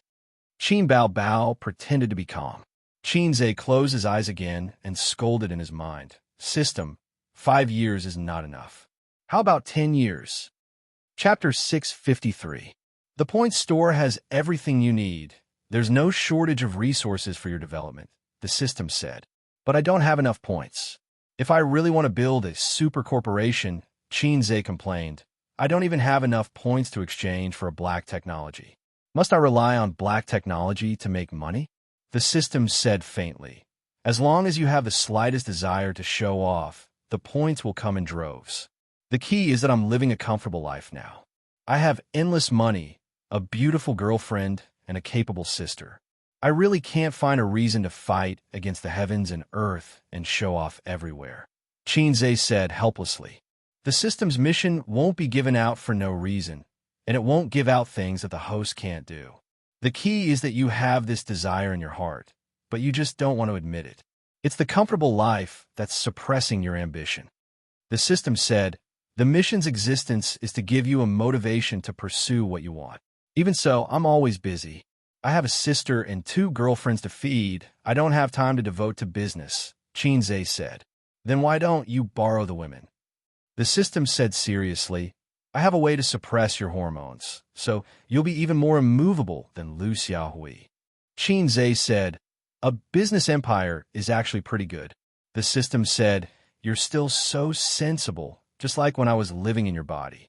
Just now, when he was lying on the sofa in the office and reading the news, he saw the reporters talking about how old Ma single-handedly built an internet business empire, revealing the life behind the scenes of the internet's big boss. Thinking about his own life, his total assets were only 40 billion, and his market value was even less. He didn't even have a listed company. Qinze's heart involuntarily felt that this was what a real man should be like. Then, the lowly system's mission came. build a corporation with a market value of trillions in 5 years. Fortunately, it wasn't total assets, or else Xianxia's life would be over early. A market value of trillions didn't mean that total assets were trillions. Some listed companies had tens of billions of assets, but their market value was a few times or even 10 times. The mission wasn't difficult. He was now worth tens of billions, and his assets reaching hundreds of billions was just a matter of time. After Xianxia's VR equipment was released, Dongfeng Technology would use this new technology to create a new market value, but the premise was that it had to be listed. Merge the companies in his hands, form a new group, and then consider going public. He only needed to split up and reorganize the assets, and the Salted Fish Group would take shape. Then, it would be ready to go public. But the problem was that after the group was established, wouldn't the sisters go their own way and set up a headquarters and work together every day? This is very dangerous. In case, so he wants to play office. But when he thought about it, it was a little exciting. He had always watched his sisters bicker and quarrel with each other in their daily lives, and now it was boring. Wouldn't it be exciting to sit in the office and argue endlessly one day and scheme against each other? When the time came, the Salted Fish Group would be divided into many factions. There would be the Crying Monsters faction, the Wet Tissue faction, the Teddy faction, and even Sister Man would be dragged in to join in the fun. Thinking of this, the corner of his mouth raised slightly. If you're an ambitious and ruthless person who's able to expand your territory, then you'll naturally be a bystander and leisurely. But you're just a salted fish. When the time comes, the first one to die will definitely be you. The system mercilessly stabbed him with a knife. Xianxia was stunned, and then the smile on his face gradually disappeared. It's all my fault for being too gentle to girls. I should change. Don't change. You're hopeless. Your character can't be developed in a few days. You lowlife, where did you get the confidence to mock me? The companies were not listed yet, so merging was easy. After forming the group, the listing could be left to Suyu. He could slowly discuss with his sisters about the transfer of manpower and other matters. It was not difficult to have a market value of trillions. There were many good things in the point store. What he needed to do was not to work hard like the other founders. He just needed to work hard and show off. Only by showing off could he trigger the mission, and only by showing off could he earn points. Showing off could not make Xianxia happy, but showing off could earn him points. After understanding this, he threw the mission to the back of his mind. Since he had 5 years, there was no hurry. In comparison, he was more concerned about the ratings of Zhenhuan. Zhenhuan had already been set. Suzhou TV station, in conjunction with Tianfeng Entertainment, was promoting it on the internet. It would be at the beginning of next month, 2 weeks later. 2 weeks passed quickly. Zhenhuan premiered. Xianxia, his sister, and Wang Zijin watched 2 episodes at home. The story was about the Qing dynasty during the reign of Xianxia. Of course, this was just an elegant title. It was commonly known as a palace drama. Xianxia was a rare wise emperor in the Qing dynasty. When he took over the country from the stallion Laozi, the Qing dynasty was already in decline. In history, Yongzheng's sudden death was most likely due to exhaustion. The foundation of Qianlong's golden age was laid by Yongzheng. Unfortunately, his father Kangxi was a stallion, and his son Qianlong was a stallion among stallions. If he was not sleeping with women, he was on the way to sleeping with women. Moreover, he was not as good as Laozi. During Qianlong's era, the early stages were prosperous, and the later stages were declining. From the perspective of a commoner, it was the son who slowly squandered away the wealth left by his father. If one did not study history, Qianlong was probably the most famous emperor of the Qing dynasty. However, if one did, one would find that Qianlong was an emperor with a mixed reputation. His shortcomings were obvious. It was only the TV series and textbooks that brushed over his blemishes. For example, he created a literary prison. For example, he firmly implemented the policy of seclusion. When Xianxia watched the TV series, he talked about the history of the Qing dynasty. Wang Zijin listened with great interest and was very impressed. She had some understanding of the history of the Qing dynasty. Qin Baobao was shocked. That's not right. Don't you hate the Qing dynasty and modern history? How do you know so much? Also, you don't even know history. How did you write the script? The person who knew him the most in the world was definitely Bao Bao. Qin Zhe defended himself. Yongzheng was far from the end of the Qing dynasty. He did dislike the history after the end of the Qing dynasty because it was too tragic. From the end of the Qing dynasty to the Republic of China, it was the most humiliating chapter in the history of Chinese civilization. When he was young, Qin Zhe had a glass heart. He did not like this part of history. Later, when he matured, he read this part of history again. He found it very interesting and magnificent. The female lead of Zhenhuan was played by Yi Lu. The imperial concubine was Qian Shi. The empress was Lu Wei.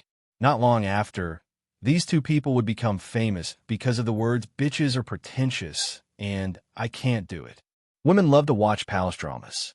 Wang Zijin and Qin Bao were no exception. They were quickly attracted to the TV series. The two fat women were very interested in the TV series. At the same time, they were deep in thought. The sisters were silently upgrading their palace drama skills. Qin Zhe thought so. In fact, most of the details in palace dramas were not useful in reality. First of all, others might not be able to understand the hidden needle in the silk floss. Even if they did, it might not be as amazing as it was portrayed in the dramas. Palace dramas were more like the author's self-satisfaction. They were as good as they said. The logic was like a mystery novel. It seemed to be interconnected and exciting, but most mystery novel authors did not know how to make deductions. After watching the 2 episodes, the sisters still wanted more. They said that they wanted to watch the source directly tomorrow. They didn't want to catch up. Qin Zhe was actually quite bored. Men would never understand women's palace dramas. Just like how women would never understand men's adventurous feelings. In men's eyes, wasn't it tiring to fight and scheme all day long? In women's eyes, wasn't it boring to fight and level up all day long? Will it become popular? Qin Zhe asked. Of course, your work will become popular. Wang Zijin was the same as Suyu. She was very confident in Qin Zhe. Because ever since she knew him, this man had always been outstanding and talented. He rarely failed in the things he did. No, he never failed. Whether it was his songwriting or the company's profits, he had no precedent of being defeated. It's not our business whether it's good or not. It's already sold. If it doesn't become popular, I'll make you laugh to death. Qin Bao bared her teeth.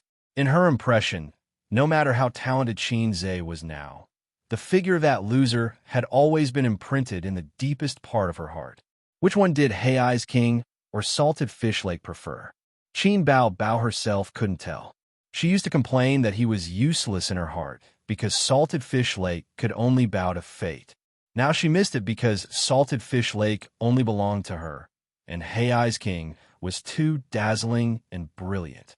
After watching TV, Qin Bao and Wang Zijin took a bath together.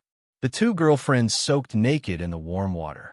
The air was filled with the similar smell of roses and the rich fragrance of essential oil. Qin Bao stared at Wang Zijin fiercely, which made her scared. What are you looking at? What's wrong with looking at you? Do you want to fight? You can't beat me. I just suddenly feel that your chest has become bigger. Wang Zijin felt guilty. No, I don't think so. Qin Zhe's words appeared in her mind. Sister Zue, it doesn't matter if your chest is small. If you rub it, it will become bigger. Qin Bao, yes. You're wearing a bra now. Don't you think it's tight? It's a little bigger. It's useless. It's not as big as yours. Wang Zijin attacked Qin Bao's buttocks and made her asterisk shape. Bao was suddenly asterisk. She had goosebumps all over her body. She screamed and quickly fought back. There was a asterisk battle in the pool. When they were tired, they lay on the edge of the pool, their delicate bodies bobbing in the water. Wang Zijin said, Zhenhuan's fax is good. The dialogue in it is very scheming. Can you tell that the Empress is a scheming bitch?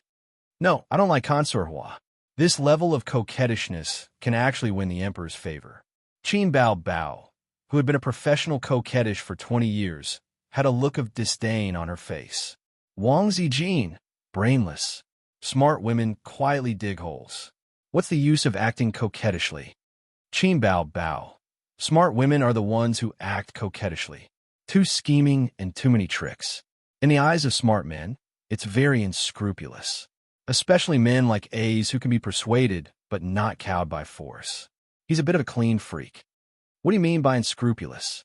It means that you guys in the capital have all the jobs. Get the hell out of here. Chapter 654.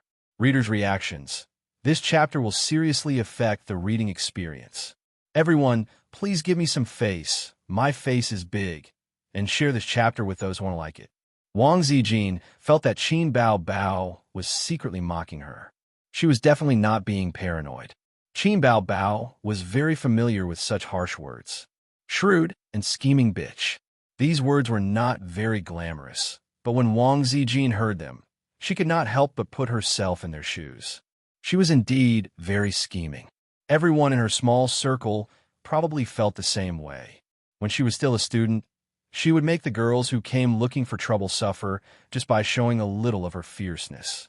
However, when she was mocked by her closest friend like this, she felt a little sad. Hence, Wang Zijin slowly sat down and submerged half of her face into the water. Look at how petty you are. Qin Bao Bao gently chopped Wang Zijin's head with her hand. The two of them were very close. Wang Zijin looked up, but she could not see Qin Bao Bao's face. Her face was blocked by two lumps of flesh that weighed several kilograms. What a low volume of breasts. Don't be sarcastic. Wang Zijin rolled her eyes and splashed a scoop of water on Qin Bao Bao's chest. Shut up, you wet your chest. I'm not being sarcastic. Qin Bao Bao patted her head. Scheming bitch, green tea bitch, what a good word. It's an affirmation of your IQ. Silly and sweet women will never amount to anything in life. It's fine if you meet a domineering CEO, but if you don't, you'll be bullied for the rest of your life. Wang Zijin, that made sense. Qin Bao Bao changed the topic. But sometimes, I do feel that you're quite annoying. You're too scheming. Wang Zijin, when we were in high school, a lot of girls talked about you in private. They said that you were evil and cunning. When someone bullied you, you ruined their reputation and transferred them to another school. You even sent the rich second generation who pursued you to the detention center. Everyone keeps their distance from you. Qin Bao Bao said, but do you know why I like to make friends with you? Wang Zijin, in any case, they can't be desk mates. Do you know what other girls are saying about me in private? I know, vixen slut. Qin Bao Bao snorted. She's just a pretty face with good grades. What's there to be proud of? Were these words used to curse people? That's a compliment. I'm so happy every time I hear it. Isn't she just relying on her looks? Isn't it just a good figure? This shameless big-breasted vixen is destined to be a mistress in the future. Qin Bao Bao said proudly, how sour. But this is all recognition of my face and figure. Why wouldn't I be happy? But I really think that scheming bitches have no future. This is not the era of 3 wives and 4 concubines. What's the use of learning so many harem dramas? You have the dragon slaying technique, but there are no dragons in this world. As a woman, it's enough to be self-reliant and know how to act coquettishly. Only then will your husband dote on you. No. Before you change your brother complex, I think harem dramas are still very useful. Wang Zijin scratched her head in distress. She couldn't explain it to her best friend. She also knew Qin Bao Bao very well. Since high school, this best friend often told her that she had a younger brother who was very good at fighting. If he hadn't transferred to another school because of his bad grades, no one in high school would have dared to talk bad about them behind their backs. In the 3 years when Wang Zijin was in high school in Shanghai, Qin Bao Bao had never gone shopping with her on weekends. Firstly, in that era, people didn't have much money in their pockets, so it was not popular. Secondly, she always talked on Fridays about where she wanted to go with her brother on weekends. It seemed that her spare time was all about her brother. This was a brother complex, and a deep one. At that time, she didn't think there was anything wrong with it, until later she met Xianxia. To be honest, when she first flirted with Xianxia, she thought that it was easy for single people to control each other.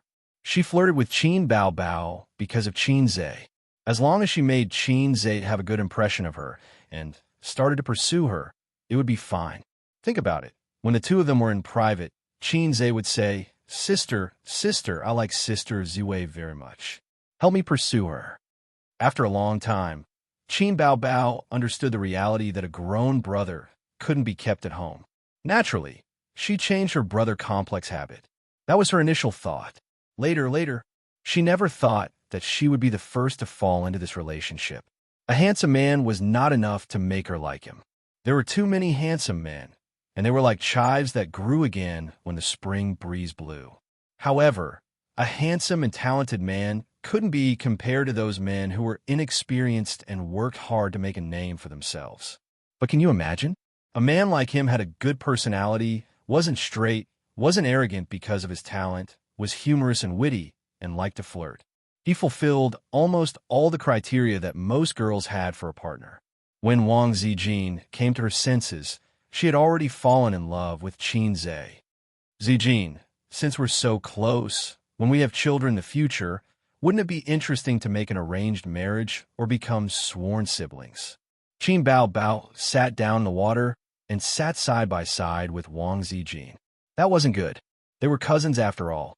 Becoming sworn siblings was superfluous, but an arranged marriage was too much. Was it an inherited sibling complex? "Didn't you say that you won't marry in your life?" Wang Zijin squinted. She didn't fall into Qin Bao Bao's trap. If she refused, wouldn't it be obvious that she had an affair with Qin Zhe? If she agreed, the reward would be unreasonable. Who knows what will happen in the future? Maybe you'll find someone pleasing to the eye and get married in a flash. Qin Bao Bao sighed. "If you're always single, you'll become a pervert," Wang Zijin probed.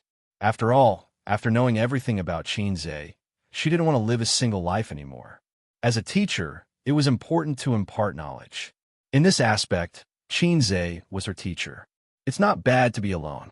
There's nothing bad about it. Qin Bao Bao said in a matter-of-fact tone, "See, I told you. You don't look decent, but your personality is cold." Wang Zijin chuckled. "Get lost. You're different." Wang Zijin said in her heart. We're different. Under the water, she gently rubbed her legs. On the first day of the premiere of Legend of Empresses in the Palace, there were a lot of good reviews. There were many palace dramas on the market, and many of them were popular. Legend of Empresses in the Palace was different from the other palace dramas in the market. Its lines were very strict, and there was intrigue everywhere. Awkward lines were a common problem in current TV dramas, but Legend of Empresses in the Palace was different. Its lines were imitated from Dream of the Red Chamber, so it had a kind of immersive charm that made people feel comfortable watching it. The strict plot made it even more unconventional. The characters were well drawn, and the actors' acting skills were generally good.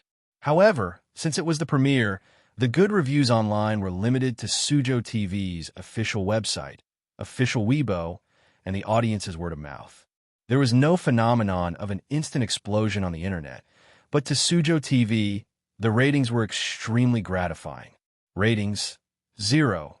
314% the ratings for a single episode were about the same as the ratings for the day. Because there were only 2 episodes, 0. 314 was the average rating for the 2 episodes. For Suzhou TV, whose TV ratings did not exceed 0. 2. This rating was heaven-defying. Even the deputy station head was shocked and called chief editor Zhao to ask about the situation. At this time, chief editor Zhao was in his office. The smile on his face had not faded. When he received the call from the deputy station head, he was very proud. A rating of 0. 3 broke our TV station's 3-year record. After a series of inquiries, the deputy station head's mood improved when he received a confirmation. This is something that Qin Zhe filmed. It can't be bad. Chief editor Zhao was full of smiles. Old Zhao, you have a good eye. The deputy station head praised. The smile on chief editor Zhao's face became more obvious. Before they decided to spend money to buy Empresses in the Palace, the department in charge of film and TV series had a short meeting. A deputy station head, 2 chief editors, and 3 deputy chief editors had a short meeting. At that time, a few of them had clearly expressed their opposition. They felt that Suzhou TV's ratings were only SOSO and were not worth the money.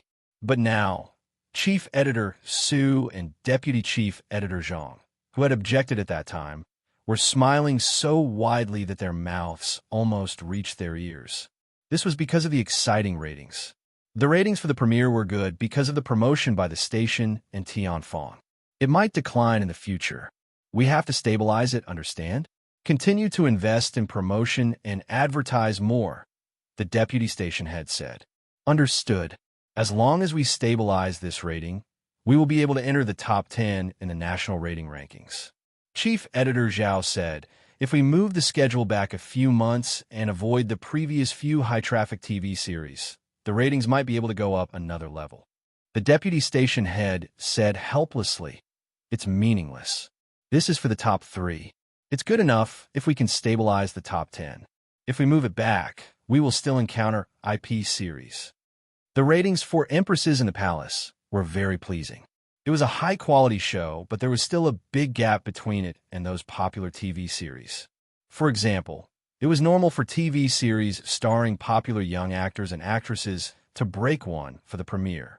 It was not uncommon for them to break 2 or 3 for the premiere. The highest ratings for a single episode and the highest for the day were about 6% and 5% respectively in recent years.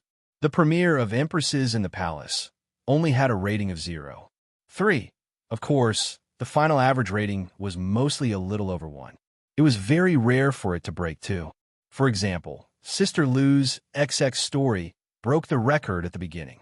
It had 210 million views in 10 hours on various platforms. Then it plummeted. The final average rating was only a little over 1. Chief Editor Zhao felt that it would be good if the final average rating could be stable at 0.3 or even 0.4. Chapter 655. The next day, Xianxia copied the source from the company and took it home. Wang Zijin and Qin Baobao inserted the USB and watched Zhenhuan on LCD TV through local video. Since then, the two sisters went to work every day with dark circles under their eyes. The real good drama was like drugs, which made people unable to stop. They always wanted to go to sleep after watching the episode, but they couldn't help watching episode after episode. This was similar to the novel. Hiding in the bed and reading, thinking about go to sleep after reading this chapter. If you don't pay attention, it's 3 o'clock in the morning. What's worse is that they have to get up early to go to work tomorrow. Wang Zijin was even worse. She had to get up early to run, so the lunch break with Xianxia was canceled and changed to a nap. Xianxia didn't care about the cancellation. In high school, boys and girls liked to talk on the phone very much. They were poor, so they borrowed other people's phones to chat with their girlfriends. They stopped others and didn't pay back the phone bill. The nature was particularly bad. At that time, Xianxia didn't have a girlfriend to talk on the phone. He occasionally chatted with his sister. Now that he had grown up, he was even less interested in talking on the phone. He was angry that the opportunity to sleep at night was gone. The two sisters went back to their room to rest at about 12 o'clock. He had to wait for his sister to fall asleep before he attacked Sister Ziwei at night. It was too late. He was also reluctant to overwork Wang Zijin. Fortunately, there was Su Yu. Su Yu complained a little in recent days. It's not that Xianxia didn't accompany her, but she suddenly found that Xianxia had returned to his previous brave state. Did you sleep with Wang Zijin? At noon, in the all-season hotel opposite the company, Su Yu held Xianxia's weakness, and her tone was full of threats. Women are sensitive, not only mentally sensitive, but also physically sensitive. She had already noticed that Xianxia's firepower was not concentrated enough. With salted fish Zay's nature, she subconsciously wanted to deny it, but she thought about it and nodded silently after a moment of silence. Su Yu was stunned for a long time. She didn't say anything, didn't cry, didn't scratch his face with her nails. She just rolled over, rolled the quilt on her body, wrapped her slender body, and then rolled to the corner of the bed and curled up. Just like in the past, Xianxia felt guilty and hugged her gently from behind. He wanted to say something, but found that words were very weak at this time. 10 minutes later, seeing that it was almost time for the hourly room, Su Yu fell asleep. They must be tired. Just now, they had done almost an hour of intense exercise. Xianxia called the front desk and extended the time to the whole day. She didn't wake up until 2 o'clock in the afternoon. After a simple shower, she left the hotel. Su Yu checked out of the room. and Xianxia was waiting for her at the door wearing a mask and sunglasses. "What do you want to eat tonight?" "I'll make it for you," Xianxia said softly. Suyu looked at him. "Is this compensation?" Without waiting for him to answer, Suyu retracted his gaze, lowered his eyes slightly, and said lightly, "No, I have an appointment with Sister Man tonight." She was still angry. She forced herself to pretend to be calm, but her disguise was too clumsy. In the past, every time she came out of the hotel, she would happily hug Xianxia's arm, but now she didn't. Her temperament was cold, and her expression was indifferent, but she only pretended to be a cold goddess in front of outsiders. She subconsciously put on the mask that she was used to, which showed that her heart was in a mess. After a few days of fermentation, the reputation of Zhen Huan continued to explode. After the plot unfolded, its attraction and charm really showed. The heartless and devoted emperor, the scheming empress, the domineering and shrewd concubine, and all kinds of harem beauties. The female lead was walking on thin ice in the harem, surviving carefully. Her wit of pretending to be sick and avoiding bed service made the audience's eyes light up. In the early stage, avoiding bed service caused her to be neglected.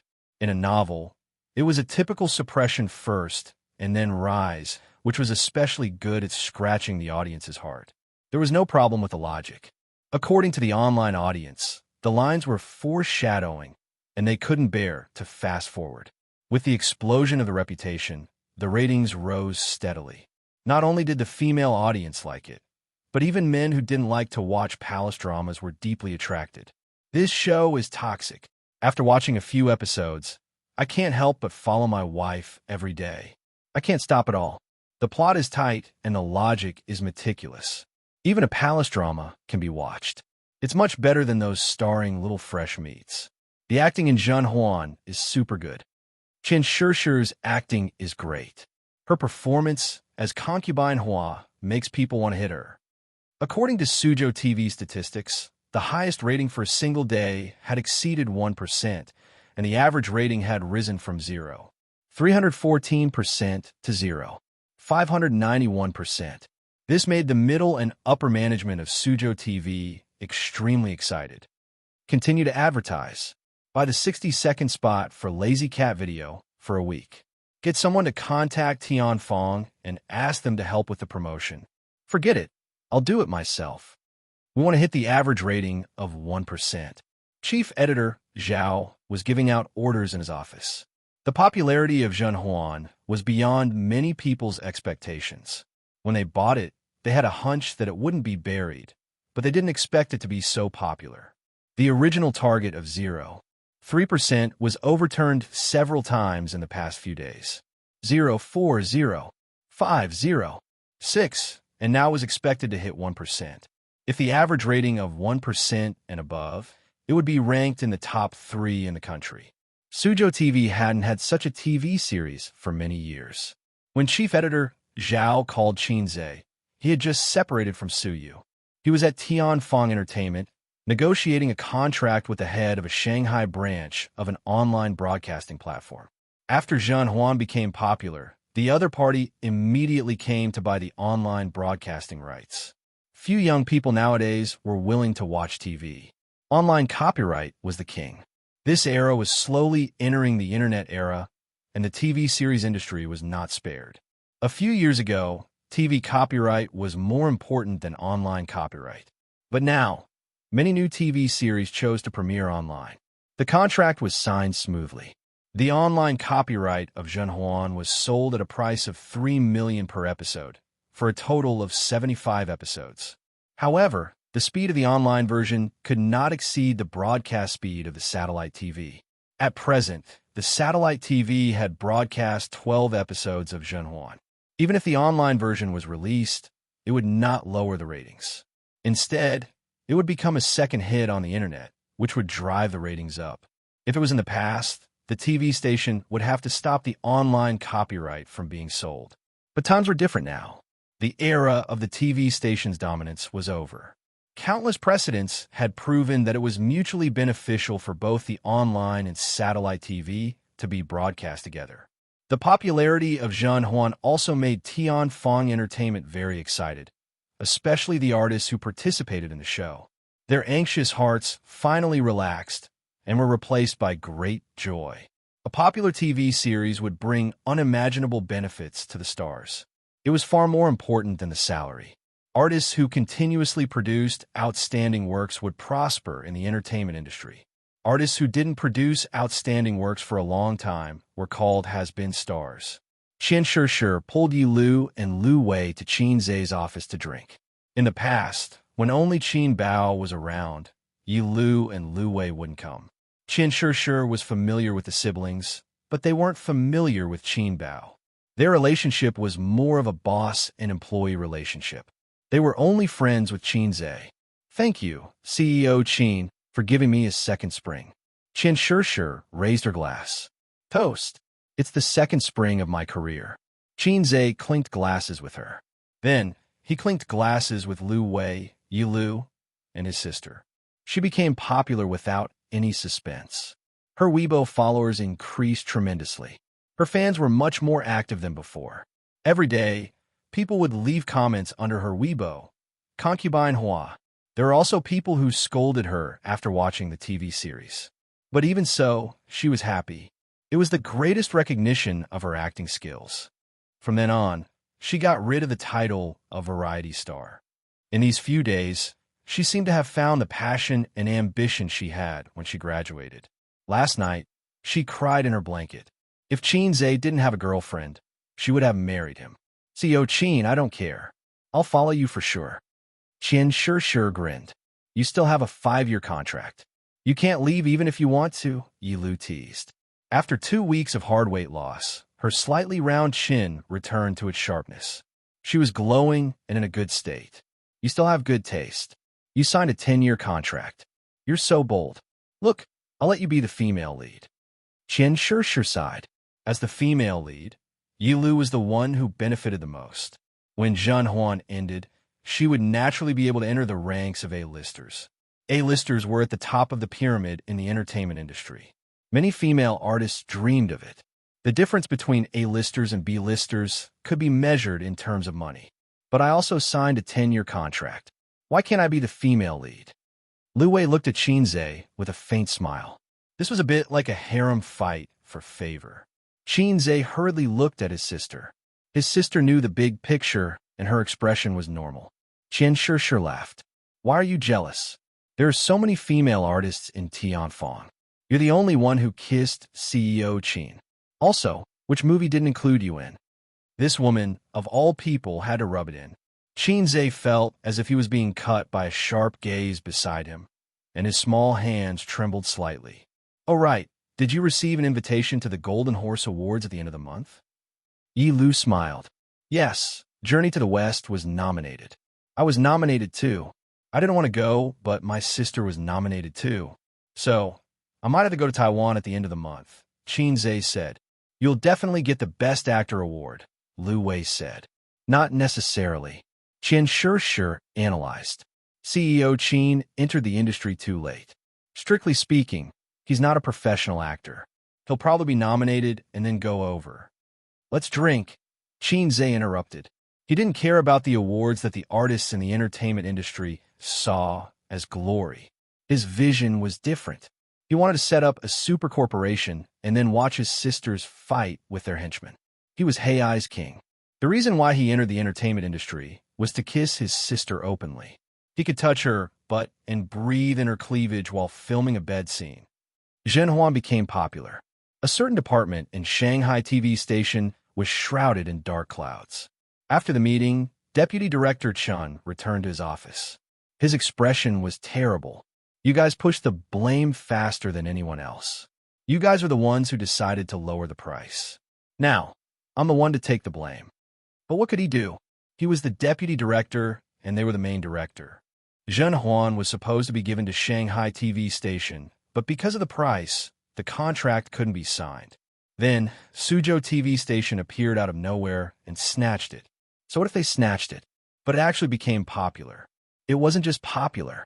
It was already November.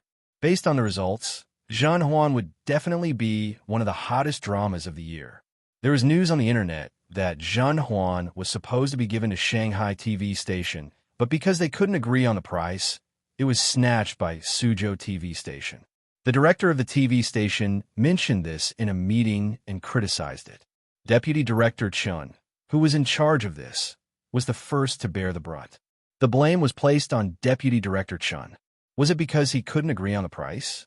The TV station's target was here. If he didn't have the ability to settle the matter, who else would take the blame? Don't ask about the process, only the result. It was a routine used by the system. It was foreseeable that for a long time he would be frequently mentioned by the TV station staff as a sinner and become the topic of conversation after dinner. Just thinking about it made him angry. At 9:30 in the evening, after dinner, Nan Man Pei and Su Yu sat in the clubhouse drinking tea. It was 20 years old pour.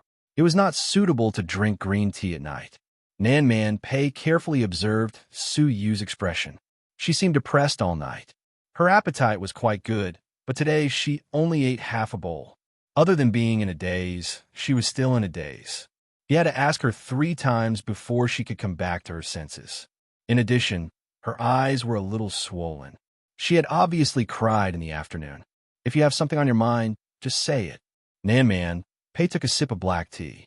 I'm still very qualified to be a loyal listener. Occasionally, I can also guest act as an emotional consultant. Nothing. Su Yu pursed her lips. She didn't want to say, so Nan Man Pei didn't ask more. There was no need to ask more. Su Yu's emotions were only linked to one person. Who else but that salted fish? Quarreled? It was a little unexpected. Although the salted fish was a little fickle, he had always doted on Su Yu.